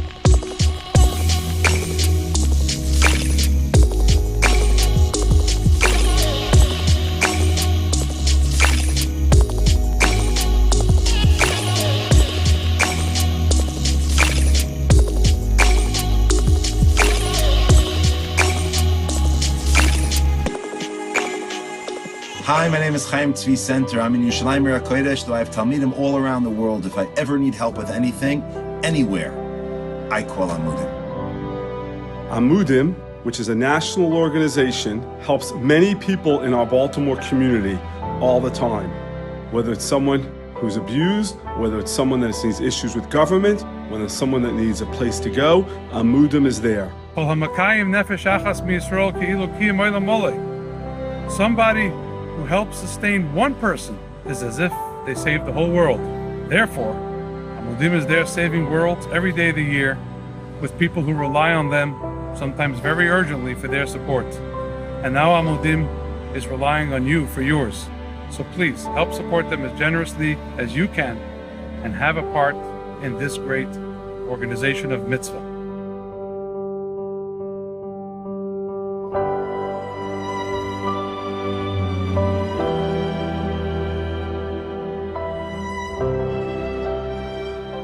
Welcome back, everybody who's ready to play Holy Yid Squares.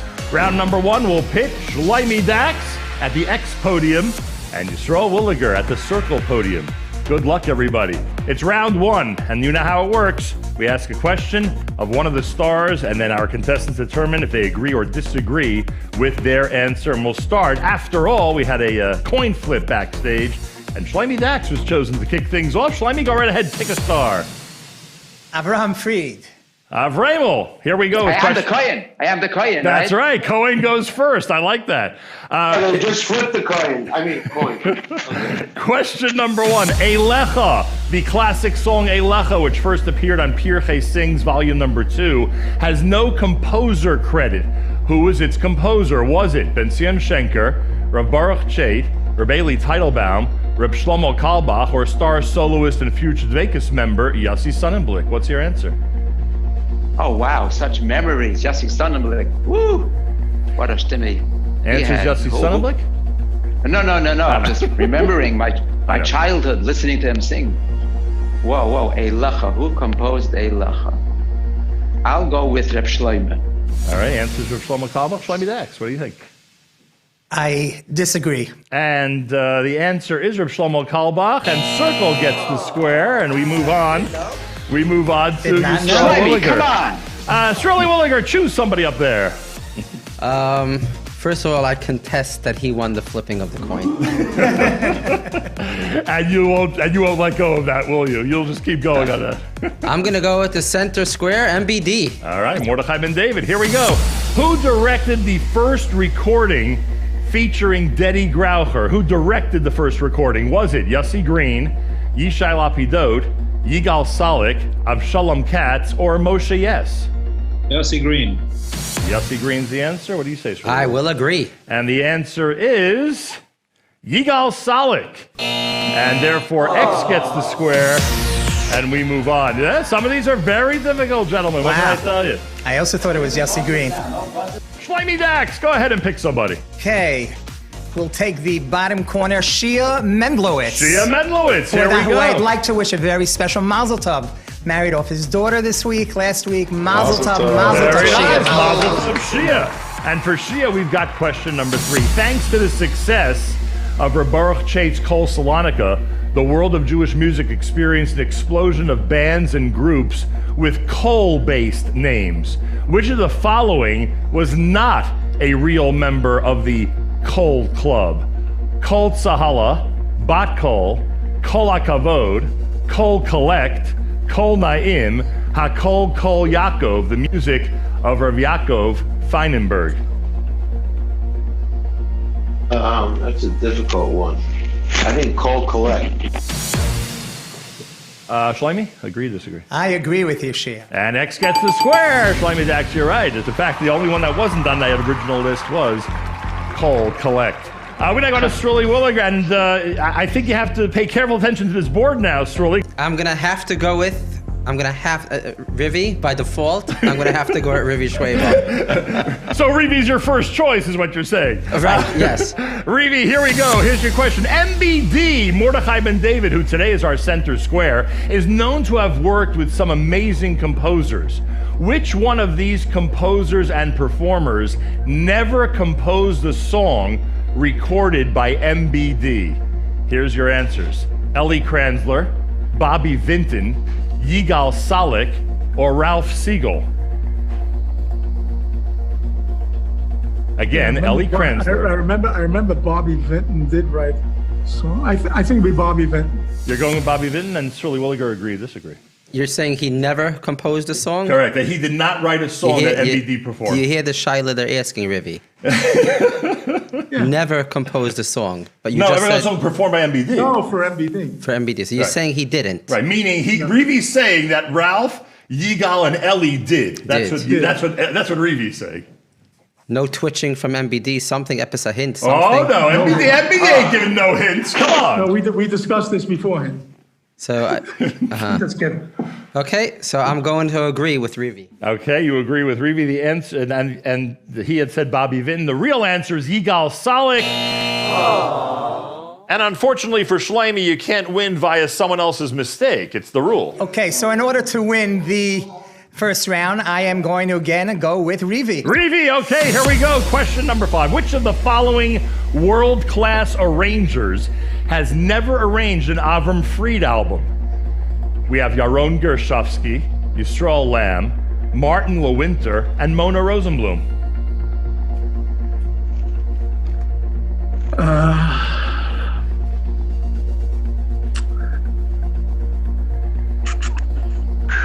Marty Lewinter? The answer, Martin Lewinter. You agree or disagree?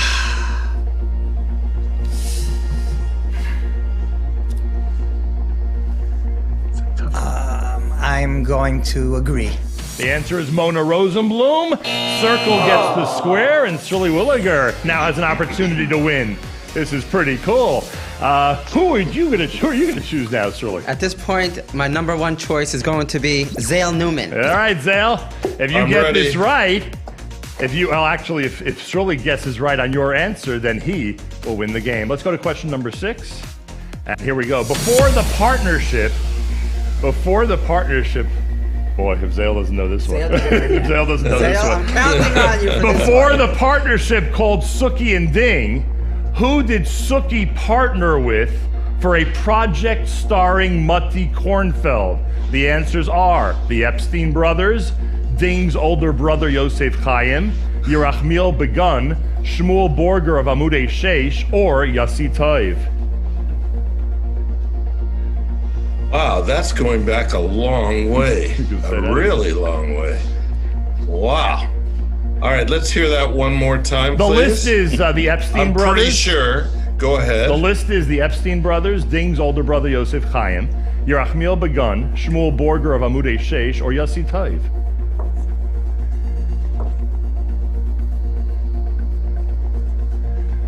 I'm going to say Ding's older brother, Yosef Chaim. For the win, Shirley Williger, agree or disagree? The question again, please. The question, before the partnership called Suki and Ding, who did Suki partner with for a project starring Matti Kornfeld? And what did Zale say? He said Yosef Chaim Golding. I'm going to disagree. The answer is Yerachmiel Begun, and Shirley Williger has won round number 1 of Holy Yid Squares. Wow. We're going to take a quick break, back with round number 2 right after this. We all know the crucial work that Amudim does on a daily basis for our entire community, especially during these challenging times. Rabbi Tzvi Gluck and his entire team work tirelessly around the clock to respond to every individual's call. I can't begin to stress the importance of the vital and critical mission of Amudim. Under the leadership of my very close friends, Tzvi Gluck, David Kushner, as well as their entire team. No one is ever turned away, whether they are from New York, New Jersey, Israel, and beyond. And true to its name, it's really Amudim, it's really pillars that support and hold all of us. Amudim is that Malach HaMashiach, it's that Shluchot Rachmana, who are devoted to just that, who are fueled by tremendous Ahavas Yisrael and tremendous emes. Unfortunately, the need for Amudim's resources and services have increased tremendously during COVID in all of their service lines, from addiction, abuse, case management, and much, much more. And now it's our turn to step up and to be there for them. Please help spread the word. Every dollar counts. Let's do this together. Thank you.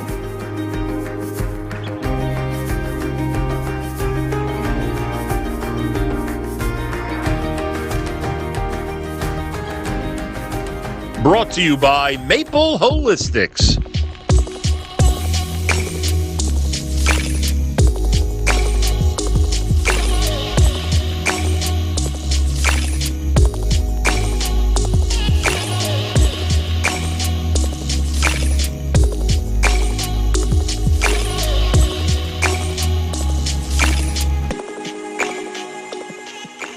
Welcome back to the Charity Bids presentation of Holy Yid Squares. We're here on behalf of Amudim. We're ready for round number 2. Sruly Williger won round number 1, and now he's waiting to see which of these two contestants he'll go up against in the final. It could be the person at the X podium, Mordechai Shapiro. Hello there, Mordechai. You're all set, it looks like. Or it could be the person in the circle podium, and that's Benny Friedman. Welcome, Benny. Whoa, what's going on here? A little bit of trash talking in the Holy Yid Squares. Very little bit. Very little bit. When the two of you get together, it's always very little. All right, Mordechai, we start with you. Pick one of our stars, and let's get going.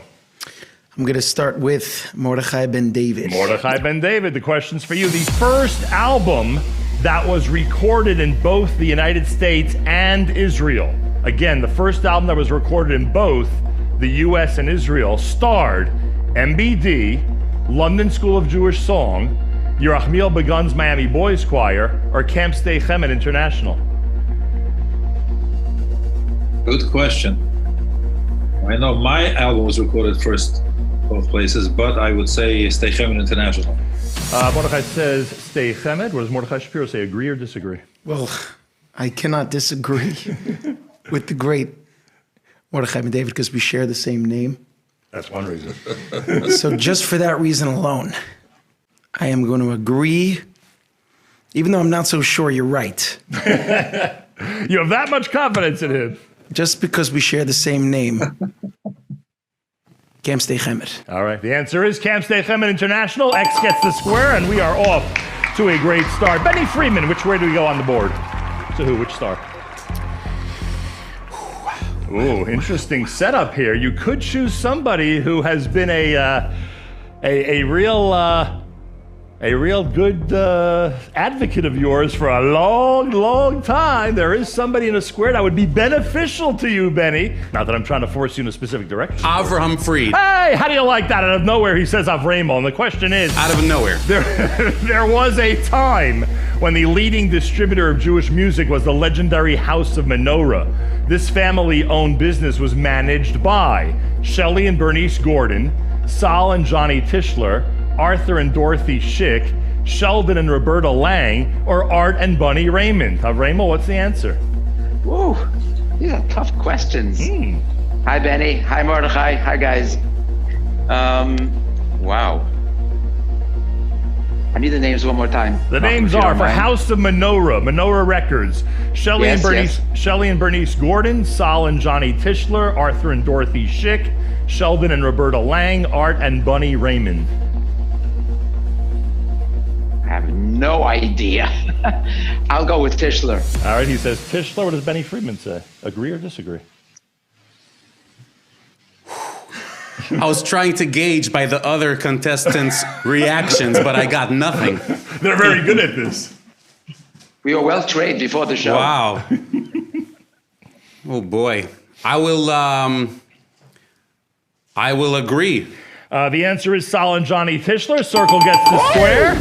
And we've got a big circle in the middle of the board. Nice job on both of your parts. Thank you, Vetter. Yeah, very family-oriented question, and it went very well. And we move on to Mordechai Shapiro. Where are we going, Mordechai? We're going to Shia Menlowitz. Shia, here we go.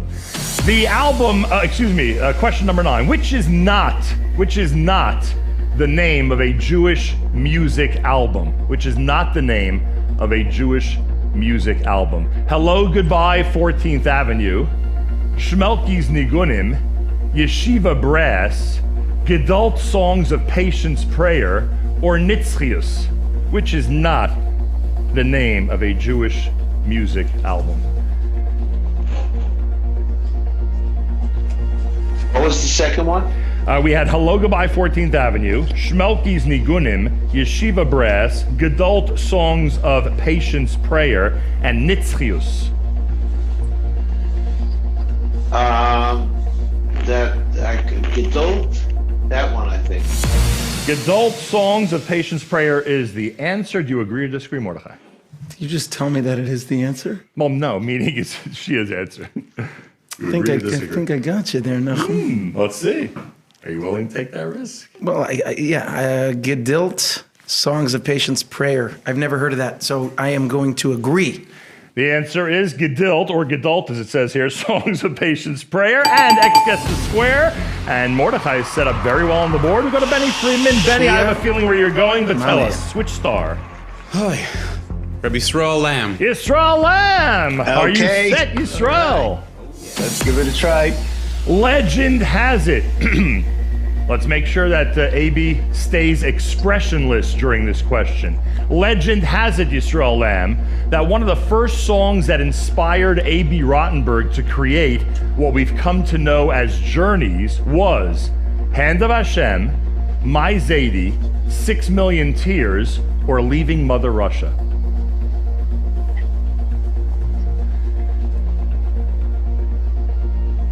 I'm going to go with My Zadie. Answers My Zadie, according to Yisrael. Agree or disagree? I will agree. And Circle gets a square, and you blocked Mordechai Shapiro, and you have set yourself up for an opportunity. And we got a to win. thumbs up from AB. That is a very big thumbs up from AB. AB, that was a guess. That was a good one. Educated guess. All right, we can move on to Mordechai Shapiro. What do you say, Mordechai? Revi Schwabel for 600. All right, Revi. This is going to cost you $600 apparently. Here we go. Thanks to their lyrics, songs like Someday, Who Am I, It's Time to Say Good Shabbos, and others have their own special place in the Jewish Music Hall of Fame. Which of the following was not an English song lyric? All right, we're not looking for not an English song. We want you specifically to focus in on the actual lyrics of the song. All right, so listen carefully. A, Nuff of Your Bluff and You're Hurting. B, Bring Down the Curtain on the Show, Goodbye. 3, And the Boy Became a Man and His Dream Became His Life. 4, Forever Will These Songs Exist on Chrome Cassette and Compact Disc. Which of those 4 is not a real Jewish music lyric? Can you repeat them again, please? First one is Nuff of Your Bluff and You're Hurtin'. Nuff, by the way, spelled N-U-F-F. The second one is Bring Down the Curtain on the Show, Goodbye. The third is And the Boy Became a Man and His Dream Became His Life. And the fourth is Forever Will These Songs Exist on Chrome, Cassette, and Compact Disc, which is not a Jewish music song lyric. The Bluff. He says, Nuff of Your Bluff and You're Hurting. Mordechai Shapiro, agree or disagree? The truth is, I like that line. If it's not an actual line, I might use that for my next song. Can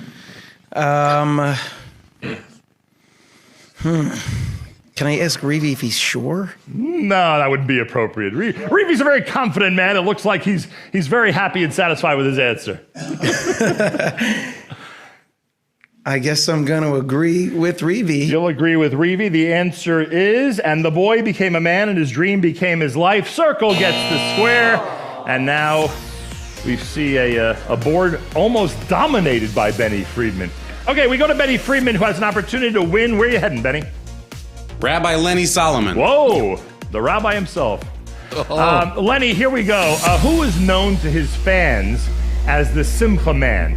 Stanley Simcha Miller, Steve Simcha Bill, Art Raymond, or Simi Simcha Weber? So that's an interesting question. Wow. That is a very interesting question because I'm going to go. Let me hear the choices again. Stanley Simcha Miller, Steve Simcha Bill, Art Raymond, and Simi Simcha Weber. Now, I will remind you, the question is who is known to his fans as the Simcha Man, in quotes, the Simcha Man. So it's a very, very interesting question, but I'm going to go with the Simcha Man himself, Art Raymond. And Benny, do you agree or disagree with Lenny's answer? I'm going to agree. And the answer is Art Raymond, and Benny is a winner of round 2. Congratulations to both of you. Round 3 will feature Benny against Yisrael Williger. It's all coming up. We'll be back with more Holy Yid Squares after these messages.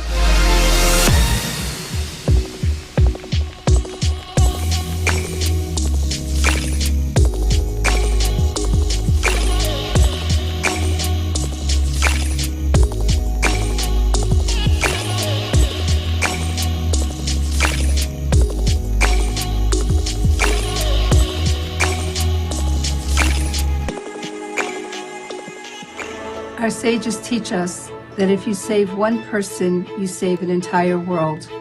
Thank you, Amudim, for saving so many people and recreating so many worlds. Amudim is having their annual fundraising campaign. I can personally testify, and I know that Amudim has helped hundreds, yes, hundreds of local people here in Lakewood, in New Jersey. They have literally saved countless lives, families, in the incredible, unparalleled work that Amudim has done. I personally thank and support Amudim for the many different things they do, especially along the mental health lines in Los Angeles and across the globe. There are many, many people that depend on them, and we must show them their support and our cars are tight for all they do. I need information, I call Amudim. I need a heart, I call Amudim. I need someone who cares, I call Amudim. And I can tell you that we would not be able to do what we do without the constant, almost daily support of Amudim. They support us, they give us the ability to do what we have to do. You've got to support them. Please contribute to this campaign. Help Amudim continue to help and save the members of our community.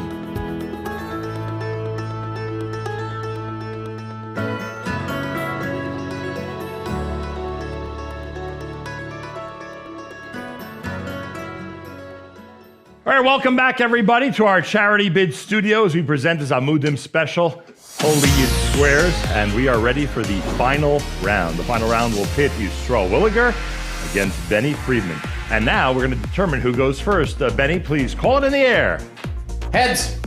Tails it is. Yisrael Williger is going to go first. Here we go. Where do we start, Yisrael Williger? Which of our stars, which of our great stars on the big board do we start the final round with? I'm going to start with Heshi Wallfish. Hey, Heshi. Hi there. Hello, Heshi. Great to see you. And here's the question. Which of the four rabbi's sons was not actually a rabbi's son? Baruch Chait, Label Sharfman, Itzi Weinberger, or Michael Zeitlin? Wow, that's a good question. See, that's an interesting question. I happen to know at least two of them were rabbi sons. So we're down to one of two.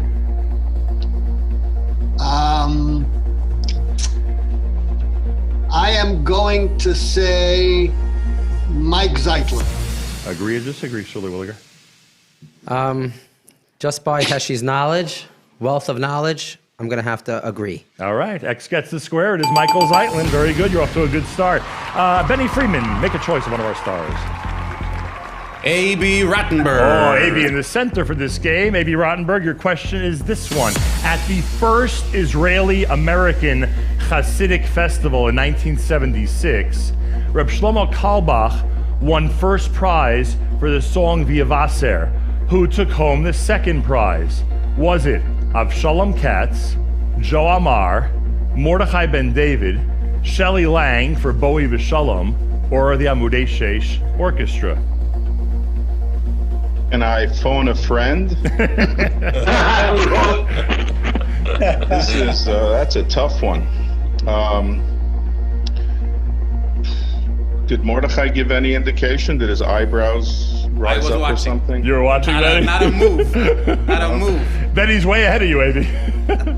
You know what? Since these questions are related to, I guess, the 70s, 60s, 70s, I can't imagine us not mentioning the great Joe Amar on this show. I'm going to have to say Joe Amar. Benny, agree or disagree?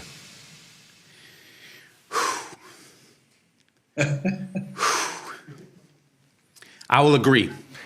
The answer is Shelley Lang. X gets the square.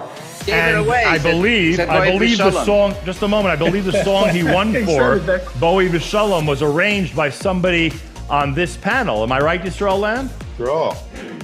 I don't know. Shia, what do you think? That was a giveaway. He mentioned Shia, do you think Yisrael arranged that song or not? He doesn't remember. Yes, he gave it away. He gave it away.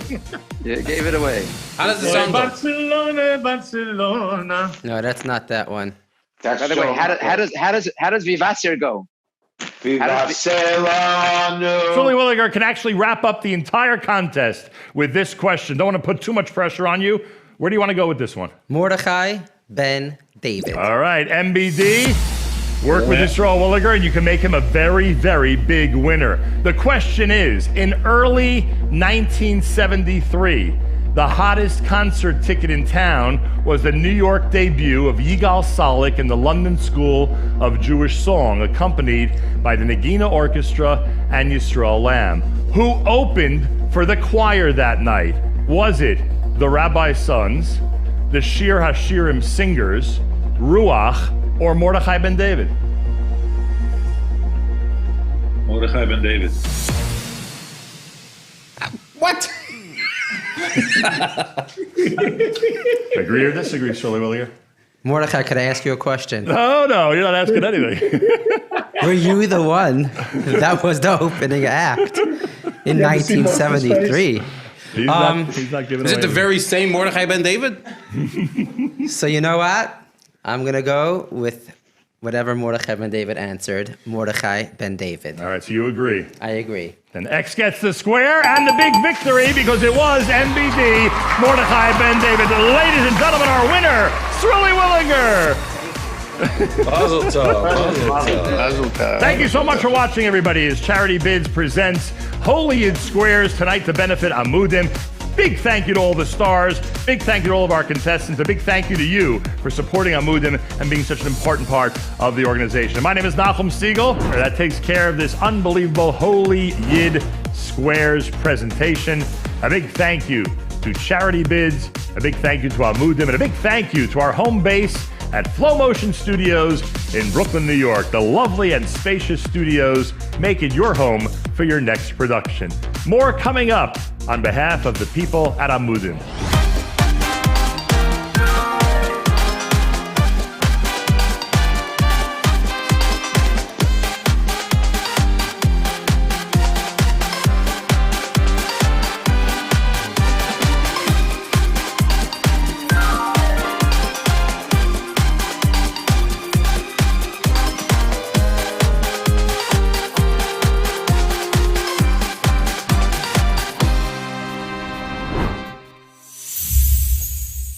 A big thank you going out to Maple Holistics.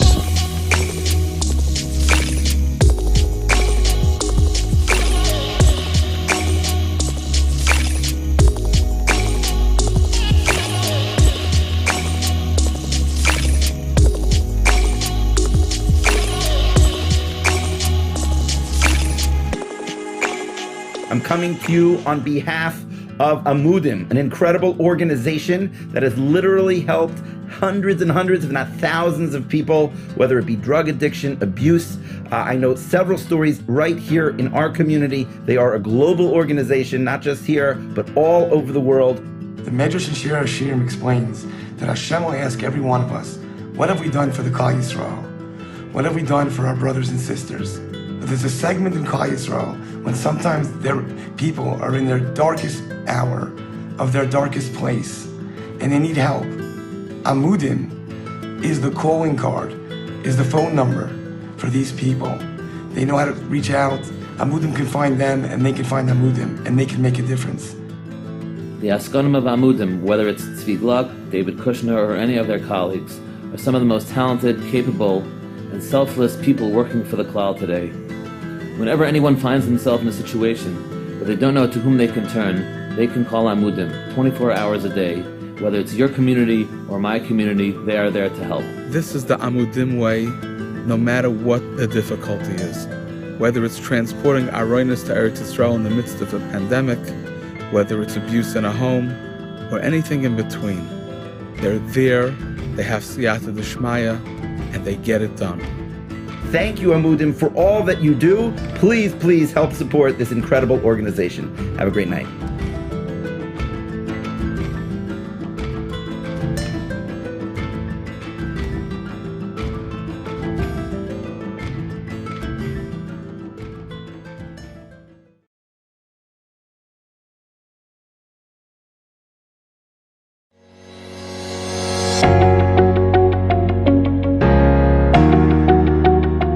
Welcome, everybody. We are here to celebrate Amudim. Amudim is an organization that is out there working for children at risk. And at a time like this, a time of COVID, crazy elections, everything else going on in the world, humor is the Jewish vaccine. It's the way to bring people together, and we brought a great group together today. We have Modi. By the way, not to interrupt you, Rabbi, but calling it a Jewish vaccine, I don't know if you've seen Modi's act, but that's not going to cure anybody. It's potentially designed to be a Jewish vaccine, and whatever happens, happens. But we do have Modi, who's a regular performer at the New York and Los Angeles comedy clubs, headlines across the country. You did a Google search, huh? You couldn't just do it from your heart. You couldn't be just like a guy I watch, a guy I enjoy. You had to Google. You had to Google Modi. Born in Tel Aviv. Okay, backtrack. Modi came out to Los Angeles to our school's trustee dinner. He killed it. I'm telling you, that place. That's what you say. They never had such an event. That's from experience. The whole place was riveted. People wanted to give to Jewish causes after that, and that's why Modi's here. That's it. Wait, then you got to go to his HBO crashing credit and the important stuff, not these Jewish gigs. Nah, no one cares. When you do a Jewish audience, they're more. We saw you in Kutches. No one wants to hear about HBO. No one wants to hear. I saw you at my sister's Sheva Brachas. You remember? Took everything I had to forget that Sheva Brachas. Go ahead. Now do Elon's thing. Let me do it. Ladies and gentlemen, we also have Elon Gold here, who's been quarantining for no reason, 7 months above everybody else. He has a sperm collection that was given to him as a bar mitzvah gift during his bar mitzvah. A bottle of wine when he did the Herzog dinner, and they said, here, this is a really expensive bottle of wine. You can have it on top of the $7 we paid you. And Me and Spielberg? Of him and like Yitzhak Rabin or whoever the hell's over there. Spielberg. It's Spielberg. Spielberg's sister. That's who he's connected with. Just so you know. Elon, no, I always say, do you know who my biggest fan is? Steven Spielberg's mother. May she rest. Oh. Who do you have pictures of? You look like you're being held by the Taliban over there. What's your backdrop, Modi? That's awful. And also Ashley. Ashley, known as UK's only Orthodox stand-up comedian, a jack of all trades, writing for TV, radio, and a producer at the same time. Ashley, we are honored to have you here as well. Everybody coming together once again for Amudim. I want to just introduce this conversation so we can get going, and we'll let it fly. The idea of Jewish humor, the idea of using comedy. The Gemara and the Medrash tells us, the teachings are that God goes through his full schedule. The Medrash goes through God's full schedule. And it says the last 3 hours, he's misachek im levyasan. He plays with the Leviathan. What does that mean? Says the Maral, this Medrash is trying to teach us that one of the most important values that God shares with us is fun, is joy, is humor, is laughter. Have a good time.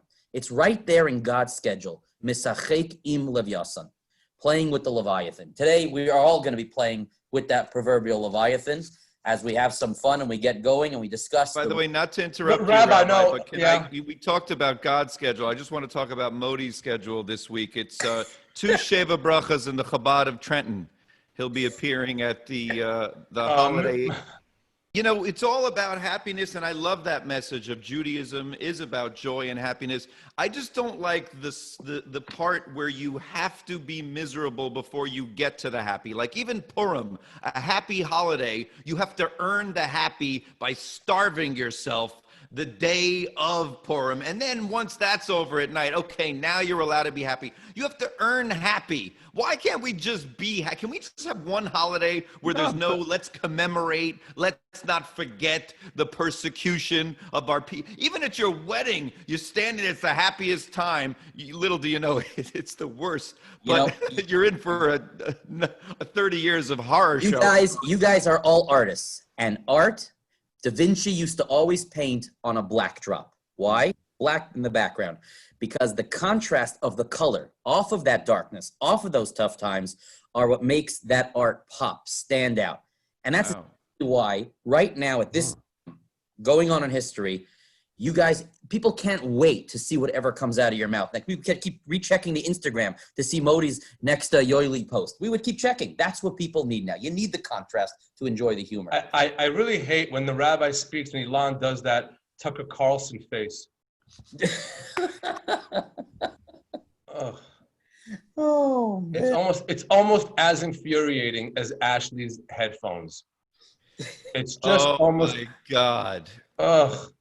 Do you know? I've got to be honest. Actually, I'm not a fan of Purim. Do you like Purim, Elon? Modi? I hate it because no. The reason I hate it is because it's the day when everyone else tries to be funny. It's like other people are all trying to do our job. Right. It's like everyone has to now get up and do a terrible Purim spiel in shul and stuff. Right. It's not like you don't have a day of the year when everyone like mends their own car.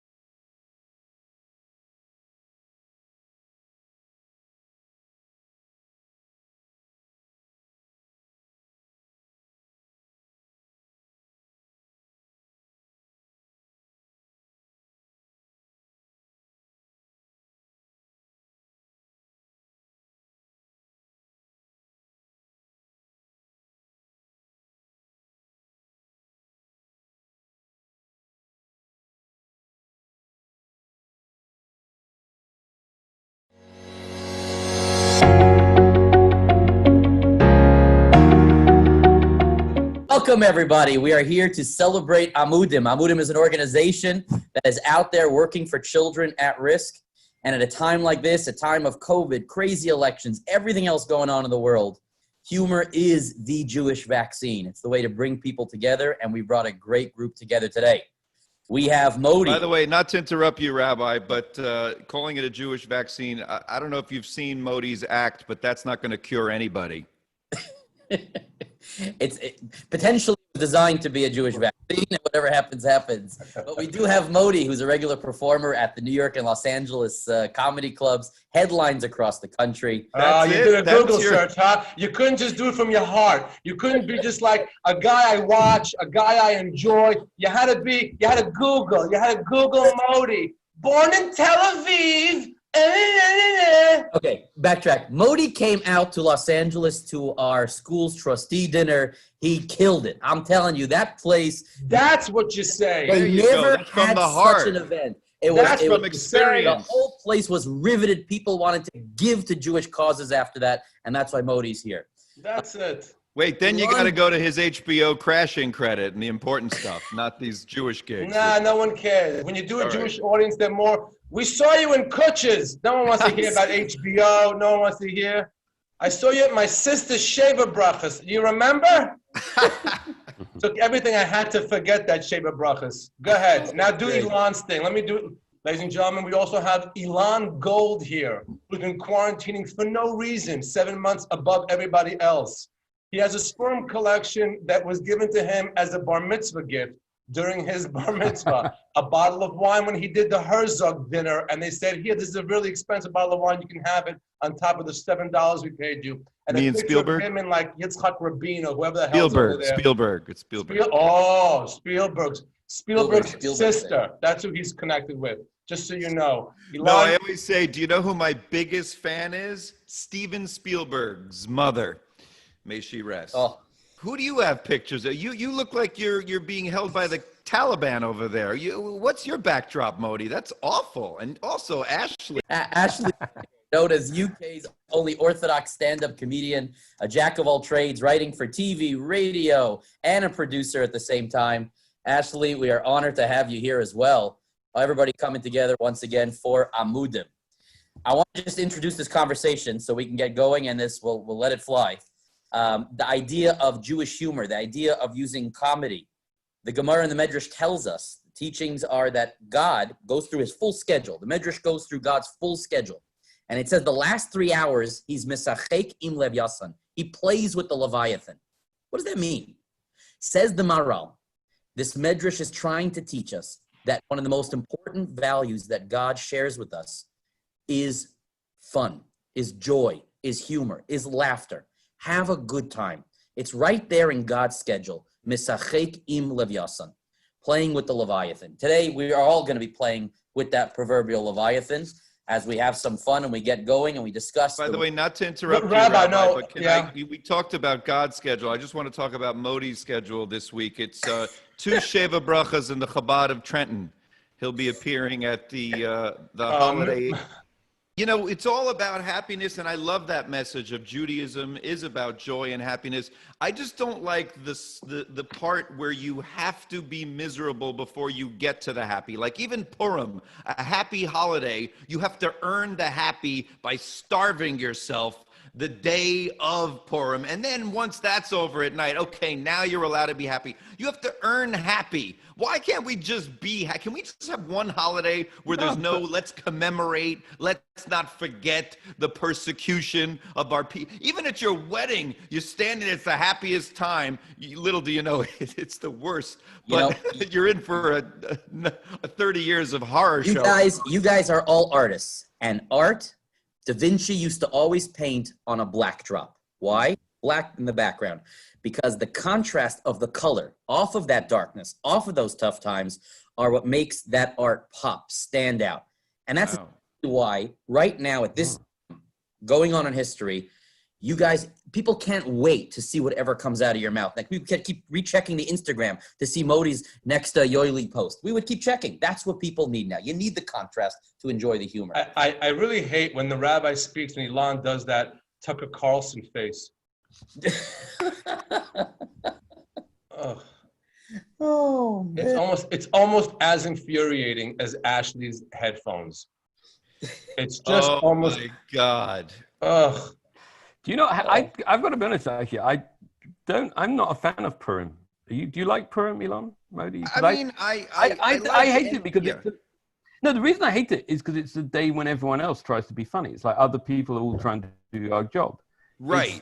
it's like everyone has to now get up and do a terrible Purim spiel in shul and stuff. Right. It's not like you don't have a day of the year when everyone like mends their own car or something. You don't take the money away from the mechanic. Let the professionals do it, and you watch. That's enough. That's thank God I'm on this podcast. I mean, you're right, Ashley. We have enough competition on this Zoom, let alone, everyone in shul trying to compete with us. Hey, I didn't need it. The first theme that I want to share with you, as far as a major topic of Jewish humor, is the role of family. The Gemara tells us that the mitzvah of kibbud av v'em, which Dama ben Nasina, who was not Jewish, excelled at, and maybe why it's telling us he excelled at it is telling you it's so difficult to do. It's such a difficult mitzvah to honor your parents, to honor your family, to be good to your older siblings. And that's why families and the nature of the Jewish family became such fodder for Jewish humor. I mean, are you kidding? Take my wife, please, is the most famous line. It's a mother-in-law jokes. It's just the heart of the whole thing. Of course it is. Goyim, they don't worry that much about their parents. They don't even talk to them that often. They speak to them once. It's of course this is a big generalization here. Generalizing, right? Yeah. But we are constantly. Do you understand that Elon's mom moved into his bedroom March 15th and left? When did she leave? July 19th. 2021. Right. You understand? What other person would have let that happen? Only Elon let his family in the house, and they made the best of it. They made the best of it. He had his show, and they were a part of the show, and it's a Heimische thing. Ashley's now in his bathroom. His bathroom? What is that?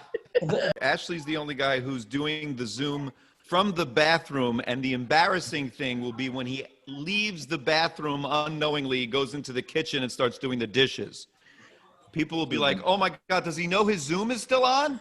So we talk about Jewish chachma is also intelligence, is also another major theme of comedy. The Gemara Nida has Rav Yirmiyah talking to Rav Zera about random questions about what a fetus looks like. And one of them, he says, look like a seahorse.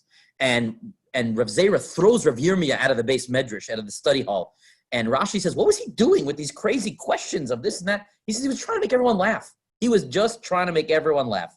And the notion of using crazy questions, and the Talmud itself, sometimes using questions that we would never think of, that itself seems to me to be a theme that I know you guys cover a lot, of Jewish intelligence or Jewish assumed intelligence. First of all, I love that Devar Torah, and I love that you drop a Devar Torah with every question. This is so nice.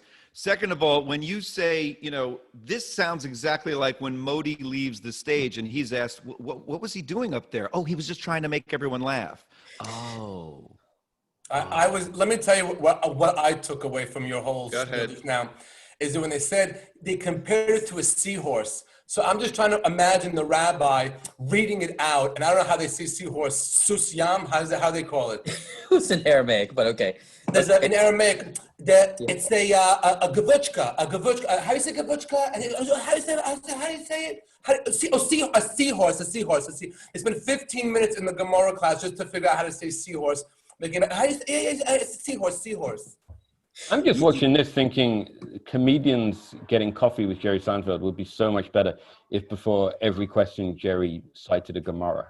I think it's so much better if he just said, so Ricky Gervais, it says in Tanis, Daf Kuf on the base, I'm just learning a lot. This is great. I don't feel I have to go to my Daf Yomi this evening because I feel like I'm getting enough Torah here. I don't have to learn for a week. I'm pumped. But the question is, why was he thrown out of the study hall? If at the end of the day, he was cheering everybody up and bringing laughter, why did they throw him out? Are they assuming that we're not supposed to laugh? It reminds me of Jackie Mason's line when a Jewish husband asked their wife, do we laugh now? Are we allowed to laugh now? Can we laugh? Or permission to laugh? Or feeling guilty? And all these... Jewish audiences, I'm sure Elon and Modi will surely agree with me. They are the hardest audiences in the world, Jewish audiences. I find the more religious they are, the less they laugh. That's my experience. In fact, I actually just did a tour with a Muslim guy. We did a double act together. I know you, Elon and Modi, do a double act. I do a double act with a Muslim guy. And we played to like the very Orthodox Jews and the very Orthodox Muslims. They don't, and we've found the more religious they are, the less they laugh. I'll show you how they laugh. I'll show you how they laugh. When you do a show for super Orthodox, I'm talking about black hats, the whole thing. The proper. When they laugh, they do this. Yeah, because no one, you know why? No one wants to be out loud laugh. Yeah, you want to save up your enjoyment for the world to come. That's what it's We're about. talking about this. Whenever you do a Chabad show, I don't know what it is, but Chabad women are super tznius. They will never laugh out loud. There's something about Chabad women. If you ever do a show at Chabad house, the wife is in the back, even though she's cracking up, she's in the back, like completely covering her mouth like this. Whereas the others are, I guess it's not very tznius to just laugh out loud like a behemoth. But about a year ago, I did a show. A friend of mine was in the audience. This is totally true. And he was in the audience, and he said he was sat next to this guy, this very, very frum guy, the big beard, the hat, everything. And he didn't laugh at all. But after every single joke, he leaned over to his wife and went, that was a good line. I like that line. That was a very good line. So that's what he did. That's how he verbalized it. He enjoyed it, at least. I've always said that, like, Jewish audiences, just in general, and you're right, the more religious they are, it seems like laughter, like Modi was saying, is improper. It's not beneath them, but especially in a, let's say, a base midrash where people are learning levity and laughter and jokes. There's no place for that there. So that's what I think they were thinking in that situation. But all Jewish audiences, they're so different. I'll never forget doing a week of Jewish shows. And then, like, on a Sunday night, I just did it was a benefit, and it was all non-Jews. And my first joke, it just went boom. And I went, oh, that's how regular folk laugh. They actually just let it go, and they just boom. Jewish audiences, I've always said, this is how they laugh. They laugh, but it's always a short, quick, reserved laugh followed by thinking and planning. It's always like, he'd be good for a fundraiser we're having next month. So they're already on to the next event. They're planning. They're not just sitting back and enjoying. They can't. They're also thinking, I could have done it better. That's I think true. All Jews think they can do anything better themselves. Yeah, right. It reminds them of a joke. It reminds them of a joke, and and they feel like they have to tell it right then and there. Yeah, right then and there to tell them that joke. That's why I want to. I only want to play theaters. I don't really like doing the shuls, because in a theater you have a backstage, you have a dressing room, and I can hide in there until everyone's gone home. If you do a show at a shul or what have you, you immediately have a line of people trying to tell you their joke. Here's one for next time. Sometimes they hide you in the rabbi's study, which is always interesting. Yes. I love that. I go through all his things. I write on his calendar. Is that when you stole those stories? His calendar. We know we have a whole section of the Talmud and of the Shulchan Aruch, Choshen Mishpat, Bava Basra. We have Svarim called Pischei Choshen, all dedicated to business ethics. And the reason we have so much literature on business ethics is it's hard. And certainly for Jews throughout history who have been locked out of so many different professions and told what they can and cannot do, the idea of staying yashar, of staying straight, of staying on the up and up in terms of business dealings was of utmost importance. And I do find that there's a whole range of Jewish jokes, whether what career or what profession the Jew is in, or whether you're talking about, in terms of insurance and taking down the building and collecting the insurance. There's a whole line of jokes just like that. Jokes around business ethics and Jews are a huge topic and often very sensitive, because often the crowds you guys speak to, we have people there who are a bit in trouble. That's a good point. First of all, while you're bringing up business, Modi, are we getting paid for this? No, we have for this. Okay. I wondered that. I was wondering that as I said this. We're not getting paid. But the whole thing you got to at the end, so you're saying we do shows for people with the businesses? What was your? No, the jokes regarding business. For example, Modi, one of my favorite jokes of yours, of the three that I like, is the one about you driving in a cab with the building. Oh, I always do like this. This is the biggest one ever. When I do a show, for like somebody that a big company that owns nursing homes, like lots of nursing homes, crazy money. And so you have like a few tables of non-Jews. You have like the ones that are the social workers, the ones that order all the stuff and that run the whole place. And then happens to be the guy who owns it, has a few tables, and his daughter got married 4 days ago. So it's also a sheva bracha. So I'm performing at a tax deduction. This whole thing is one big tax deduction. And it literally just happened a few months ago, right? On a boat, I did a show for one of these companies. And I'm like, I realized, no. And then they go in the corner, they do the sheva brachas. The non-Jews have no idea what's going on. They just think that's what they do after they eat. And that's, yeah. Did you whiten your teeth, Modi? What? Did you whiten your teeth? They're white. They're very white. I bleached the hell out of them. Oh my God. Yeah. I love when you say that people knock the curtain on LL. You know, I love that. That one gets me every time. Knock the curtain?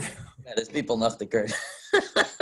Because the crowds you're saying that to usually don't know that there are people knock the curtain. I just can't believe of all the things on Modi's face, his teeth is what he fixed. Oh, he's going there. Oh, yeah. I have these glasses right here, and these glasses, I put them on, and if I put these on, it looks like the nose came with the glasses. that I couldn't fix. And you said, in the Gemara, they say comedy is chachma, right? It's like a chachma, but what is chachma? It's the koyach of ma, right? Am I right or wrong? Yeah, you're right. Koach ma, it's chachma. Yeah. Koach ma, it's the power of like what? Oh wow, I didn't realize that. Well, there are that, Elon. There are we're going to be filming this plays live in a few weeks, but by that point you missed last week's parsha where you had 4 laughters. You had Sarah laughing that she's going to have a kid. You had Yishmael Mitzachek, he was laughing and playing around. You have all these different laughters, and I thought to me it ties into how you define what laughter is. Some people say laughter is a feeling of superiority when you make someone feel low, and that to me seems like is not what we do or not what we believe is correct. But sometimes laughter is about, you didn't expect that. You were going one way and juxtaposition, right? That's another type of comedy. You're going to go one way and you went the other. And there's a third type of laughter, which is where you relieve tension. You're building up a stress. Where's he going? Where's he going with this? And then, you relieve the tension, right? That third one. And then the fourth, they say, is where you didn't realize that all along there was a direction here. There was a Penn and Teller. Penn and Teller destroy their whole trick the whole time. They're destroying it. What are they doing? And then you see the whole time they had you. And there's different formats of laughter. And I guess when the Torah says it's usur, it's forbidden to fill your mouth with laughter, it's the kind that hurts people. But the guys that you quoted, Modi Brilliant quoted the Gemara in Tanis 22a, of the guys laughing in the marketplace, the comedians, they're the ones who build people up. And that, I think, might be some distinction of how you guys use comedy and when it's okay and when you cross the line and when you don't cross the line. Wow, I'm just blown away by that dissertation on how many books does this guy comedy. know? All those. Stop! I'm just setting you up, hoping Yami's going to cut this down. We just want to listen to you. No one watching this right now wants to hear from any of the comedians on this. They're watching it for they love one Rabbi, reason. and they're all dying to know: is that Ashley's real wallpaper, or are you in your grandmother's house? This is real wallpaper. This is real wallpaper, and you know what? This is. I'm actually sitting in my. Wait, let me spotlight the video. Oh, I can't spotlight. They're in control. I could just pin. No, so I'm actually sitting in my sukkah. If I hold my laptop up here, you'll actually see this is my sukkah. So my gosh, he's in his sukkah. So this is in my sukkah. There's it's on pulleys. And the schach sits up there and opens up. So let me show you. I'm sitting in my underwear. Chas v'chometz. Rabbi Einhorn is one of those rabbis that, like, some guy who no, he's a really good rabbi. He gets it. He's a really good rabbi. You should go to his class. He's a really cool rabbi. He gets it. He's very modern. He's very cool. Modern, but even though he gets it. He's really cool. He doesn't care if you like it. He's one of those rabbis. You're that rabbi. He's so good. That rabbi. Good. That rabbi. If you would just take the bottom of the tie and push it down, I did it. The thing would close a little bit. It looks so much sharper, but we left that alone. Your Tiger King thing was so good, Modi. It was so good. Thank you. I want to take a moment to talk to you about an organization called Amudim. If you haven't heard about them, it's not because you haven't benefited from them. In all likelihood, you or someone close to you has greatly benefited from Amudim.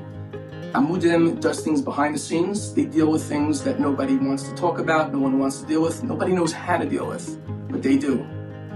At You in the City, our brand is Kiddush Hashem, and we believe that it's an incredible Kiddush Hashem to talk about the problems in our community and face them, and that's exactly what Amudim does. They're personally helping our organization and helping Jews all over the world. We all know we're living in unprecedented times. Unprecedented times calls for unprecedented action. Through thick and thin, through the highs and the lows of life, certain organizations really step forward and are there for everyone. Amudim has established itself as one of those organizations. We had this ad campaign that said, when Klal Yisrael needs something, they call Aguda. But when Aguda needs something, I'll tell you, we call Amudim. Please, as they step forward, we must step forward too. Reach deep down and help support Amudim as they continue their incredible, tireless, really below the radar work. Amudim is there for us. Let's be there for them. Thanks.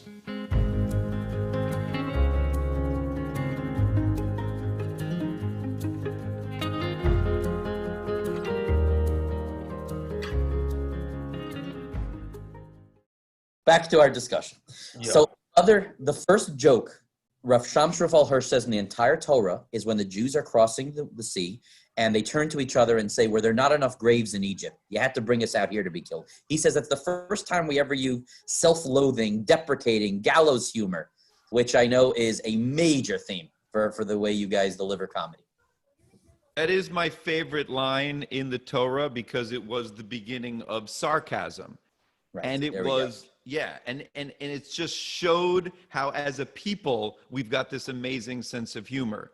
And it's also like the Torah is so filled. Modi and I have talked about this because I call myself the professional complainer because I realized one day the comedians are just complaining about everything. Their wives, their family, politics, religion.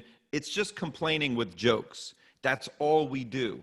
And in the Torah, the Jewish people, in every chapter, they're complaining about something else and literally complaining with sarcasm and humor of like, oh, you took us out of, so we could die here.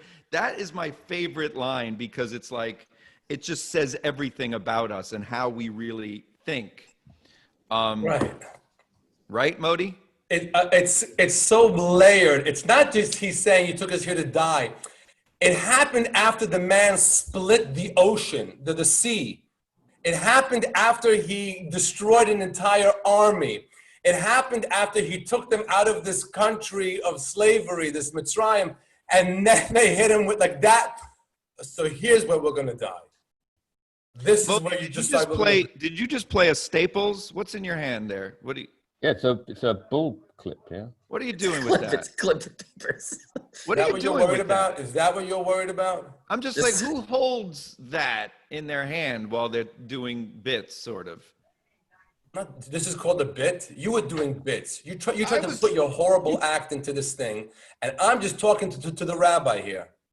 I haven't done my act. If you want me to do my act, I will. So what I say is that as I say, comedians complain. So comedians are known to be the complainers, right? And we love to complain. That's why we love so many Jewish comedians. So many Jews are comedians. It's the best job to get paid to complain. Worst job is a therapist because people complain to you and you can't sit there and be like, oh, you think you have problems? Listen to this. You know what I mean? The worst job is to have people one after the other come into your office and complain about their stupid lives. Comedians are the opposite. We are flown all over the world to complain about our lives. So that's why there's so many Jewish comedians. Well, but I think you guys help. Be here all week. Please try the veal. I think you guys really, are making fun or having a good time, but you guys do a great service of helping us relieve the tension of all of our lives collectively. And these jokes, they're only funny because they all resonate, and the truth of them all resonate with everything that we are dealing with. Does anybody here, do imitations? Do we do that? Is that still a thing, Ashley? Yes, Elon does that stuff. Impressions. I don't want to say that I'm, please, now, why couldn't you wait till I logged off? Now I got to watch this. This is the worst. You want to hear, speaking of imitation, so this is one of my new favorite bits. It's called Religious Rodney. and if Rodney Dangerfield was an Orthodox Jewish comedian. Are you ready? Oh, I'll tell you, it was rough, growing up, it was tough in my neighborhood, the shul, we couldn't afford a mechitza. The men, we would just close our right eye. I'll tell you, it was tough, and the holidays were tough too, And I'll tell you, I remember a lot of people went off to a Pesach program. In my neighborhood, we had a Pesach pogrom. That's amazing. Oh yeah, are you kidding? One year the bank foreclosed on my sukkah. Imitating is a question. The question is whether or not, the great Purim spiel, was that allowed or not? Can you mock the Rebbe? And in some institutions, that was seen as the gold standard. Mocking the Rebbe on Purim is, for sure, it's a mitzvah. It's so interesting you say that, because I decided to definitely pursue comedy as a career in Yeshiva University High School at the Purim spiel, when I did a thing about this great Rabbi Cohen, who used to do all the interviews of people who would come in where you had to learn Gemara, and that was your... I know him. I'd love to see it. Yeah. Rabbi Al Cohen? Yes. Oh, yes. Okay. We'll do it offline afterwards. Yeah, offline, because it'll be considered making fun, but it was a tribute. And you were allowed to do that on Purim. And I'll never forget, writing this sketch and then performing it in front of the entire school. It was like a few hundred kids. And it just went so well. And I went, this is the best thing I've ever done in my 15 years of life. I want to keep doing this, even if it means, making fun of people. Did Ashley freeze again? I'm just working your double act. I'm enjoying myself.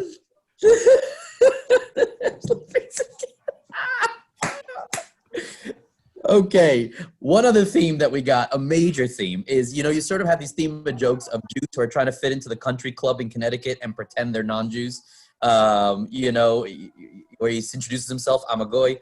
The idea of assimilation, of us blending in, so no one notices us. Shashtil, Jews thinking they're blending in when they, wear the fanny pack and the hat. That whole image and that whole persona, I think, is sort of a Jewish will to be part of the world. That on one hand, we're told, to be an or lagoyim, a light to the nations. Hein am levadod yishkan, you shall dwell alone. But nobody wants to be alone. We sometimes wonder, why do we want that role? Don't we want to be part of everybody else? And we just can't get there. It's like God reminds us it's not going to work. Love to hear something on that. Let Ashley take this one, Modi. Go ahead, Ashley. 1 minute. Go ahead, Ashley. This is yours. Honestly, I really enjoyed. We were talking before about not enjoying performing for Orthodox Jews who like complaining, what have you. I love performing for non-Jews. That's what I like doing. But I like being, you talk about being a light to the nation. I don't have a light to the nation, but I just want to perform for non-Jewish audiences. Like sometimes you perform. Do you ever find, like, Elon, sometimes you stand up and it's like you've got like a whole room of Jews, and it's like you're a Jew telling a room of Jews what it's like to be a Jew. And there's something really special about actually telling a room of non-Jews what it's like to be a Jew. And that's actually that's what I do, and that's what I'm interested in. That's genuinely you're right. Two takeaways from that. One, that Ashley referred to me, Modi, because he knows I'm actually a real comedian that performs everywhere, not just at Sheva Brachas.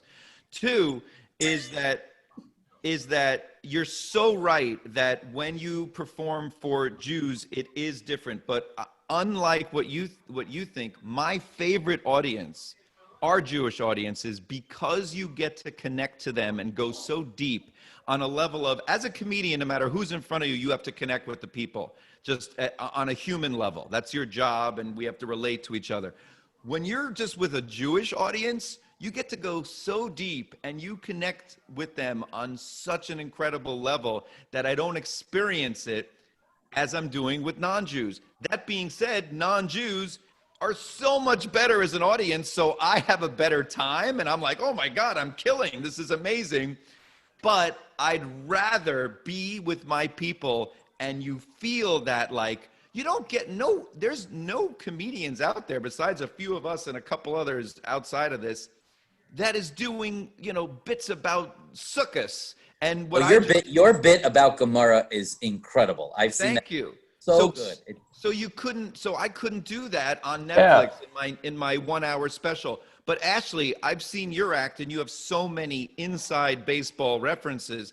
how would you do that in front of non-Jews, or do you just skip that? Oh, I have no. So the ideal material is the stuff that does both. My last off-Broadway show was called Goy Friendly because I wanted to do a show that could have Jews and be Goy Friendly. That was the whole point. And the title came from my producer of my BBC show. Always says to me, "Oh, this bit's not Goy friendly." He's not Jewish, and he'd say, "This bit, can you make it more Goy friendly?" And yeah, it's frustrating when there's that lines that you kind of want to just, you know, like a great, like I don't know, like your the brilliant Christmas tree routine's got bits that would just, unless you've learned Gemara, it's gonna go over your head. Even though I'm sure there are non-Jews that like it as well, but like the real inside stuff.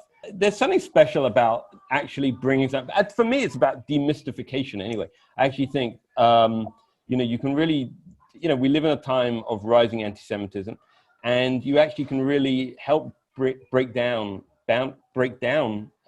misunderstanding by actually, demystifying what we do. People know so little about Judaism. It's incredible how little people know. People have said to me before, "What, you believe in God?" They know nothing. You're so right, and the whole demystifying thing is so right. I love to take stereotypes and just poke holes in them. And you know, when I was on the James Corden show, Modi, that's a late night talk show that comedians do when. It did a lot for your career. You're doing J and F this week.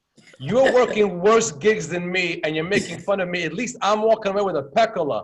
You're sitting there waiting for them to transfer $12 to you, and you send them back $4 for the tax deduction. Who are you kidding with your horrible gigs? Continue. You and Ashley, go ahead. We were going here, and both of you sank us right into the demystification. Give us some more demystification. I'm not doing comedy for free. I'm sorry. I'm doing Modi. You can give it away for free. I'm not. I'm gonna sit here and I'm just gonna tell you dry. Anything that comes out of my mouth is comedy. Don't you understand that? I'm gonna do a whole bit here about Rodney Dangerfield with a broken eye. Anything I do is anything that comes out of my mouth is comedy. Oh, now we can continue. By the way, Modi, Ashley had an off-Broadway show. I know your next show is, what is it? Off Delancey. What is it? It's off, I went off nowhere. Essex?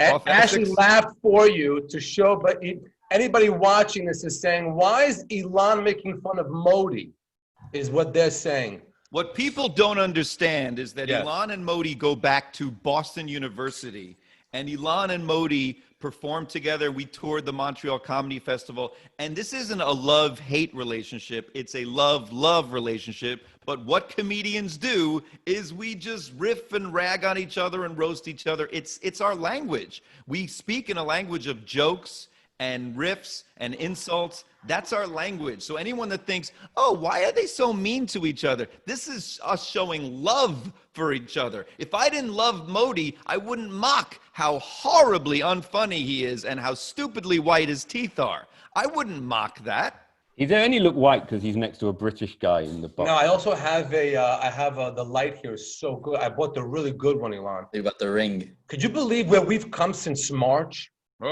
Oh my God.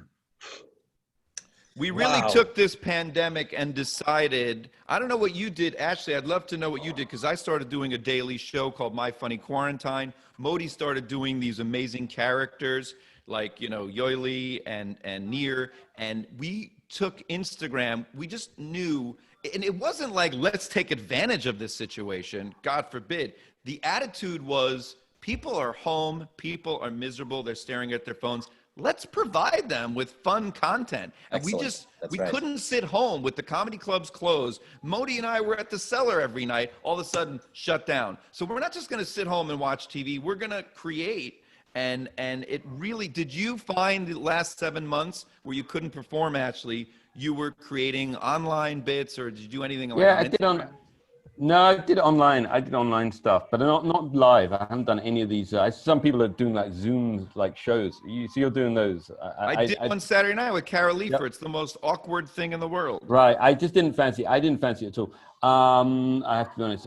I'll pre-record. I've done some pre-recorded stuff, but I've actually got the truth is genuinely to dull answer is I have a new BBC series and I've got to write that. So I'm trying to write that and not do all that, because I just think, you know what, The funny thing is, again, I'm not. I'm quite happy to. I did the stuff without an audience, like the pre-recorded, and the show I was going to make was going to be an audience show. So, like my first series was an audience show in a studio in front of an audience. I actually love performing without an audience so much. I said to them, "I'm going to do this non-audience." So I'm now doing a non-audience show. It's actually changed how I want. Volumes. Yeah, I know. I like it. Why do you want to have an audience? Volumes. Modi, that's what happens when you believe in your material. Yeah, I don't need an audience to tell me whether. Just to sit there in a room and hear your own voice. I would jump on a knife right after. That's the worst. Did you hear what he just said? He said, I enjoy doing comedy so much more without an audience. Talking to myself. Definitely. I hope someone gets that as a clip and do that as the advertisement for Amudim.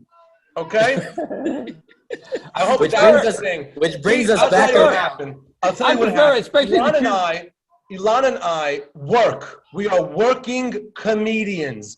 We are schlepping between one place to the next, and we are working. So who the hell has time to go, hi, I'm having dinner at this place and doing the stupid stuff? Then this thing comes on. Then we have the pandemic. We're locked in the house.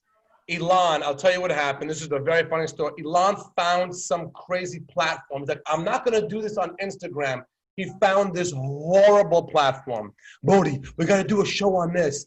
It was, I can't explain to you what this platform is really used for because we are on a kosher show. I don't want to mention what it was. We have a very holy rabbi here and he doesn't Anyway, we switched platforms and went to Instagram. We went to Instagram and we started just doing this stuff. I just said, I'm putting a joke out every day. So when someone hears a joke, they tell it to somebody else and they tell them a joke. And instead of doing 12,000 died, 6,000 died, they're just telling jokes instead. Jokes, and then beautiful. the characters, and we're stuck at home. And then you start talking to your fans. And it was the best thing that ever happened. That's amazing. The best thing. We have they're so interactive and they're so great. And they let you know right away what they think. They don't hold it back at all, right away what they think. And it's amazing. And the non-Jews that follow us, that's the best. So whenever I do a yoili or one of those things, my fans are they forward to the next person. So you see some guy like Christian, O'Brien forwarding to his friend, goes, why is our landlord doing comedy on Instagram? That is amazing. That's great. That is amazing. That idea of using social capital to bring everyone together and to have them in the conversation of comedy is exactly what Amudim is doing on its own level, which is Amudim is this organization. I said children at risk, but it's about mental health. It's about helping people who have gone through abuse, neglect, and addiction and trying to give them the support they need. What's happening here in this room now are people who, whether they realize it or not day to day, are dedicated to lifting people up and making them feel good and having a great time and being able to be supported. So we thank you and we hope that you can support Amudim as well.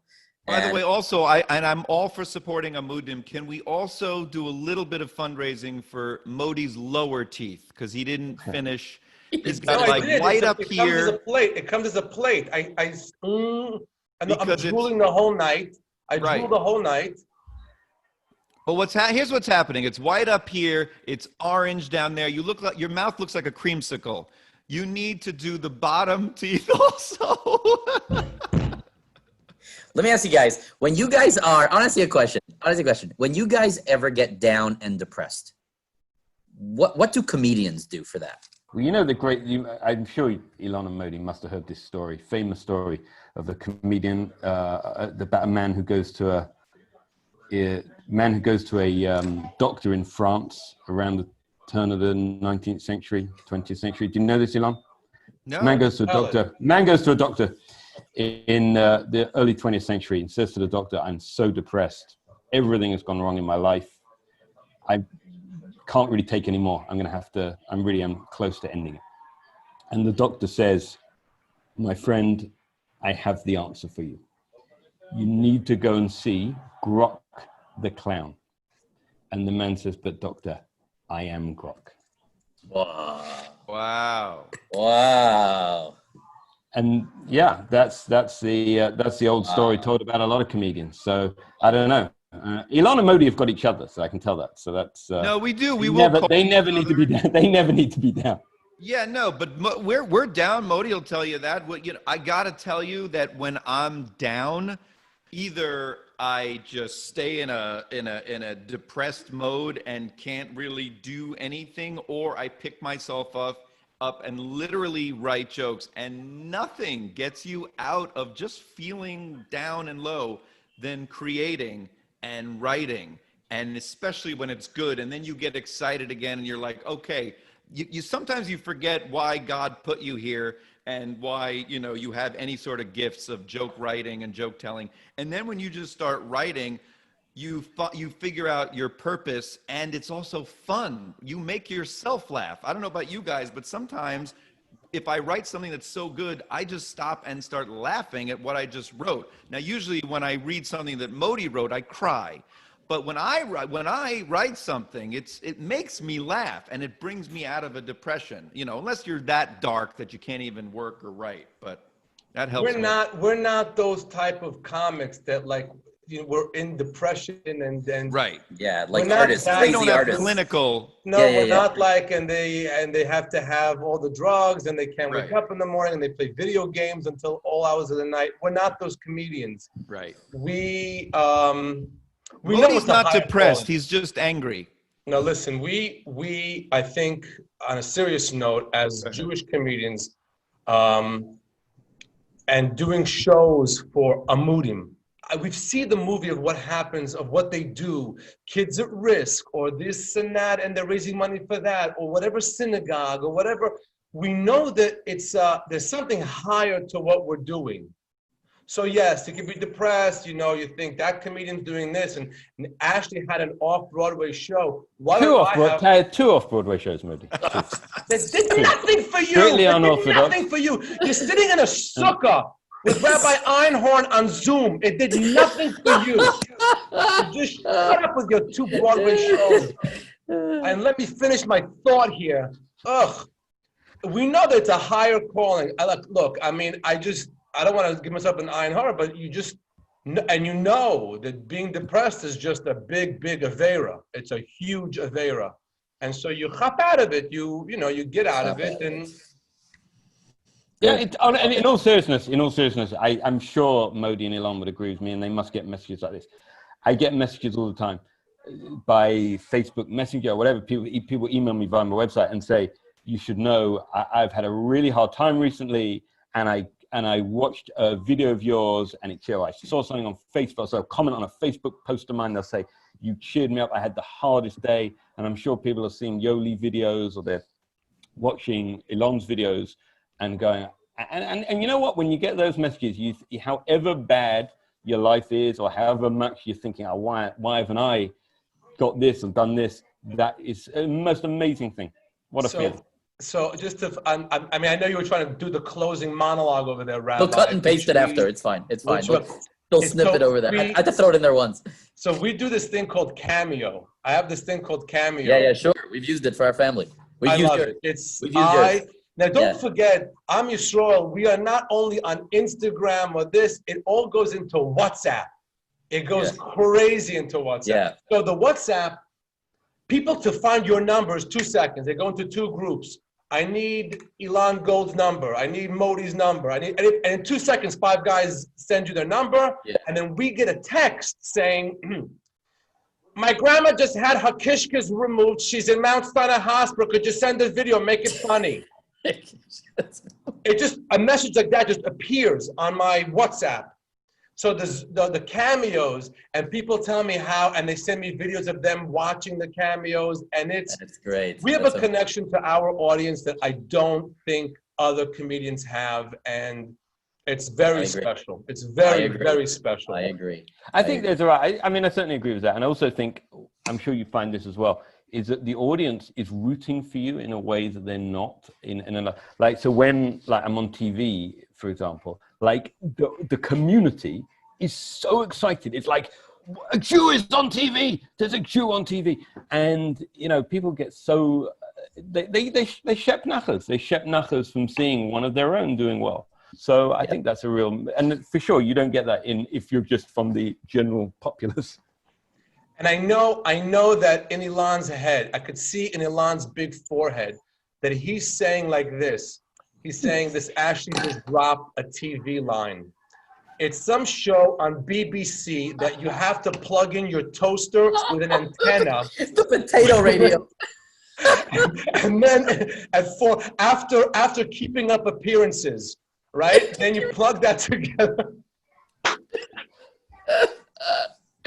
By the way, can I end with my impression of Modi? Please, let's close with that and let's go. Anyway, listen, the important thing about comedy is as follows. What are you holding in your hand the whole time with those? Whatever you want. He also has scissors. All right, guys. Thank you. This was a great time. Thank you, Rabbi. You're amazing. Thank you, Rabbi. You're great. You're absolutely guys. Great to finally do something with you, Ashley. Really pleasure to Yeah, meet you. nice to see you. Like Nice this. to meet you. Guys, You're take awesome, care, everybody. Ashley. Take care. guys. Modi, Bye. you stink.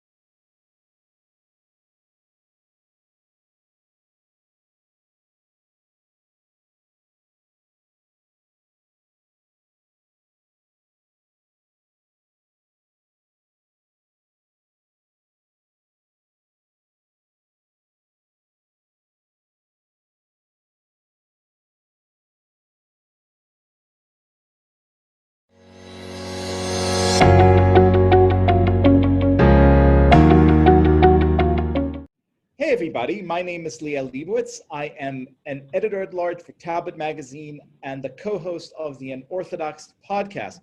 I am delighted to be here today for Amudim, which is an organization that does God's work, helping fight abuse and stigma and helping people who really need it the most.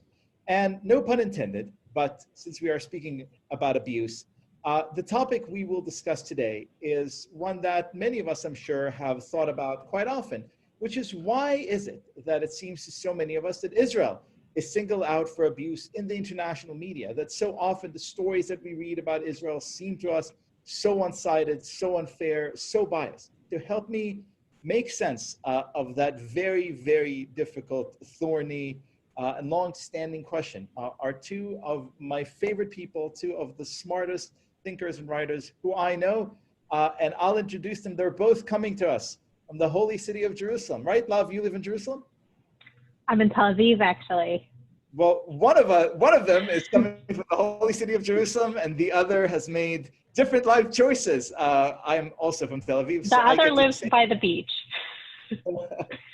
Our first guest is Lav Levine. Yeah, Livy is my married name. I write under Harkov, so yeah.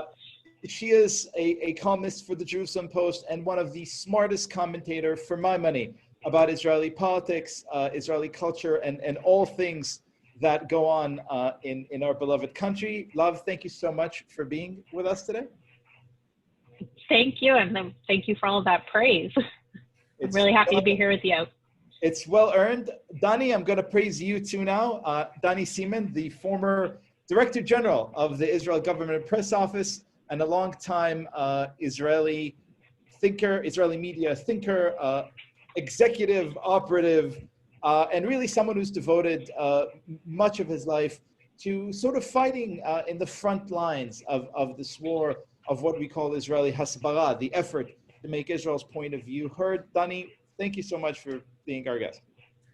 My pleasure. Anytime you ask for anything, I'm there. I am delighted to hear. I hope that is still the case even after we're done talking today, because I want to start off by saddling both of you with a sort of a patently, ridiculously unfair question, which is to have both of you really take a little bit of time and help kind of orient us. It seems to many of us on this call, certainly to me, even as I'm someone who's followed this story, semi-professionally for a few decades, that there really is something uncanny going on, that there really is a kind of strong tendency in the American media and international media in general to really go out of one's way to tell Israel's story as unfairly, as inaccurately, as grossly, unjust as is humanly possible. And I wonder, first of all, if it's just me and my feverish imagination, and if not, if you could work towards some kind of attempt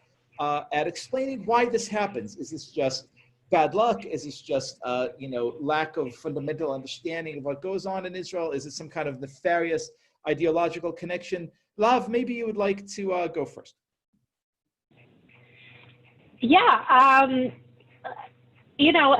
think that you've picked up on something that a lot of people have noticed, and certainly as someone who sort of works in the media environment in Israel, I write for an Israeli publication, but I write in English, and so I often get to meet a lot of the sort of foreign correspondents coming into Israel, and without naming names, it's clear that many of them come in with certain biases.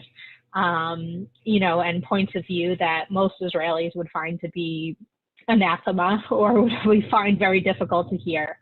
In some ways, I think it reflects trends in media more broadly, and in some ways, I think it's a specific Israeli or a specific issue in Israel. Right? Broadly, media is sort of a profession that a lot of liberals are drawn to for whatever reason. And the mainstream media in, most of the West is liberal. And so, as the left sort of worldwide gets further and further away from Israel and more hostile to Israel, then that's sort of reflected in the people who are in the media.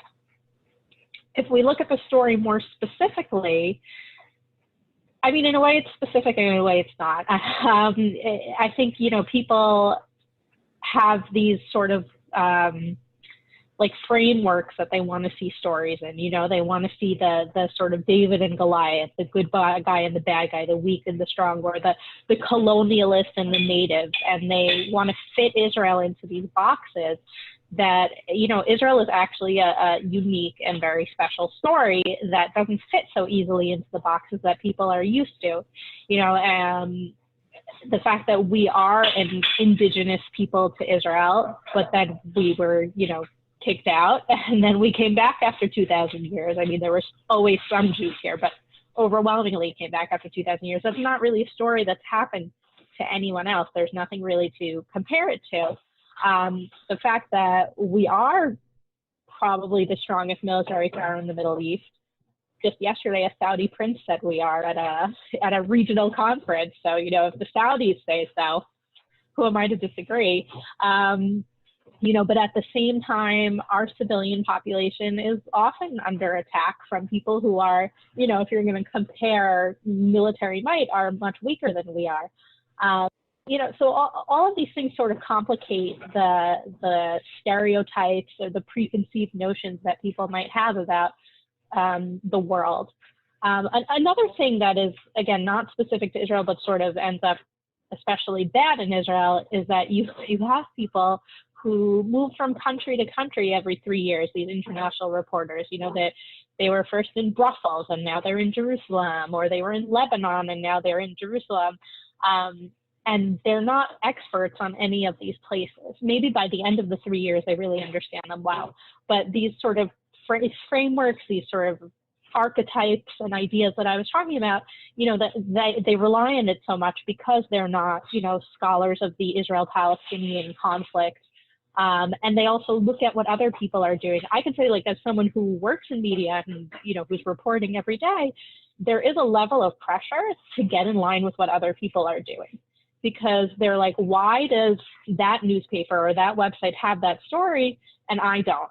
You know, and I think I try very hard not to give into that pressure, in the sense of, you know, I want to verify things. I want to see if I have sort of an added value I can bring to a story before publishing it. But I think generally, I think everybody feels that pressure. And there's almost like a peer pressure, because not all, but a lot of the foreign correspondents, they're all friends. They all meet in the same places, maybe not during coronavirus, but in general. And they're all looking to each other, and their work is modeled on each other's work. So all of these sort of different factors come together to create a situation that's not great for, you know, international news coverage of Israel. Thank you, Lav. Danny, I want to hear from you, but I sort of want want you to start by addressing some of the things Lav said. Lav said that in her experience, you know, foreign correspondents come to Israel almost with this preconceived notion sort of baked in, ready to serve this kind of narrative. You were really very much on the front lines as a director of the government press office, often the first point of contact for these journalists, someone who really got to see virtually all of them up close and personal, got to see their reporting, and as someone who also doesn't hold back, got to critique the reporting in a way that some found very prickly. Tell us, I'd like you to start by addressing this notion. Do people really come with preconceived notions, and then kind of tell us what it is that happens if and when they do? Of course they do, because everybody has preconceived notions. I want to put this a bit in perspective. I've been dealing with the foreign media professionally way back till 1983, when I began working in the Israeli consulate in New York. I came back to Israel after living in New York for a few years and began working with the government press office, and climbed up the ropes and I had contact with the older generation, and then the generation that were there during my period. And there's a whole new generation today. And you can see a change over the years in basically the profession. I would call it the professional standards, or the adherence, for objective reasons and for subjective reasons. I would say the objective reasons were quite simply the change in the way media was being done over the years. If back in the 60s, 70s, and perhaps the late 80s, you had a 24-hour news cycle in which you could prepare and as Lav mentioned, check and verify things. you ran into very quickly this 24-hour news cycle, this immediate news cycle where you had to report and constantly report, and you didn't have time to verify, which journalists should do, and there should be no excuse. But when you're constantly, and again, Lav referred to this, when you're referring to what the 24-hour news, the media that exists at this time, it wasn't you published a newspaper or you had your news at 8 o'clock in the evening or 7 o'clock in the evening when it was in the States. There's constant reporting and immediate, and you have to constantly address the news that is coming out, and there's not always time for that. So you can say that that's objective reasons. The subjective reasons was when people started putting in their own personal opinions, and they stopped being these objective journalists and becoming more subjective and bringing in their political views into this. You're aware of this, Liel, that I have the book that's in waiting, and for me, the COVID-19 came in at a bad time because now everything's delayed. But the name for this book, which I detail the history of the coverage of the state of Israel, I call it the cradle of fake news, because everything we're experiencing today with the fake news phenomena, it all started here. And that it basically occurred with the breakdown of professional standards of journalists. Again, there may be objective reasons for it, but I think most of it and much of it is subjective reasons. Now, Israel, over the years, its position in the international press changed. Back in the 1940s, 50s, we were sort of like the darling of the world. This was the post-Holocaust, of course. We were a young country. Hollywood was very supportive of Israel. We were portrayed in a very positive light. People liked what was happening here. Americans identified with the pioneer spirit of the state of Israel. We were sort of the underdog in many cases. And again, Lav referred to the fact of the David versus Goliath. They could put us neatly into this David character, which drew sympathy from the media. In 1967, a lot of things changed, unfortunately for the media. Fortunately for Israel, we didn't become Goliath, we became the David that stood up and defended itself. And these parameters have not changed. That's what people seem to forget. Israel is still a small country surrounded by over 1 billion Muslims who had been, up until recent years, I'm not talking 25 years now, mind you, I'm talking about just what happened in the recent year alone. If there's one positive thing that has happened in 2020 is the fact that Arabs suddenly realized that Israel is no longer their enemy. It's a shame that Europe and the UN and other countries aren't understanding this major shift that has occurred. And they're going on with the same story of the past, which is now defunct, basically. And here you have a new Middle East emerging. And so Israel became this sort of, in the eyes, because we were able to defend ourselves and because we were able to protect ourselves. Then you had the 73 war, and then you had a change in Israel itself. Israel shifted from being a one-party country, the Labor Party and the Socialists. We became basically two parties when you had the Likud taking over. And there was, those who were critical of Israel also had the ability and the legitimacy to criticize Israel from internal criticism happening.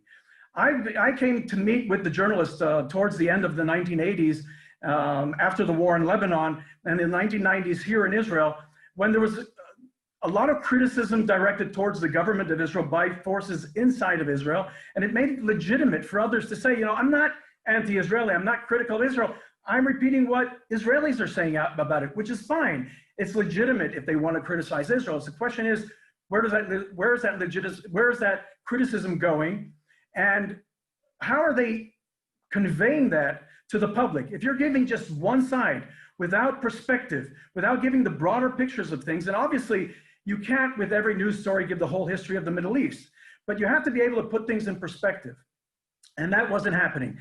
To make a very long story short, in the past decade, things have changed. Israel stopped being the center of the story in the Middle East. Other things suddenly happened because it all seemed to be an Arab-Israeli conflict, or then it became the Israeli-Palestinian conflict, which put Israel as, or was no longer the underdog in this scenario, and the underdog were the Palestinians.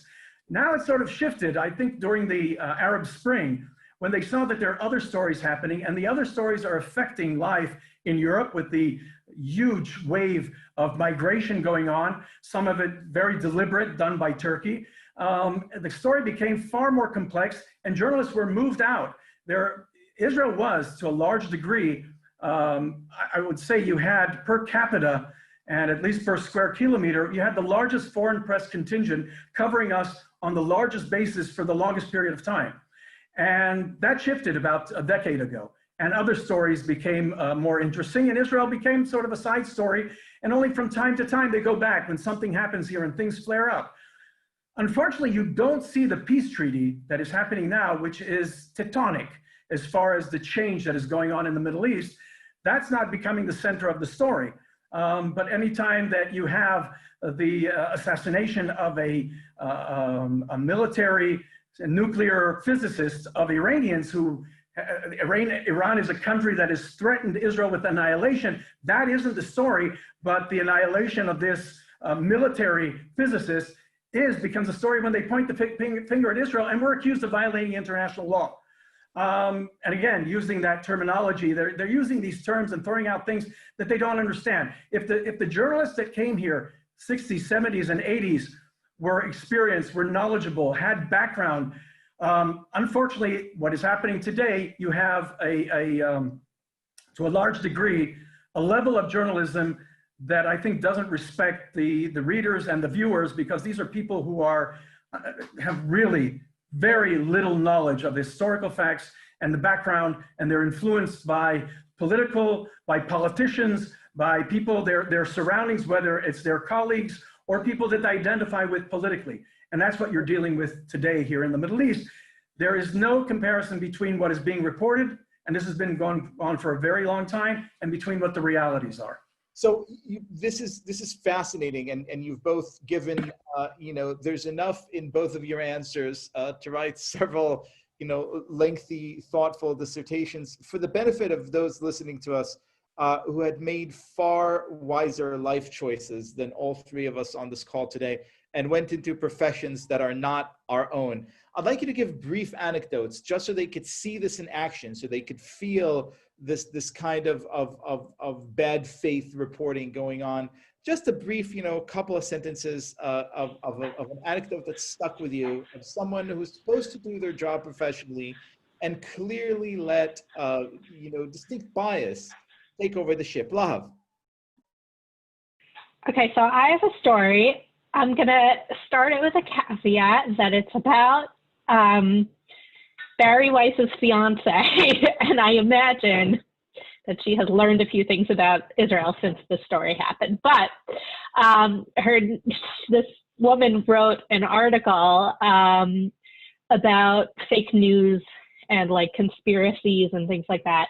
And she opened her article with there being a right-wing conspiracy theory that the Palestinian Authority pays terrorists a monthly salary, and that they paid $400 million to terrorists the previous year, but that this is fake news and a conspiracy theory. Now, I had been reporting very extensively on the efforts in the Knesset to pass a law where Israel would freeze certain funds that it transfers to the Palestinian Authority equal to the amount of money that they had been paying terrorists each year. So I actually knew in a lot of detail and had seen documentation of this actual policy where they pay the family of terrorists who were killed while committing acts of terror, or the families of terrorists who are in prison. It's nicknamed Pay for Slay, so those of you who are not familiar, you can Google this. So I was a bit outraged and shocked to see that article. I started sort of in social media uproar about it. I'm not going to totally take credit, but I think that uproar sort of reverberated. The New York Times had to then correct it, and they admitted that their own reporting had mentioned this as a true policy and that it is not a fake news conspiracy. Now, I think something like this could happen because even if somebody doesn't have an anti-Israel bias, a lot of the mainstream press isn't reporting on, or at least isn't focusing on it, because the Times clearly did report on it, but it wasn't, top, page one news. And it just sounds so outlandish, right? That the supposed moderates of the Fatah and the Palestinian Authority would be paying terrorists, but didn't Abbas say that, he's given up on armed conflict against Israel or whatever? So I could see why someone would think that that's a crazy story, but on the other hand, they could have searched in the New York Times and found that it was true. So that was one of the crazier things. It's not really about a foreign correspondent in Israel, but a lot of times the things that come up in the media are not people who are experts in Israel. It could be somebody who's, an anecdote that's in a story about fake news and conspiracy theories. I will say, Lahav, and this goes to anyone watching us who is in dire need of some very, very, very hopeful news and something to really kind of glom onto. As someone who joined your campaign online in this specific case, I could report now, since the journalist in question, Nellie Bowles, has become since then one of my dearest friends, and I think is one of the finest working journalists, and also one of the most fair when it comes to reporting on these issues. There are happy endings. Sometimes you just reach out and the smart, thoughtful, courageous person at the other end of the line, instead of just digging down, says, you know what, I'm going to listen and open my heart and grow. And that is a testament to Nellie's greatness. But Danny, bring us back into the mud, please. Give us the worst of the worst. I don't think we have enough time for all the stories I can share with you. And I sometimes say, if the Israeli public knew a lot of what I had experienced with these journalists, they wouldn't be as patient as I was. And I was not patient at all, because it's just outrageous, the things that we dealt with. We're now marking the 20th anniversary of the Oslo War, the violence that erupted here in Israel following the Oslo Accords. They call it the Intifada. It's, again, the adaptation of watered down terms is one way of seeing the bias. That period of time, we saw the complete, there were so many instances in which, because the violence that erupted didn't fit in with the narrative that they had adopted, that peace is good and peace is happening because Israel and the Palestinians have signed a peace treaty. So the Palestinians, as Lav said, they said that they're the moderates. It's all relative. And if they're the moderates, and then the Israeli government headed by, at that time, Ariel Sharon, when he came to power, Ariel Sharon is an extremist. But our extremist is far more moderate than the moderate they have. Any extremist, it doesn't even come close. And yet people don't know this, but the need to fit in to sort of categories so people can understand the story is detrimental to the presentation of the facts here. So around that time we had horrible stories, but I think the biggest one is called the Aldura case, if you want to look it up.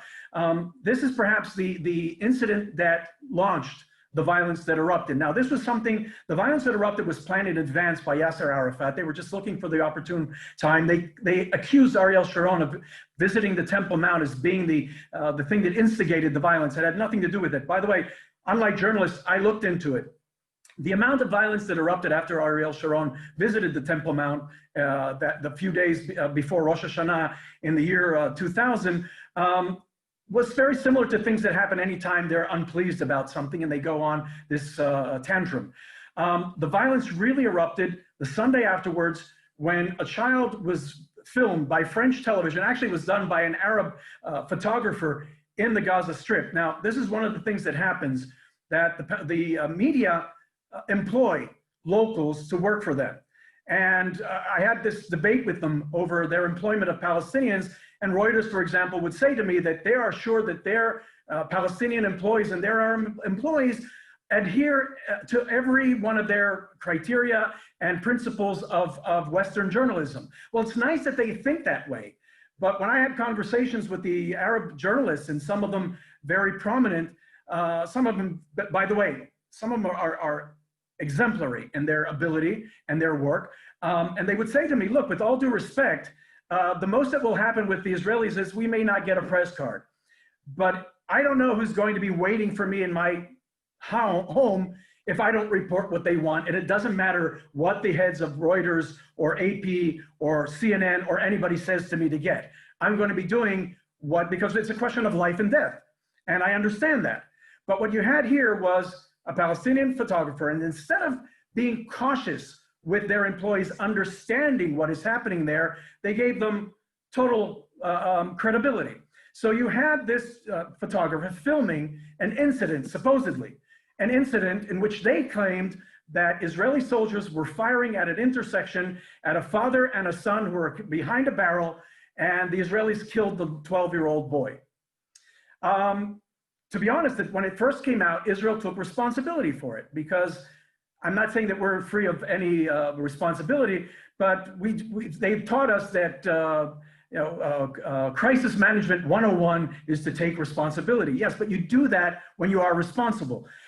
Here you had, one of the reasons we took responsibility was that the film was then, I say, pimped by the journalists of the foreign media. I give credit to CNN. Their correspondent here at the time refused to take it because he asked the right questions. And the questions were, where is this happening? Where do you see the Israeli shooting? Where do we see the boy killed? You don't see any of that. None of that is on tape. All of this is editorializing provided by a French journalist who took the footage and then tried to give it and gave it out to everybody from France Television, France 2. Charles Anderlin, and I use his name because there was a whole court case about this, and Charles Anderlin was not on location. At that day, he was in Ramallah and not even in Gaza. But he took this photographer at face value, and he then had been a reservist for the IDF spokesman unit and well respected by the commanders there because he trained them in media, in appearing before the media. And he said to them, listen, this is verified, this is true, don't try to denounce it, you're not going to look good.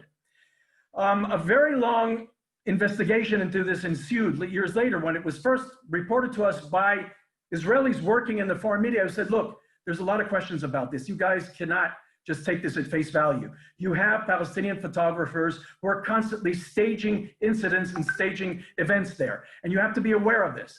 And then an investigation conducted into it brought up several things. I'm giving you, this took over 7 years, just so you know the problems that we have.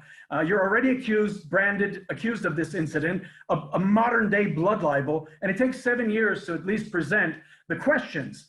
And the questions were, the Israelis could not fire from the position that they were accused of firing from in the direction of the intersection because they were under sniper fire in that position there, and they had to take refuge on the opposite side of the Israeli position. So there was not Israelis firing there.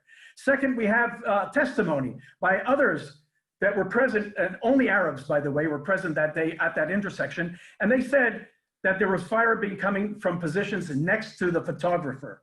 He was having people fire in the direction of the father. The father could walk away like other people had done.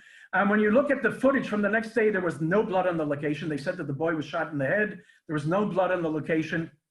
The father said that he was shot in the arm. Well, when he later, a few months later, showed the injuries, an Israeli doctor said that he had treated the father. These are not bullet wounds, but wounds from a machete that the father had suffered from Hamas a few years earlier, that the Israeli doctor treated in an Israeli hospital. So you had all this gathering of this information that proved that unfortunately, France 2 did not adhere to professional principles and released this information and accused Israel with this blood libel of the murder of a child. Now that is the most extreme case, but you go through this whole period of the Intifada and almost day after day. And the terrible thing is that the weight of false information and falsified accusations is nearly 100% against Israel. Very seldomly do you have an accusation or something that is brought up by Israel that is later found to be inaccurate or incorrect. And to be honest, I don't even remember such an incident. So when the media reports this, it's usually very one-sided, very much against Israel. And I say by sheer volume of negativity. And there have been investigations and polls conducted that about 90%, for example, of New York Times reports are negative against Israel, and the same is for other media organizations. But when you have this sheer volume of negativity against Israel, people most likely don't follow the news just by what they constantly hear and are barraged with. They tend to think that Israel is in the wrong in the general story. Right. So Lahab, before we move on, would you like to add something to this? Yeah, in 2014 in Operation Protective Edge, I was a Knesset reporter at the time, and I had to be sort of moved over to part of the war effort, so to speak, because there's not that much going on, not that much politics happen when you have these big military operations. And And I found the whole topic of international media coverage of this conflict to be interesting, and I wrote quite a bit about it. And I managed to interview someone who was a freelance journalist that Vice News had sent to Gaza to cover what was going on.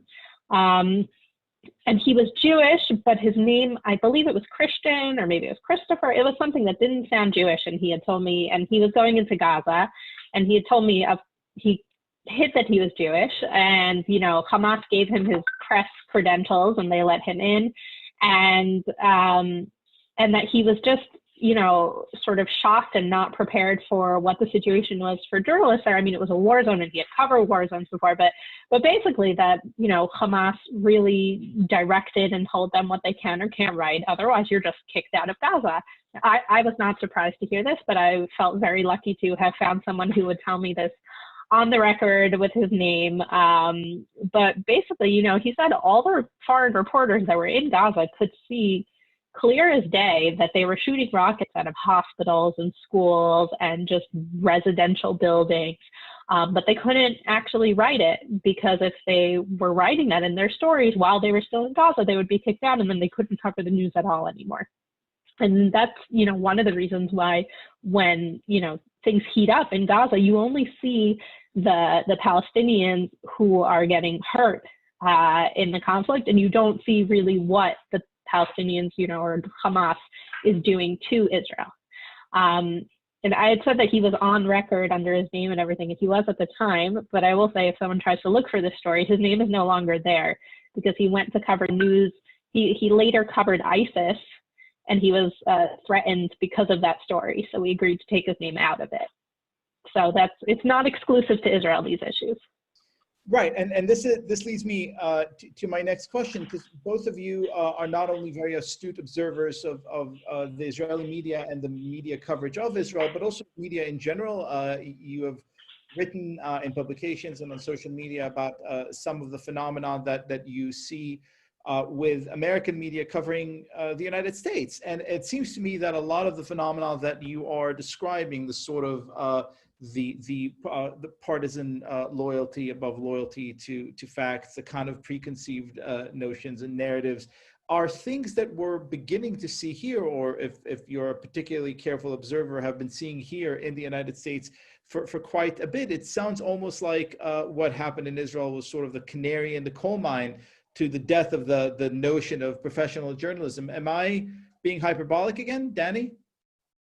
Exactly what I said before, that's why I called the book The Cradle of Fake News, because everything began here. When they started, and there was no price to pay for it, and they knew they could get away with it. Again, I refer to Lav when she said that journalists experiencing things that were going on. You have an imbalanced playing field when you have Israel, a very open, accessible society where they can roam around freely. They had a hard time with me because I was critical. I never threatened them, or if they were a bona fide journalist, the most I could do was reprimand them by criticizing their professionalism. There wasn't much more we could do, and they're also defended by the Supreme Court here. And then on the contrary, on the Palestinian side, and if you take Lebanon, for example, the Hezbollah, they have the same thing. And in other Arab countries, even those who are not necessarily in conflict with Israel, they know that they're in a place of danger. They know that they have to be careful.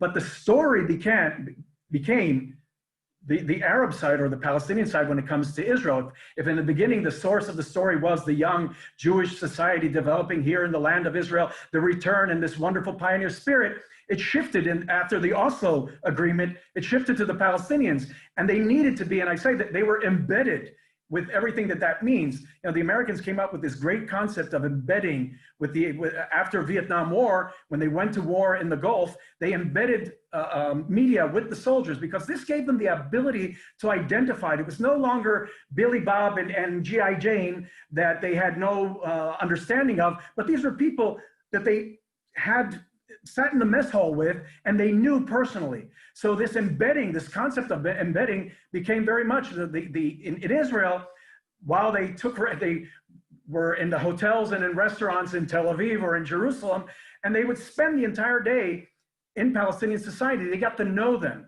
They got to be in their homes. And for them, the differences in our societies was quite quaint. You know, the fact that, oh, the wife is coming down, she can't say a word, and she's giving them food, and then she's going away, or they have in the backyard, tied in the backyard, they have their son who is mentally challenged. Those are quite quaint things. Those are interesting.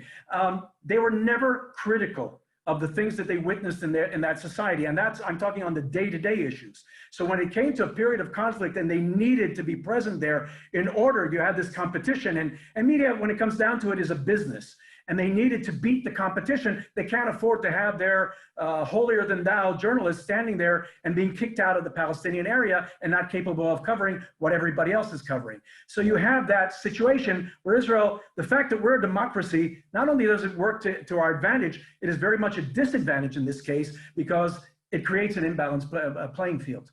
Lahav? Yeah, I mean, I think we see from polls and also just from the way the things people have been writing in a lot of the media and certainly in more left-wing media is that free speech is not as valued today as it was before. I mean, I think there's been recent polls that like a majority of millennials don't think free speech is important, something like that. Don't quote me exactly, but you know, so the fact that Israel has free speech, it doesn't matter to them, you know, it's the narrative matters. You know, I think when you're talking about sort of broader examples and not just about Israel, you know, in recent months, we've seen really senior, experienced, prominent journalists, you know, leave their news outlets because of quote unquote wrongthink, you know, and in many cases, these are people who are quite liberal.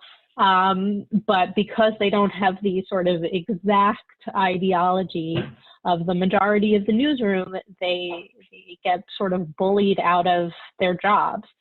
I don't know a specific case where that's happened with Israel coverage. Maybe Danny knows. But I know, for example, the journalist Mati Friedman was a reporter for AP, and he talked about, he wrote an essay that I think it was 5-6 years ago already about, you know, just how, you know, as someone who's really a Zionist, you know, he moved to Israel out of, you know, loving Israel and wanting to be here.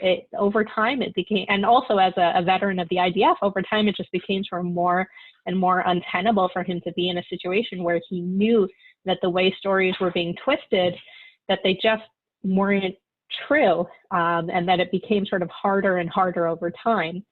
You know, and I know a lot of the sort of Israelis who work in the news bureaus of big international outlets, because usually you'll have the bureau chief will be someone who's sort of flown in. Well, it depends. Some outlets, they can't afford to have a whole staff, and so they just have, you know, like one person. But some of the bigger outlets, they'll have the bureau chief, which is someone who's flown in from the States or from Europe or from wherever, and then they hire a couple of locals.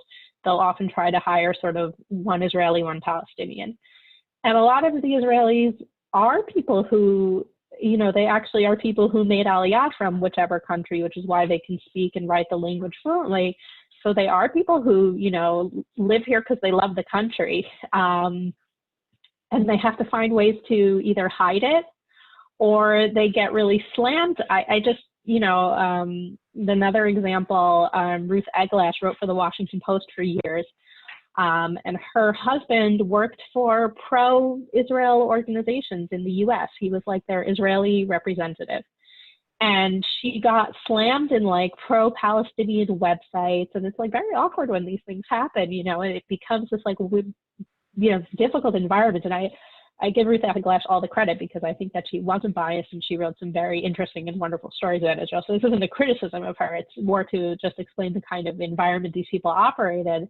And I do think it's very much, in many ways, comparable to, you know, some of the phenomena we've been seeing in the US in recent years, where sometimes you have to be brave just to tell the truth, that so many people are so sort of stuck in their ideology or their prejudices that, you know, just bringing the facts, which is what we're supposed to be doing professionally, becomes brave.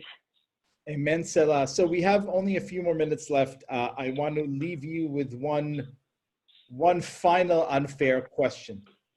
In 30 seconds or so, suppose Suppose Israel had a prime minister that actually lasted more than a few months before election came again. Suppose that prime minister came to you and said, you now have my complete trust and an unlimited budget to fight all these terrible phenomena that you have just described in 30 seconds or so. What would you do? Danny, let's start with you. I actually had that proposal.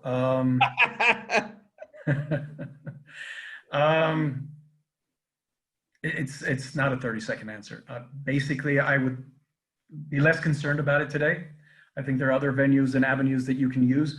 There's basically nothing that we're going to be able to do that would be able to affect what is going on with the media today. They're no longer the fair and balanced and trying to get the truth and trying to get the news, all the Clark Kent and Lois Lanes that we grew up with.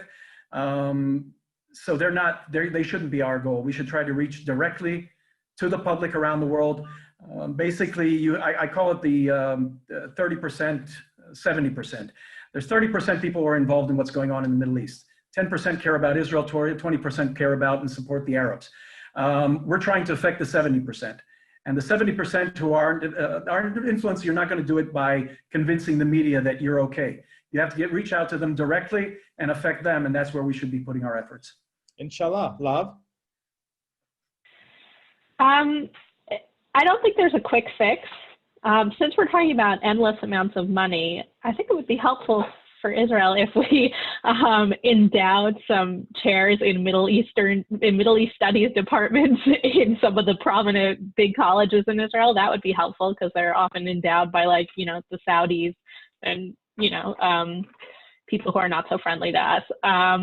But what's a lot cheaper, I think, is to work better on social media, to hire people who actually speak English as a first language to do that social media.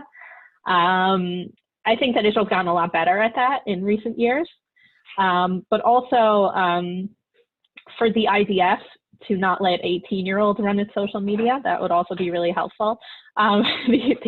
The IDF spokesman called me out at APAC earlier this year. We were both speaking at like a Shabbat lunch, and it was like one after the other. It wasn't a panel, but it became a back and forth because he actually called me out for criticizing the IDF's Twitter account so much. Don't let 18-year-olds run your Twitter. You know, then those are fixes that I think are relatively simple that Israel can do quickly. I think that social media just has such a huge impact these days. That's very helpful. And I guess another thing that isn't about spending endless amounts of money is to try to find better ways to work with American Jews.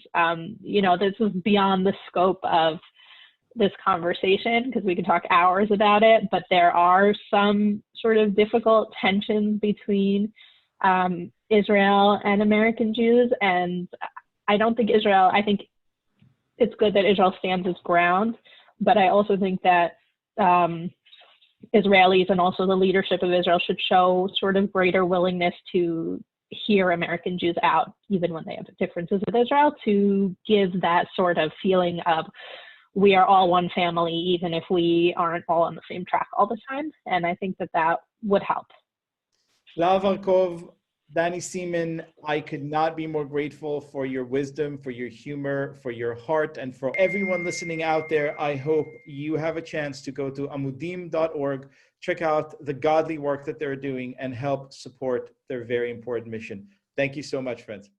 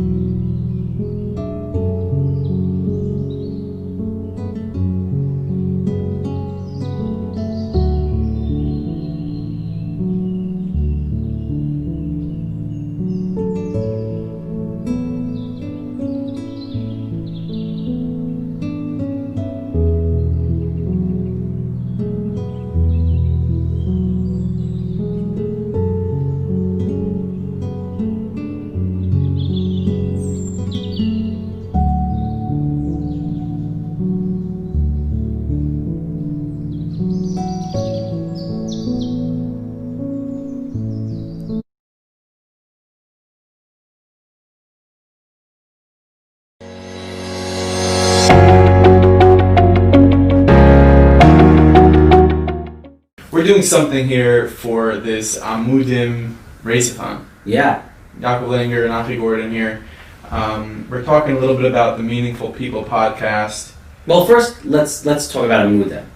It was incredible. We were able to sit down with the founder of Amudim, SEGAL, speak to him, and that episode really sent ripple effects so much further and wider than we ever could really realize. Did you know how much, let's say, even abuse happens locally in the film community? No, I like mean, you're like, these things happen in movies, non-Jewish. I'm probably circles. a little bit more like more than normal. I'm like, I know what's going on a little bit. You're a hacker. No, I'm a hacker. My father has, Oh, your father's a hacker. No, he has a local newspaper, so like, you kind of hear things, and you know what's going on a little bit. But the details, numbers, percentages, it's kind of eye-opening. And when we sat down with Svi and we were able to talk about, what Amudim is doing and the impact they're making on the communities, not even just, in our local, just all over, the programs. We're obviously on the heels of COVID. What they did during COVID, having a hotline for people to call 24/7. It's wild. In particular, there was a moment in the episode that we had with Svi, and this is a clip that really blew my mind. We had a woman who was, in her 40s, who was seriously addicted to painkillers based on a procedure that was done that caused her a lot of pain during childbirth. And I'll never forget this. I'm sitting in her house with a interventionist, her husband, parents, in-laws, and family Rav. I'll never forget this. And a couple of her siblings. Your classic average from lady. From lady, you would have never known anything, Balabatisha family, not the bum on the street that everybody talks about, standing outside Yankee Stadium holding the sign that says, give me money for beer. Mm-hmm. This was a regular Balabatisha family. And we spent an hour with her. We were getting nowhere. She wasn't going to hear about nothing. I'm not going for treatment. I'm not going for help. And I finally looked at her and I said, Mrs. So-and-so, do you not realize that if you don't go to rehab, you're going to die? This is not a question. Your kids will be Yisayimim. And she goes, yeah, I realize that. But if I go to rehab, everybody's going to know, and nobody will ever marry my kids because their mother's an addict. If I die from this, then my kids will never be Yisayimim. They'll still find Shidduchim. That's the S word. Wow. Now, Baruch Hashem, this story has a happy ending. She happens to be clean for a while now. We ended up convincing her to go. I shouldn't say convincing. We ended up getting her to understand why she should make the decision to want to go. I use those words carefully because you can never force anybody to get help. Right.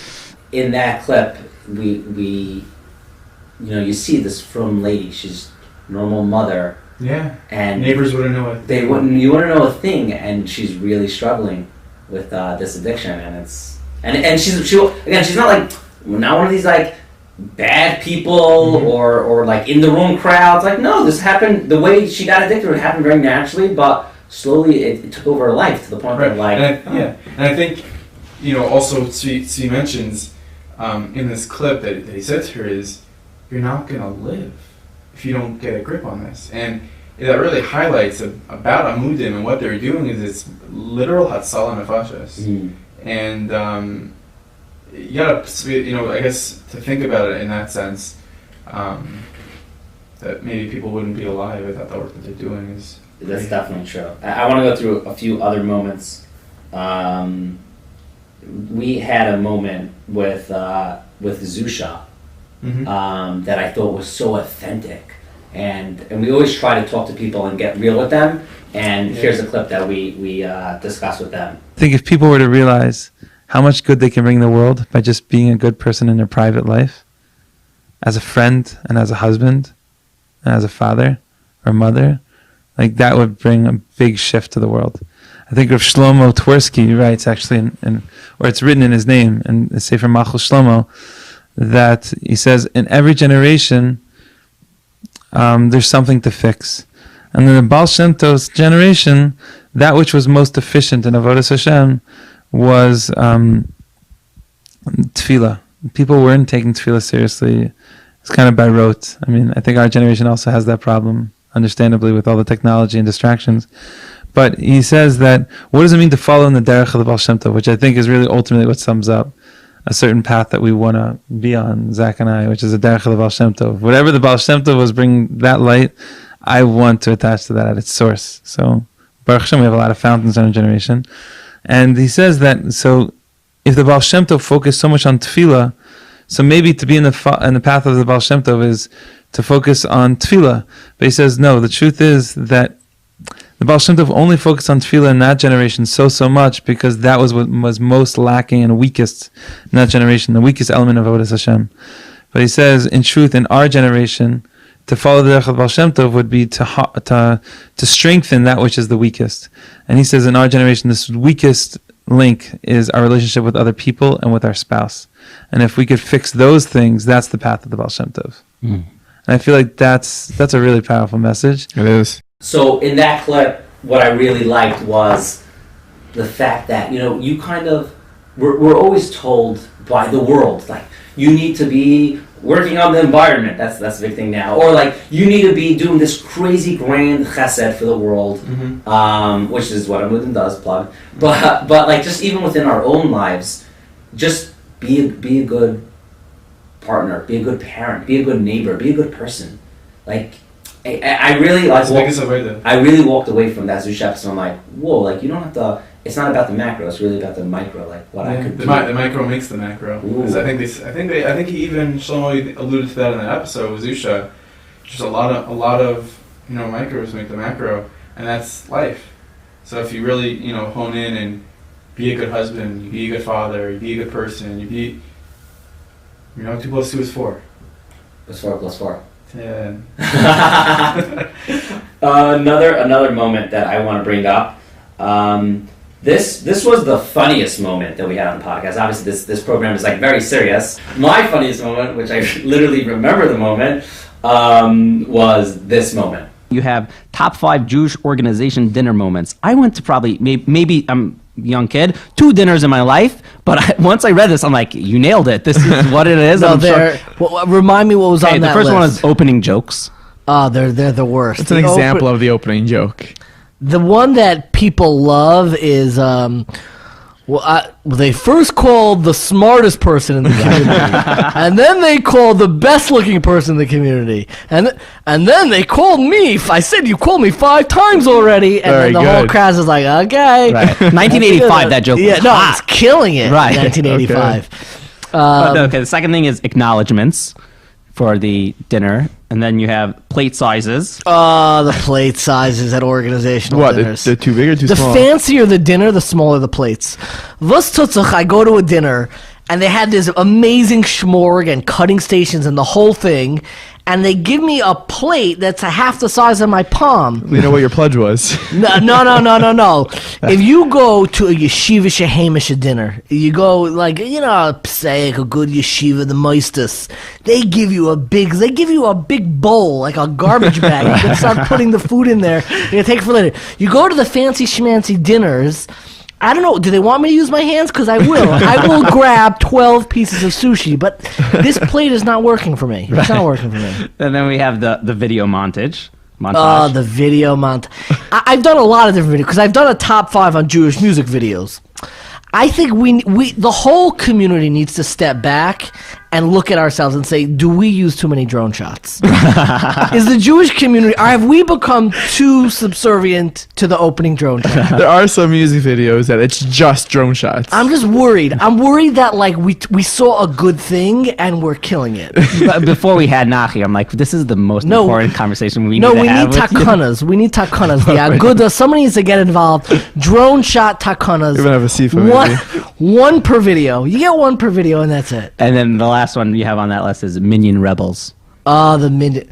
This is very the breakaways. The breakaway, and you're like, as you're like at the schmorg, like finally you found one big plate and you finally filled it up, and you're in a corner and you like really get comfortable. You're about to put the food in your mouth, and then the Minchad Ma'ariv guys come around, right? And you feel, you daven yet? You daven already?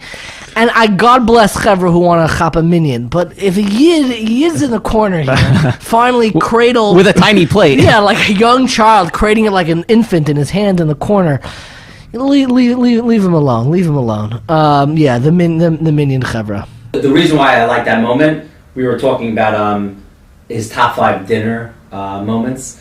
That's what we just played, and I loved it. I think I mentioned in it. I really only went to like 1 or 2 dinners in my life, but after he went through it, he nailed it. I really enjoyed just going through those moments, and something came up with him, and I think this is true just for life, that you always see like this content out in the world, especially the Jewish world, like about inspiration and chizik and Torah, and 100% that's our base. Mm-hmm. But it was very refreshing just to have a conversation about comedy, like those small things in life that like we go to dinners, from Yid, you go to dinner, as you get older. But like there's those moments that are like funny that you could it's like making fun, like okay, everyone's doing that drone shot, like that's classic, that happens. I think there's definitely meaningfulness in comedy and happy and funny things. You can't go without there's meaningfulness in comedy. No, I'm just saying life,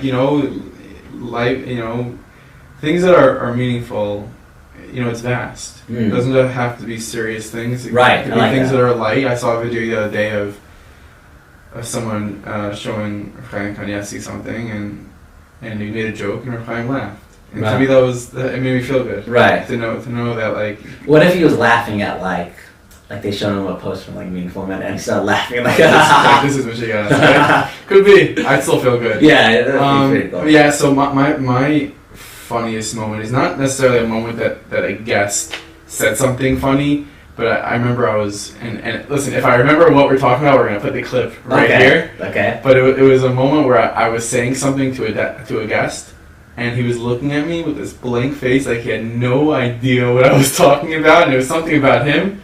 And I'm like, is that not right? And he's like, no, it is. I'm like, oh my God, why are you looking at me like that? I vaguely remember what was you there were a talking about.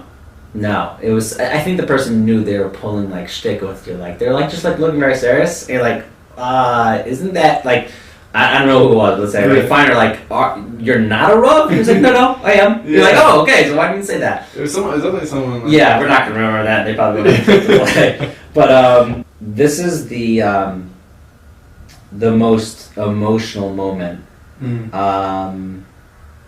I think for me is when we had Rabbi and Mrs. Bachner on.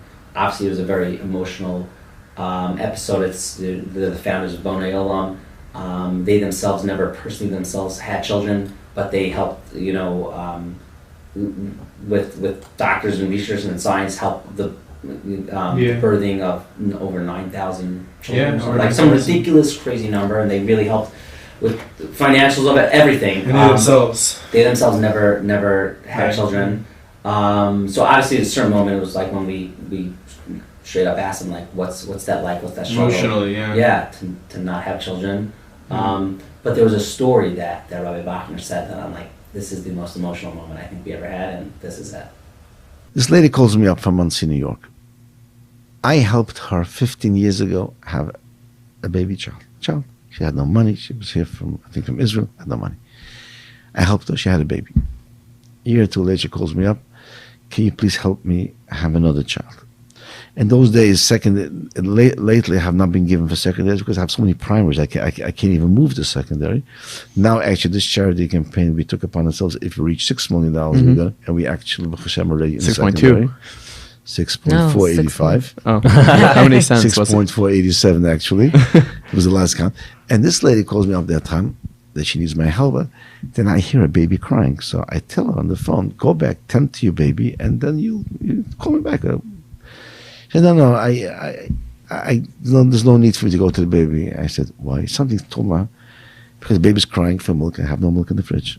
That's how poor she was. So what did you say? My fridge is empty and the baby's crying. So I'll call you back in a few minutes. I called New Square, our connection there. Half an hour later, that truck pulled up to the house. First, we filled up her fridge. The baby she had moved. Then we went back to the tree and we're having another baby. So she had another baby with Hashem. The second baby was a boy. She calls me up last year. I haven't had no connection with her all these years. She says, your child is becoming bar mitzvah. I think you should come with us. My child come bar mitzvah. What are you talking about? She reminded me in the second, she had a very distinct voice. Yeah. So my child, I mean, come to the mitzvah, it'd be so nice, the family. You know, I always tell my children, you have a Saba, a grandfather. So she got me so emotional, I said, I'm going to come. Came to the mitzvah, I was there, took pictures, I was there for a few minutes, beautiful boy, mitzvah, fine, left.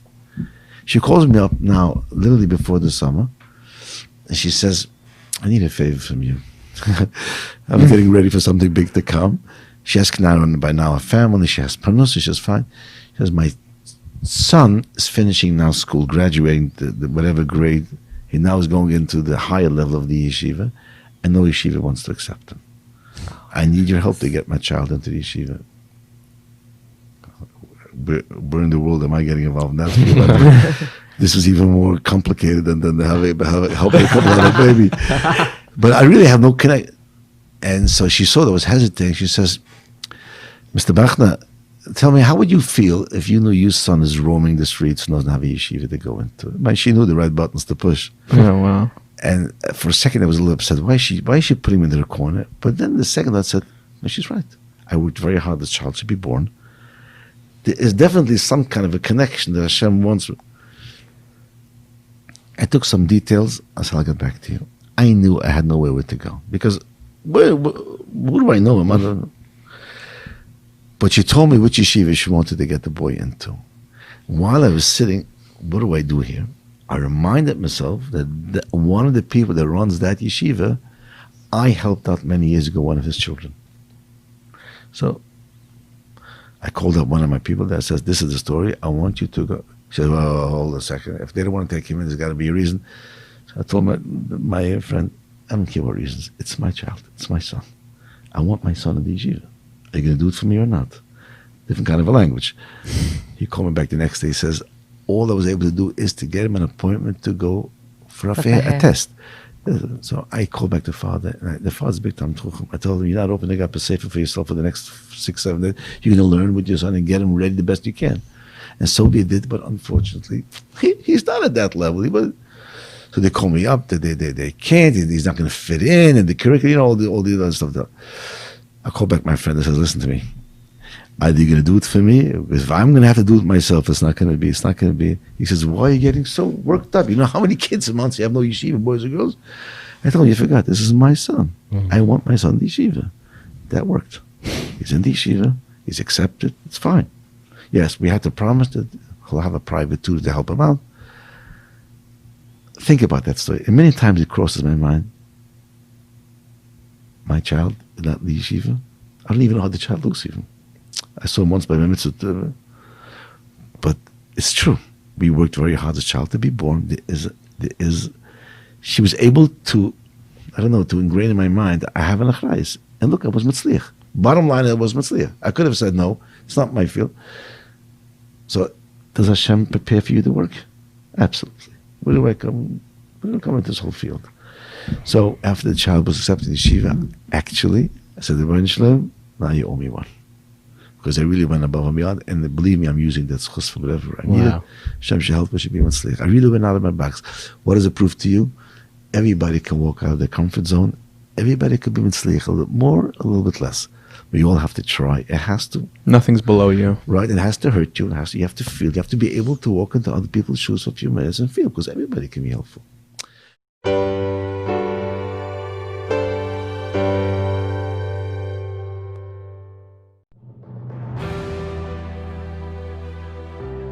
I proudly say that Amudim is blessed with the most caring staff of any organization, company for that matter. They come here knowing that they're going to be hearing people's darkest secrets, most painful moments, and yet they're still able to do it with a smile on their face and give the comfort and support to these victims and their families like no one else can. Our caseworker at Amudim is wonderful. She's always available. She always returns phone calls. She's knowledgeable. She's sensitive to our needs. I think it's a very warm environment. Everyone's very welcome, very knowledgeable. Everyone's hands-on. But my favorite part is the fact that I know that I'm giving awareness and knowledge to the community and to families and individuals who might not know where else to turn. There's somebody here, there's a listening ear, a compassionate ear, and there's also an approach about what to do about it. We don't give up. We don't give up on people. And sometimes it's frustrating because as much as they want the help, they push you away, or you give them direction, and then they do the opposite. But we don't give up on them because we realize each person is a world, and they have a lot to offer the world. Above and beyond is an understatement for the work that they really do. And I find it a schus for me personally to be involved with such amazing people. If you call Amudim, you can be sure that you will get someone who has time for you, someone compassionate, someone empathetic. But most of all, I think that you would have a listening ear for as long as you would need, somebody who is helpful and compassionate and cares. So call.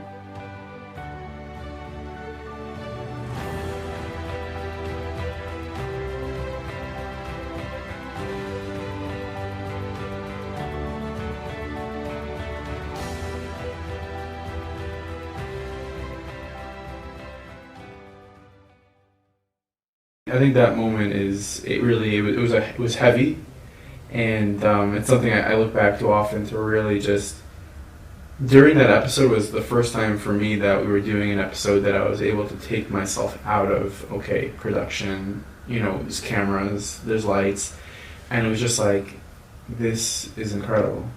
It was more like out of body, like forget about the mic, forget about everything. This is an experience where this, incredible person, incredible people sharing their story, and what do you have to share? These meaningful people. These meaningful people. So particularly, I just want to break out that clip that we just played. It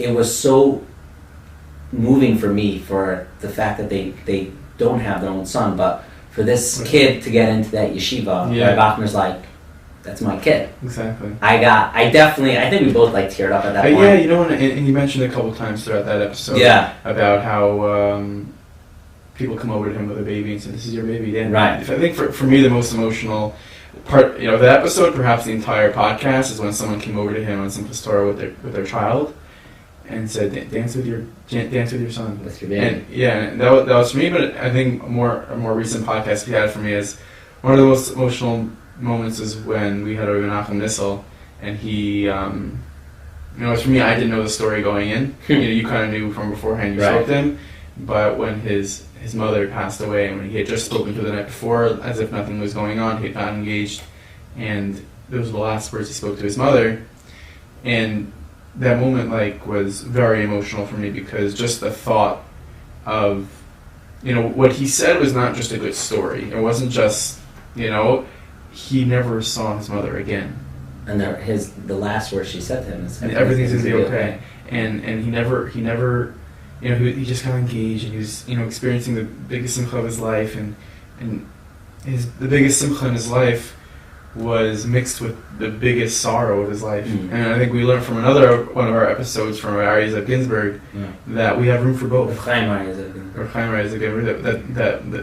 we're built to have room for both, the luchos. Right. You have broken shards. You're referring to the end of that episode. He says, for people who he's saying why do we carry? He had lost a child. So this is something people can go back, watch that episode to really see more of that. But for me, there's a lot of emotional moments in these episodes. But I'm going to ask you what your favorite moment from all of our 30 plus episodes. I'll start off with mine.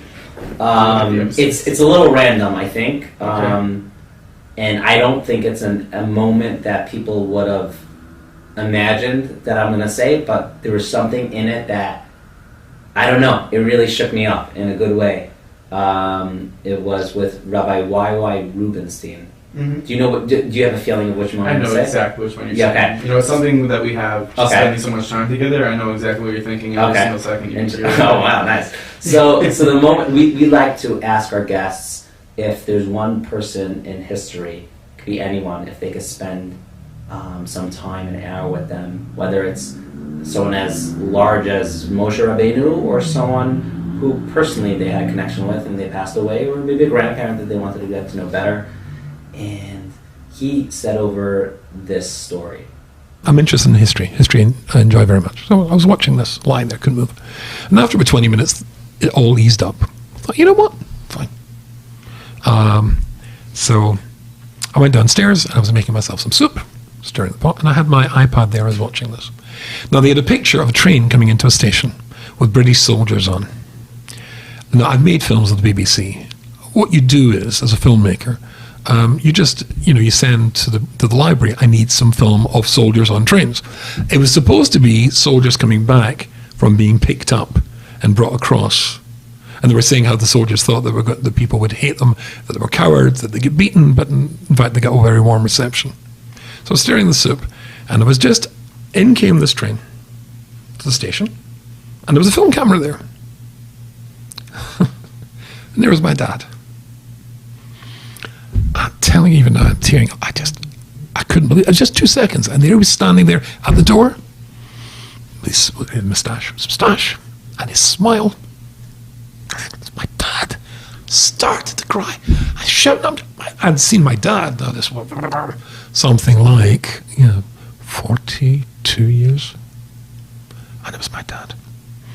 I was so moved, and I got the film, and I sent to all my kids, go to YouTube, and this document, whatever it's called. I said, and then go advance it there. That's my dad. And I realized how much I missed him. And it'd been nice. It'd been nice to see. I always thought it'd be nice for him to see the man that I grew up to be, and meet his grandsons and granddaughters. So I'm getting all teary. Sorry, guys. But I'd like to see my dad again. So what I like about that story was, he's just cooking. He sees a documentary about this whole Dunkirk situation, and I don't know why. I really don't know why that moment of him just being like, "That's my dad." 40 plus years. I think he hasn't seen him in it was such a matana. He didn't say it exactly. It seems like Hashem gave him that extra kiss of you know what? You haven't seen your father in so long. I know you miss him. I know you love him, and I made it retroactively that many years in the past they did some random documentary, and your father's crossing the street with his little mustache. I think it's that moment for me. It's screaming that life isn't random, and that things that happen for a reason. They're preordained, and it's there are hugs and kisses from Hashem throughout our day, every single day. And if you could stop saying that life is so random, and say, "Wow, that's so random," or "That's so random," and "Wow, that's a gift." For me, that moment that really spelled that out. I think for me, my favorite moment. I could I'll have a different one in 10 minutes from now. But right now, in this second, I think my favorite moment was with Bobby Rebbetzin, Bobby Shirley Palkowitz. Shirley Rose Palkowitz, yeah. And it was when she was talking and saying that, you know what? Hold on, let's get context. A 91-year-old born in 1929. She helped grow the Miami community. Helped grow the Miami community with her husband, Rabbi Sendergross, and then she later on got married to Rabbi Fall Palkowitz. After her first husband died. Yeah. And then Rabbi Palkowitz passed away also. Right. Okay, so that's the context. But what's your moment? I'm so curious. My moment was when she was saying that, for educators or parents, life is hard, and growing up is difficult. So, don't give up on kids. Believe in kids, and for the kids themselves, believe in yourself.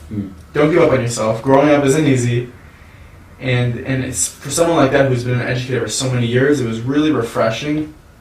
It's a breath of fresh air. That's a message personally. I just love pumping out positivity in terms of education, chinuch. I think it's a little cliche at this.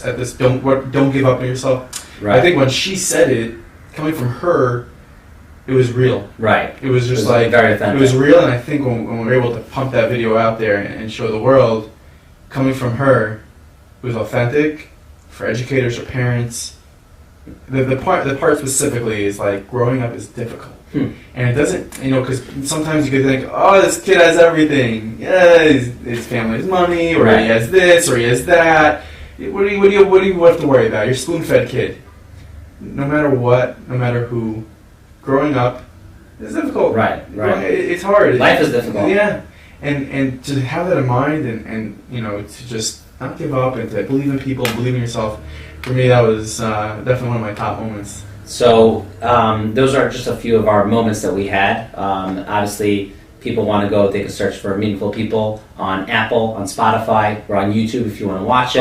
Or podcast, NACHI has a Meaningful Minute app that you could download. It's free. And listen to all of it there. I just want to end off with, our goal is really to get as many meaningful people as we can, right? Some are more famous than others, some are less famous, but everyone's meaningful. Everyone's meaningful, and what you're hearing here with Amudim, there's definitely people who need our help and could use that lifeline, and definitely a way of being meaningful is giving towards Amudim.